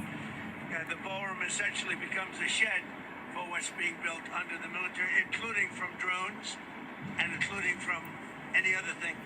The glass on the windows, you see the big windows, the glass is extremely thick. It's high-grade bulletproof glass, so all of the windows are bulletproof.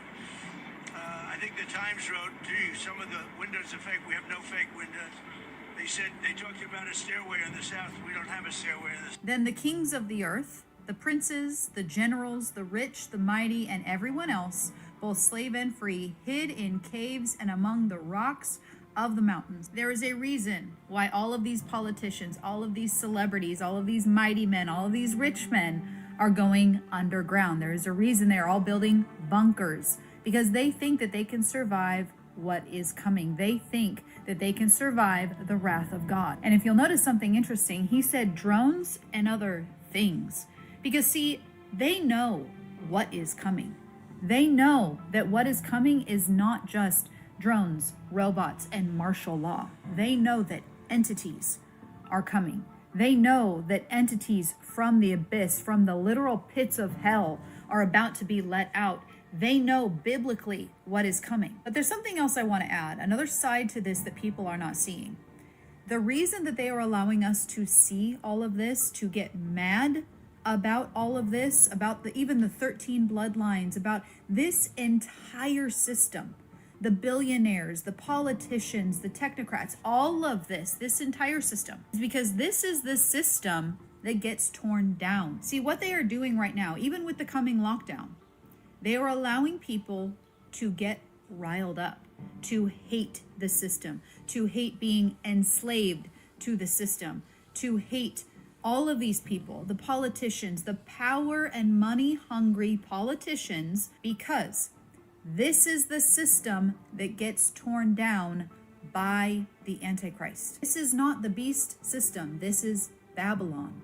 And this is the system that the Antichrist comes in and tears down. He dismantles it. And guess what happens? The world will cheer, because they are no longer enslaved by taxes, by the system, by children-loving freaks, child-loving freaks. This is why every video exposing these people, talking about what just a few months ago we weren't able to talk about, that's why all of these algorithms are allowing it, because they want the world riled up. They want the world in a position to desire, to crave somebody to free them from it. Because we have to remember, the beast and the 10 horns you saw will hate the prostitute. The beast is the Antichrist. The 10 horns are the 10 kings that rise for just an hour. You saw will hate the prostitute. The prostitute is Babylon. That is the harlot. That is the system that we currently see, the entire system. The Antichrist steps in as the world's savior, as the world's rescue mission, and he liberates the world from this oppressive worldly system that has enslaved humanity for forever, and the world will cheer. Here's a final point that I want to make with this. This system, the world is seeing that they are building bunkers. They are allowing the world to see that, right? Because the world thinks that they are playing out the Bible intentionally to usher in the end, which they are. But Satan is taking that and he is going to weaponize it, because what is going to happen when the Antichrist steps out and liberates the world from this system, frees the world from this system, what the world will think is that they are no longer on that end times timeline. Because the Antichrist came in and stopped this, they will think that they are no longer in the end. That the I love it because, and I've made some points before, because she's hinted at the same idea that the AC is going to take out the Ha-Luminati, the whole system. And I've mentioned I could see that, and that draws a connection back to Islam also, that the AC is going to be the Mahdi and also our AC. But he's going to come in, he will be a hero in that respect, destroying this system, right? That it's the devil destroying one of his own device, one of his own creations, essentially, right? But I could see that totally happening. They hint at it at the end of iPet Goat 2 also. Anyway. The Antichrist has freed them from that timeline, that the Antichrist, their pagan savior, right, has now liberated them from the end. And there you go. And that could also be another one of the ways that that particular religion will grow even more. You know what I mean? The saviors of the world. Sean Ryan tests a real humanoid robot. This is a pretty cool clip. I'll play some of it here. They're hanging out with a humanoid robot. You can't see any of the Getting the public ready. They're all inside the structure. So inside of here we have basically a battery, GPUs, computer, power distribution, Basically, the brains and all the energy are in the torso. Wow.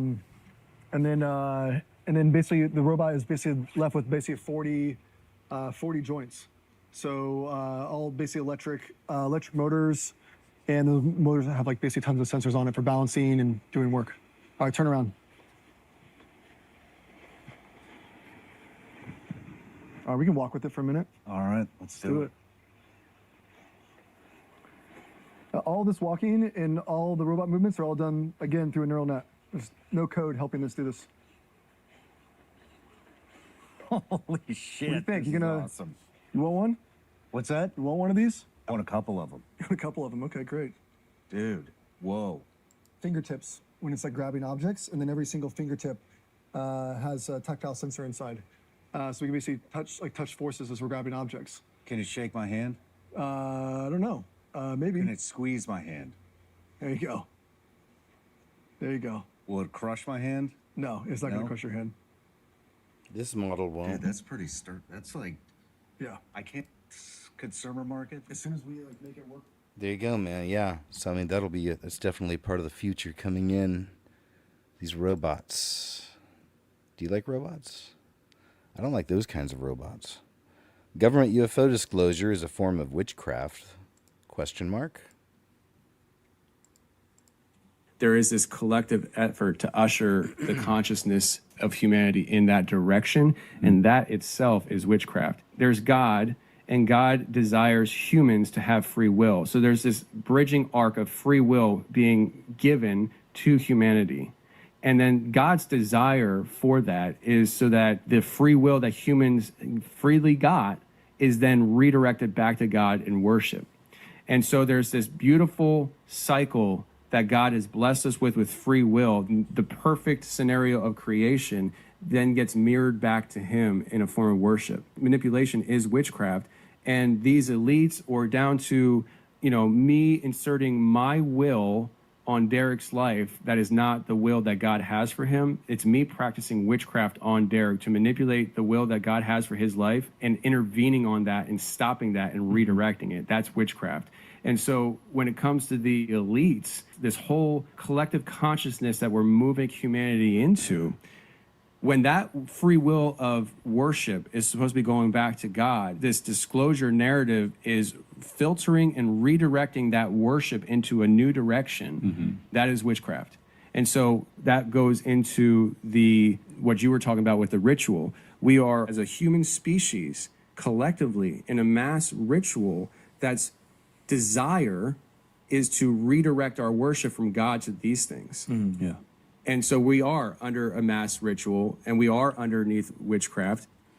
It's a cool observation. That's a good perspective on that. And the world's going to fall for it. Boy, mass delusion, man. Been getting set up for a long time. Ever since even Television, a lot of the early shows were about aliens, UFOs. American says she was just in Old Navy, and check this experience out. Have any of you had this happen? I had to tell you guys this story before I leave. I just left this store because I had to get socks for my kids, and I wanted to be in and out. So I asked one of the women that worked there, like, hey, do you know what the kids' socks are? And she goes, no English. It's like, I speak Spanish. So I'm like, you don't speak English? And she's like, no. So then I asked another woman about something else. I was looking for a size, and she didn't speak English either. Like, is this a thing at Old Navy? We only hire non-English speaking people? Is it a New Jersey thing? I don't know, but this is like a well-known retail brand. Come on. I had to tell you guys this story before. It is a trip. Old Navy, if you guys remember Old Navy back in the heyday, it was kind of a big deal. And just, pastel, very, I don't know, almost metrosexual type stuff. I felt like it was back in the day. I don't know. I don't know what I'm talking about with some of these stores, so don't get mad at me. But says you'll own nothing and be happy, and this is what's happened. This is a new angle on that with what's happening with actual artists, musical artists. Check out her experience. My problem with AI generated music has just worsened exponentially. I'm going to try to catch y'all up on what happened because this is crazy.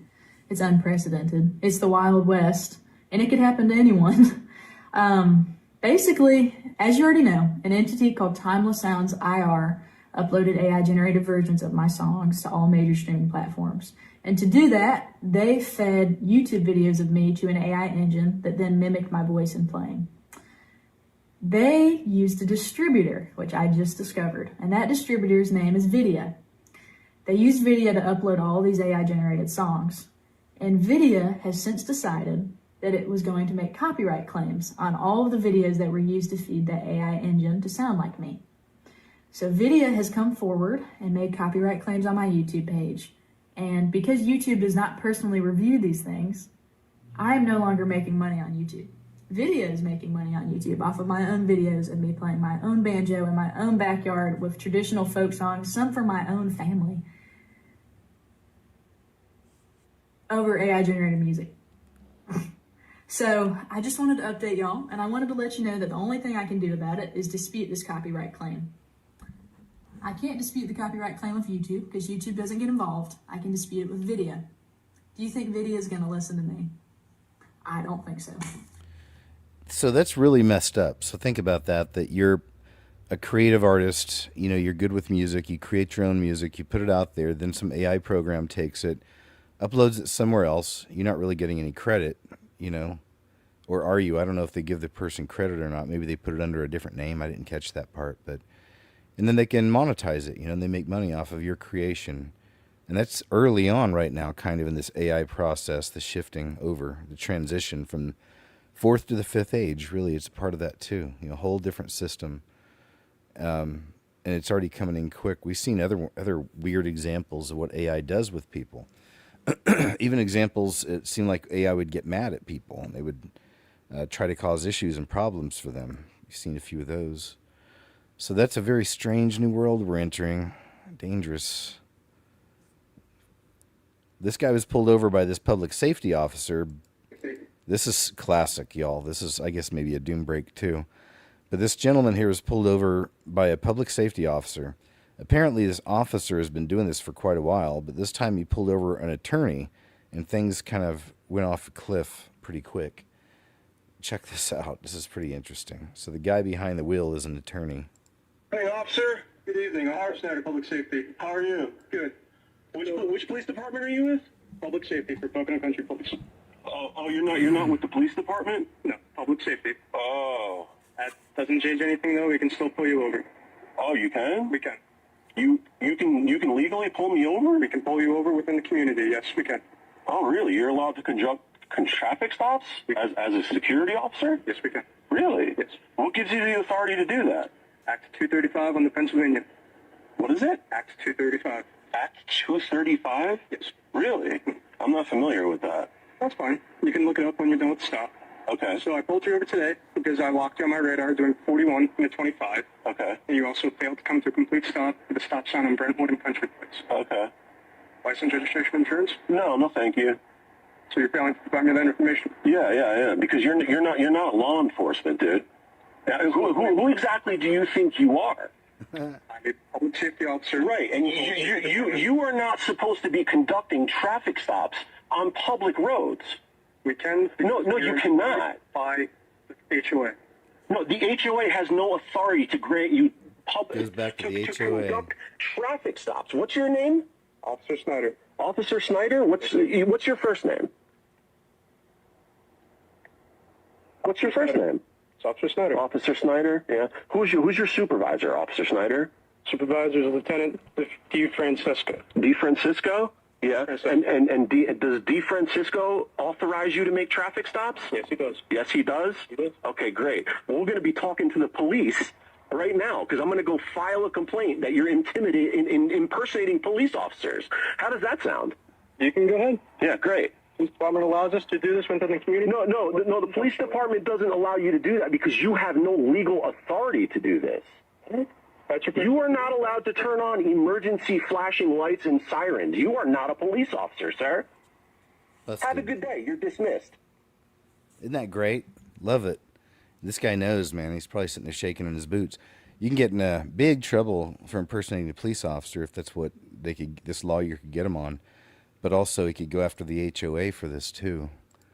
Somebody in chat said they're part of an HOA, so let us know how is it, you know what I mean? Because I never show any positive stories because I haven't found any. But if things are running normal and going good, most people aren't really going to say anything anyway. But so we find a lot of bad stories, but if you're having a good experience, let us know. Federal charges have been filed in the alleged misuse of Governor Newsom's homelessness funds in California. They say buckle up. Homeless fund fraud case that goes back to Newsom. All right.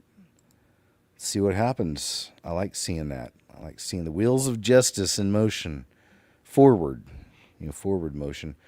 President Trump to have a news conference. Here's just a short clip. Kind of fraud. You're talking about are you talking about what? Wait.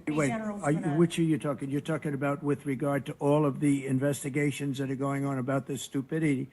What we're going to do is tomorrow I'm having a news conference. I'm going to read to you some of the names that hundreds of millions and even billions of dollars have been given to. And if you tell me that we should be giving money to those things, those entities, I think you'll probably have to leave as a reporter because you're not very talented. When you look at the kind of money, billions and billions of dollars being thrown away illegally, and there's no chance. I mean, I say it in front of our Attorney General. There's no chance that there's not kickbacks or something going on. When you give millions and millions of dollars to somebody that stands to look at something for 15 minutes and walks away with millions of dollars, that money's coming back in some form. And that's only one form of corruption. The biggest thing is what they do to our country. They're taking massive amounts of money and spending it on items. I went through a list of 200 expenditures that were made, and I found 3 that looked like they were reasonable. Okay, 3. And we'll be talking about that tomorrow. We have a lot of stuff. And I want to commend Elon because he's done he doesn't need this. He's abused by you people every day. He's found more things than anybody could find. I think he's got the credibility to do it. I know he does. And it's his group of people. They started off with 12. I call them 12 geniuses. They started off with 12, and they went to 20 and 25, and now they're up to almost 100. People are joining to help them because there's a massive fraud that's taken place. Good. Go after it. We'll see if something happens. Maybe with the Bondi firing, that'll be a good thing. There's a weird story, I haven't included it, about Kristi Noem, who was also fired. She was kind of messing up too, I guess. But anyway, she got fired, and they found out that her husband's a cross-dresser, which is pretty weird. American shows the new Meta AI data center being constructed in Florida. Yeah, look at this, man. Look at this. Taking this video so that people can understand, this is the video prior to the video. This is the farmland that you're driving through until you come to the AI data center. It is nothing but just super rural homes. Beautiful homes. We're rural, very rural. And then, just to give you an idea, so, that's literally just so rural. And then here we go. We're about to pull up on it. You can start to see the lights from back here. So from here, she keeps driving for quite a bit. And then right around this corner, you'll start seeing it. So the whole point she was trying to make was there's nothing out there. And I love driving through areas like that. We got a lot of that out where I live, around the edges. So I like going through rural, little small towns and stuff. Anyway, now you're going to see what the data center looks like. Amidst all this beauty and open fields, big sky. Big It's sky raining, country. so forgive the lights.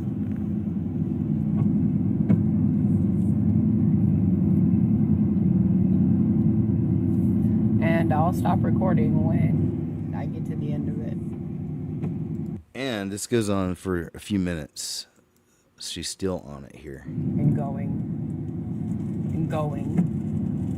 And then when I recorded the other video, I cut it short by accident because there's this little, parking lot thing here where they park their cars or whatever. I don't know much about construction, sorry. Oops, sorry. But then It What? pauses for like a really short, brief thing, and then here we go over here again. It continues on for more and more and more. And I don't know if you read in my comments, if someone read in my comments, but allow me to say that this Meta AI data center that they are putting in here, that's taking up all this beautiful farmland that we will never be able to replace. The beautiful AI center that they're putting in here that's still building, that I'm still recording, it's only going to employ 1 to 500 people. So all this for about the same amount of jobs as my local Walmart. Seems pretty fucking insane. Just saying. And there it stops finally. Finally.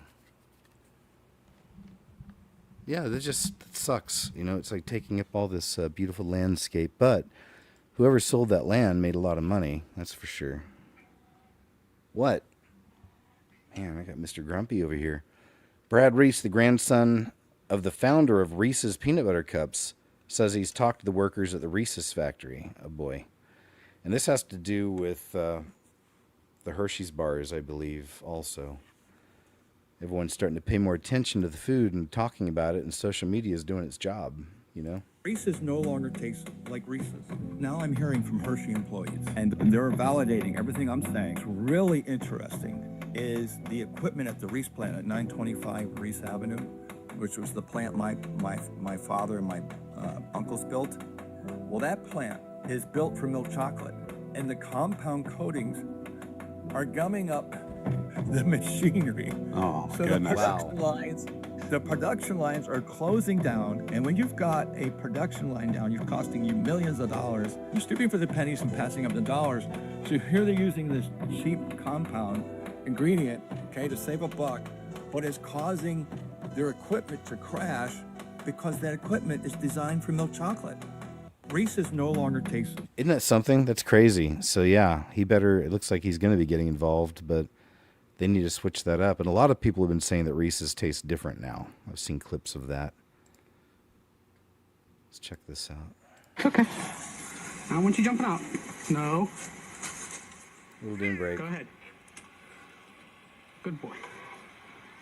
How was that? How's the new heated basket? Come on. Try this out. Heated basket. Come on. Heated basket. Pouncy's heated basket design 2.0. I cleaned up the wiring. I went to a low voltage system so it didn't interfere with my microphone, and if he claws at it, he's not going to get shocked. We have a thermostat, an adjustable temperature. Look at this guy. We got Pouncy. Living a good life. The basket is now lined with thermal insulation, so it is nice and cozy in there. Huh? Aww. Huh? Nice in there? He's a little chatter. I like that. You can probably hear that noise in the back. That's Chubb's doing his nails on one of those things. Serious question. It says, why would you bother or care about a young girl and her mom selling Girl Scout cookies? Yeah, true. I mean, you talk about a Karen. This is a Karen out in the wild approaching this mother and her daughter selling cookies. Do you guys have a permit to be here? Are you filming us? Yeah. Is this unpermitted solicitation in Edina? She's a minor. I Okay. really would like you to not. So we're in a public place and I'm just filming you. Are you permitted? Are you permitted to sell these? I would really like you not to film. Are you permitted to sell these? Do you have a permit? No. Okay. That's what I thought. Do you guys have Ooh boy, not nice. Not nice. Unfortunately, that people with that mentality exist in this world. It says every generation was shaped by the world they grew up in. Baby boomers, 1946 to 1964. Work hard, stay loyal. The system will reward you. They built the system. Now they're watching it crack. Gen X, 1965 to 1980.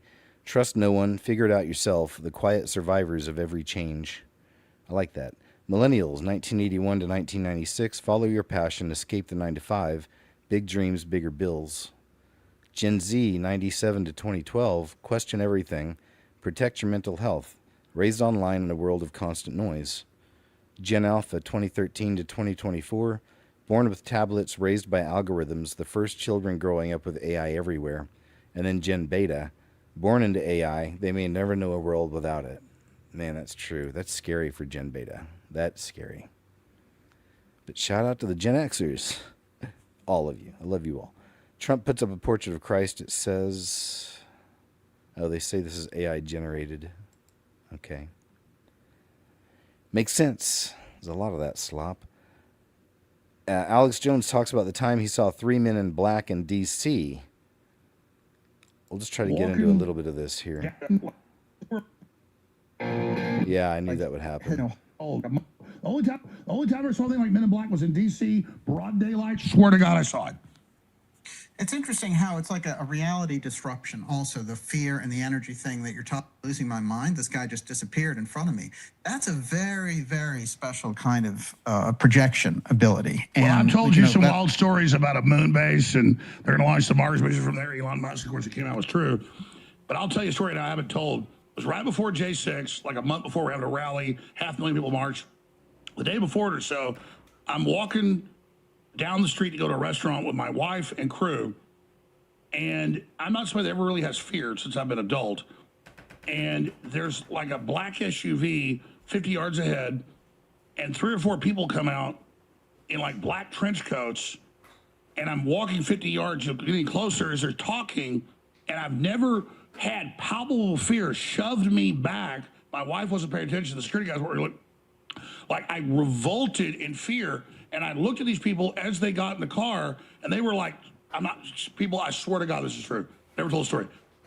Like, looked like professional basketball players, but they were like 7 feet tall. The biggest was like 7 feet. I was like 6 foot something. And I looked, they literally had like vampire ears, white skin, and the guy turned like a pig nose. And he had a classic hat on, whatever gangster hat. And they look and duck into the car. And I was like frozen. My wife's like, what's going on? I was like, that's a true story. Like, it literally hit me like fear, which I don't normally feel. I felt like, I was like. So I don't know. You decide. AJ, that's quite the story, though. Demon face syndrome. With a 7 foot tall thing and the monster face. Grok, did the Tesla driver cause the accident? Oh, this is something I was watching. I do use the Grok sometimes and see. And it's not always right. You gotta know that. It says, keep your children out of the limelight. Girl who loves coffee, Starbucks. Okay. I love reading magazines.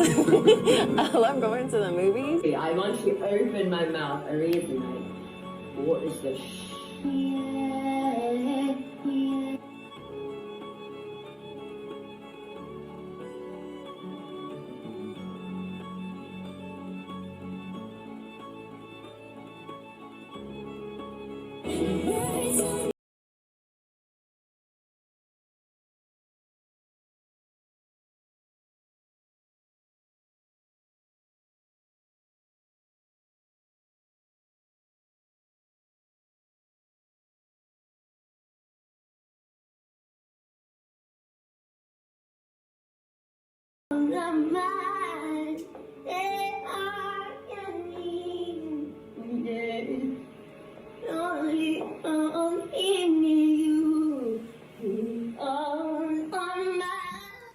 It's hard to watch, man, but you know, there's that video we'd seen before, and I'd seen it pop up a few times of, they slowed it down a bit when Brittany was doing one of those dancing videos she puts out, and it was clearly somebody else. It was like an AI image over her face. Somebody had a Britney Spears filter on her.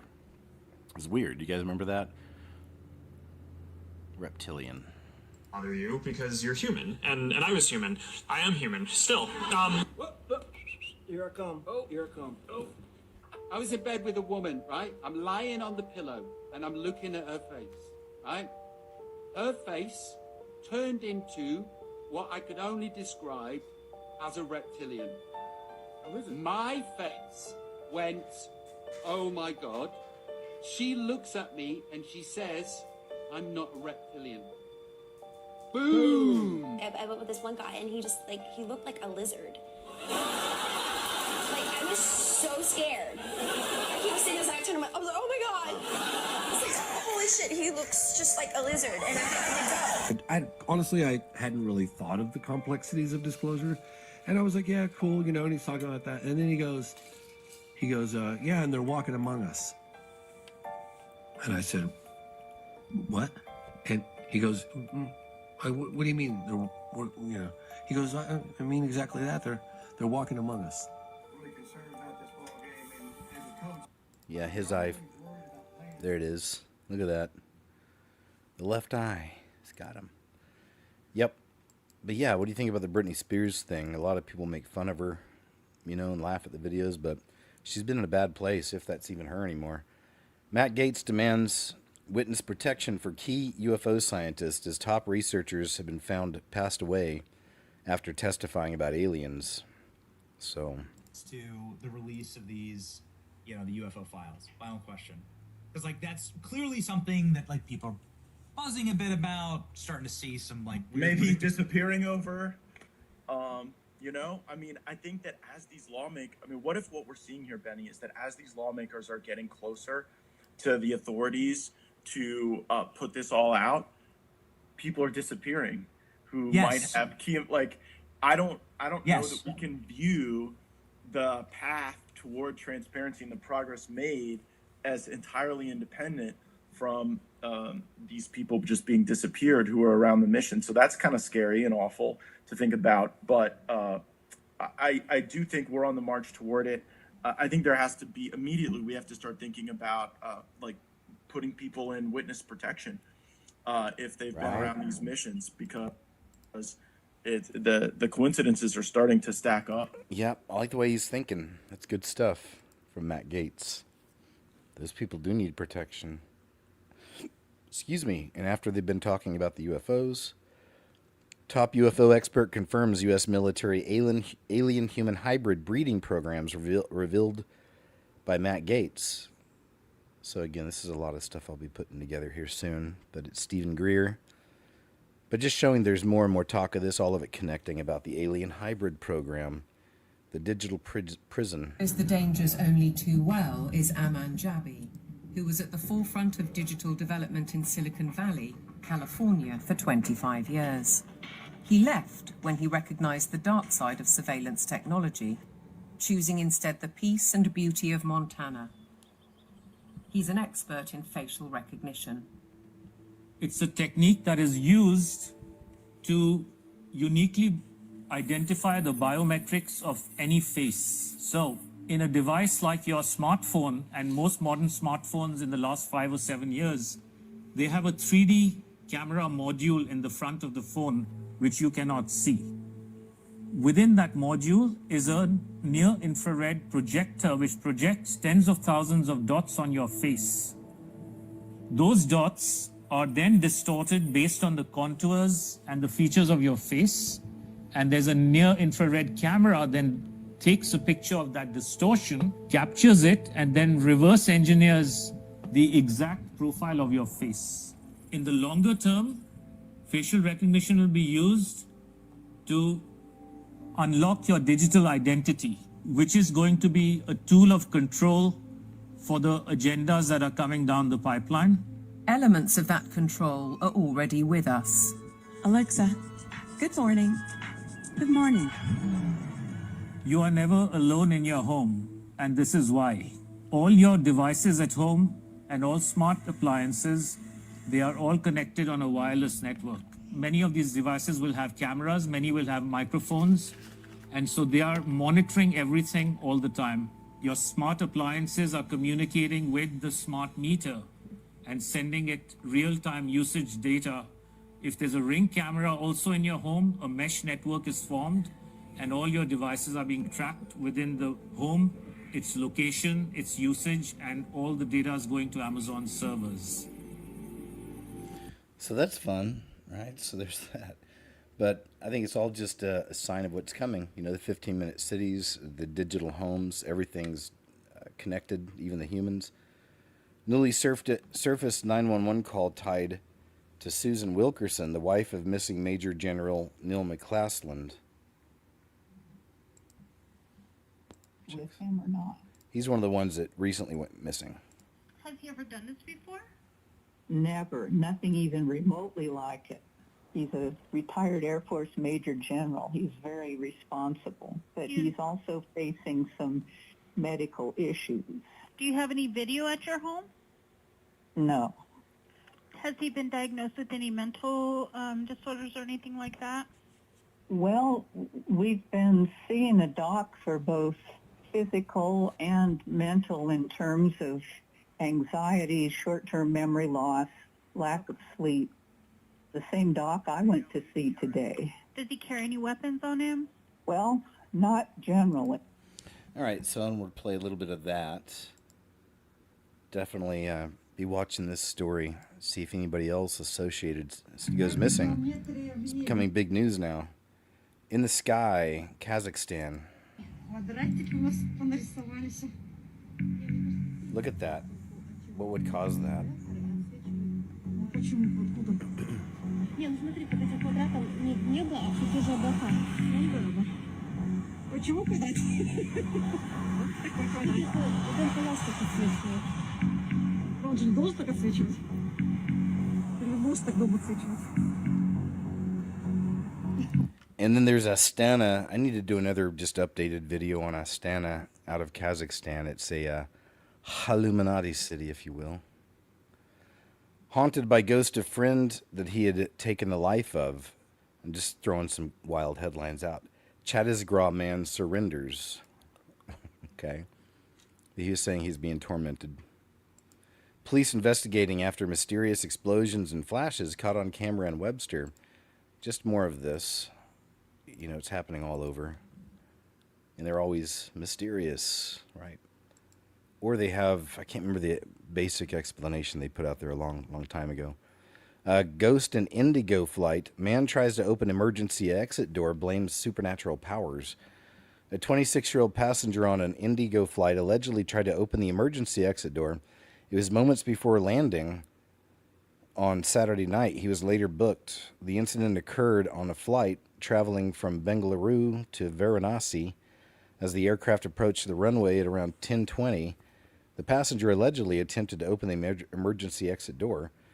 Pilot immediately executed a go-around. All right, let's get to the meat and potatoes of it, eh? All right. So, after an interrogation, a notice was served to the actual passenger. The claim, okay, where is it? It said being possessed by a ghost. Here it is.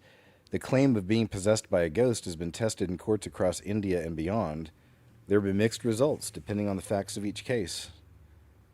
Okay, so I guess that's his what he's going with. Possessed by a ghost. Okay. That'd be scary though, being on that plane with that dude.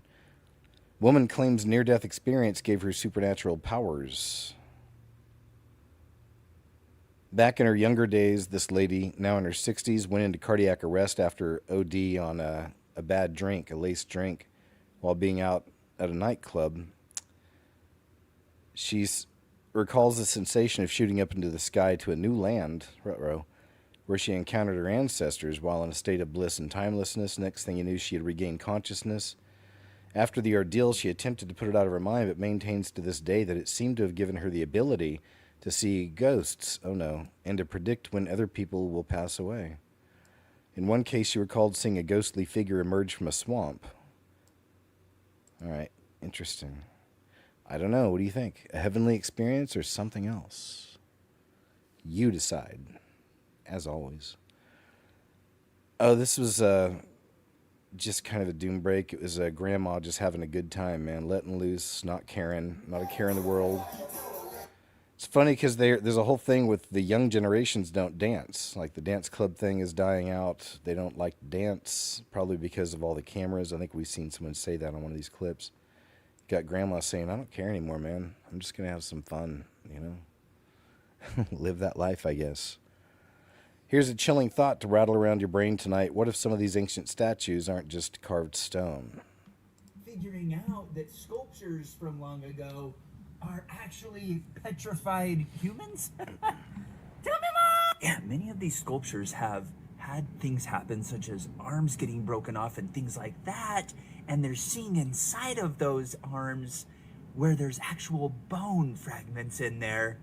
Okay. Oh, but this gets even crazier because they've actually had arteries with inside of these sculptures rupture and leak out into the petrified matter. So sometimes they actually have to remove the legs and arms from these sculptures just because of that reason. Oh, fun! This reminds me of a few things recently. The Balenciaga mannequin, which underneath where it's peeling looks like human. What? Showed And y'all then that. these certain files that were released recently had what looks to be like little petrified humans by the legs of a table. Okay.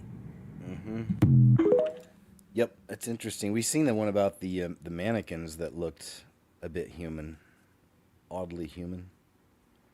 Customers are shocked after discovering that $2,000 Samsung smart fridges are now displaying ads on their front screens, and disabling the ads results in fewer features, but just showing, excuse me, more of what's coming with the smart homes, where everything will be digital and everything will be connected. Even the people. No thanks. What if none of this is real? What if it's all just a weird dream? Okay, so I want to share this from Ricky Gervais, because he's a well-known atheist, an outspoken atheist. I hope you guys will pray for him to have a moment with Christ, to change his heart. And this is just kind of the rantings of somebody that doesn't know Jesus, that doesn't have any hope, really, because there's no real hope without him. This is probably the single most famous phrase in philosophical circles. I'm sure you've heard of it. Cogito ergo sum. It means I think, therefore I am. And where it comes from was Descartes was going, how do I know this is real? How do I know I'm even alive? What if this is like like a dream? None of this is real. I'm not really here. And he went through all that. Well, it could be a dream. But then he went, oh, but hold on. Even if it's not real, but I'm dreaming it, I must be alive to have these thoughts. I think, therefore I am. I'm thinking, therefore I must exist. And consciousness is an individual's awareness of oneself in the world. That's all it is, really. It's the fact that we're feeling thoughts, we're feeling we're alive. Maybe it's not even a self-awareness, because I assume there are loads of examples of animals that are conscious, but they're not thinking, oh, I'm a nice little frog. At least I'm saying it like I know what I'm talking about, and that is all that matters these days. So yeah, there you go. I've got those fangs too. I got the snaggletooth. The snaggletooth issue. But yeah, I pray for those people. He's searching. Fears grow of Detroit-style decline as Hollywood jobs evaporate. Some headlines. Walmart employee fatally jabs in random attack by person who believed victim was a demon. Eek. Trump orders DHS to pay each and every employee as the shutdown drags on, so that's good to see. Hopefully they do get paid. Tom Homan vows immigration crackdown won't skip a beat after Bondi firing. Departure. My friends, another Hollywood celebrity is now fleeing Hollywood after... It's just about J.J. Abrams leaving. And we're going to end with just a couple videos from Mavi77, just a couple of these UFO clips I wanted to share. Okay, here we go. You know it's Mavi, and we know he's really good about getting those ghost lights. So they're back. This is Kolin, Korea, April 2nd, 2026. And guess who's back? I definitely think this has all been a real big part of an op, like a worldwide op that's been going on for years. They've been showing up all over the world, as we see in these clips, for years over here on Mavi.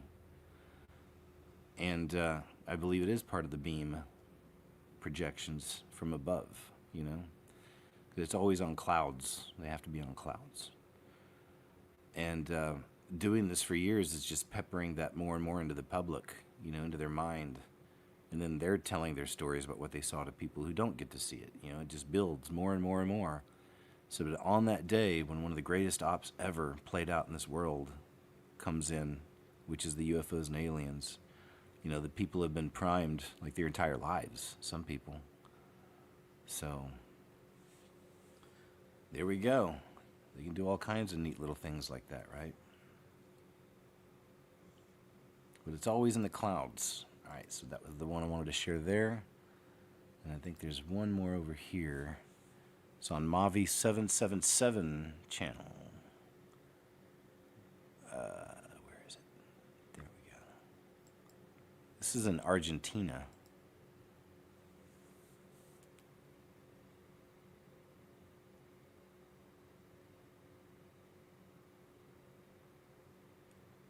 Looks like an actual ship. You know, there's like different types of these things, right? That looks like a ship.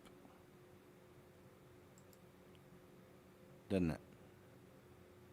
Alright, I think there's one more here. This thing. Like, what in the crap is this? Like a mangled mess. Kind of reminds me some of those flying serpent-looking things. I don't know. It's hard to say what the heck's going on with this. Look at that. It's weird. Is it biological? Is it spiritual? These are the questions, you know. That's a good one. Good catch, Mavi. Good to have you back. All right, that was the main ones I wanted to show you there. So that means, let me take a look here. Wow, look at this. 4.5 hours, man. What a show. Thank you guys for being here. Still have over 900 awesome, cool, interesting, critically thinking, and fun people to be hanging around with. So thank you guys for hanging out, man. I appreciate you sharing your time. Much appreciated. Thank you, Tamara, again. Big shout out to the members here. Appreciate you guys and all who support the videos and shows in whichever way. And yeah, that's the end. That's the end of the show. Wow, man, 4 hours, 4.5 hours. It goes by on my end. These shows go by pretty fast for me because I love doing it and I appreciate you being here. So thanks. But before you go, I always want to mention this, which is the most important information I could ever share with you. It's about salvation because it's all real. It's all true. The Bible's absolutely the truth. The prophecies from the Bible, many are playing out right now in real life. It's happening. So we're in a very dangerous time for real. And I'm not trying to be fearful, you know, towards you or anything or make you scared, but you know, you should be concerned because the world's about to head into, as Jesus warned us, worst time ever, basically, in history that ever was or ever would be again. Satan's going to get a full reign of this place, and I've been seeing how it's going to line up myself for a long time. Many of you see it as well. And here we are. We're really at the doorstep of it, you know. And the world offers you many options, but they're all lies because it's either heaven or hell. That's it.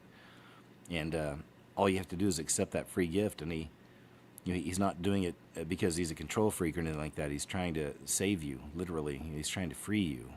Because unfortunately, in this world, there's a sin covering, right? So we all have to be saved. And that's truly the only way.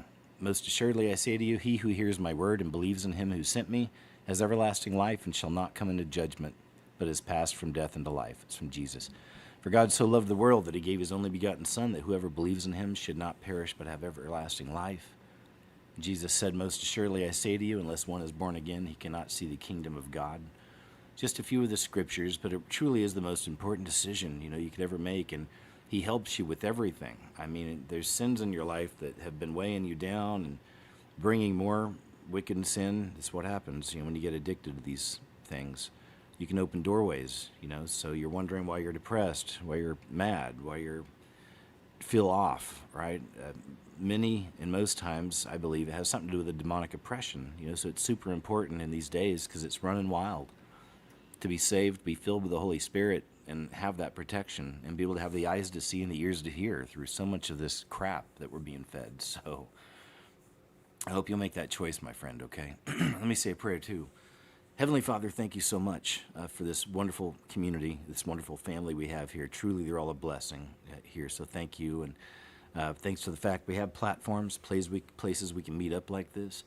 And just pray you continue to use us in whichever way you need us to help the kingdom while we're here, if we can, in any which way personally. Please guide us and show us and help us understand, you know, and give us the courage And thank you for that. Help us to continue growing as a family here in Christ, as brothers and sisters, and to be kind with each other and loving, and to continue that with all of our neighbors, friends, and strangers, So thank you, Father. We love you, and I pray that we all are found worthy to escape the things coming upon this earth. And in Jesus' name I pray, amen. Thank you, guys. Let me jump over here with you. So what we got coming up next, y'all, will be a Monday, the Uncensored show over on the Mean Green website, Grumble.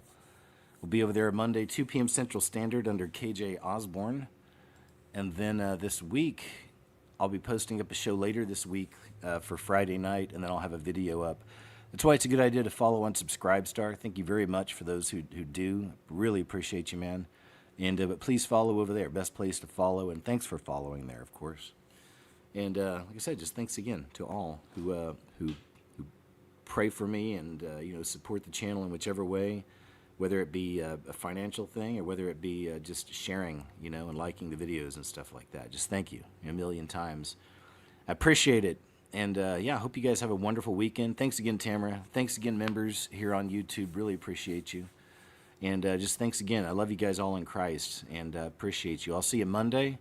Like I said, I'll post up something for this week, and I'll have a video, but I'll also have a show for Friday night, okay? So until then, much love. Appreciate you. And I'm going to try to get feeling better here, and we'll see you in a couple days, okay? All right, until then, take care.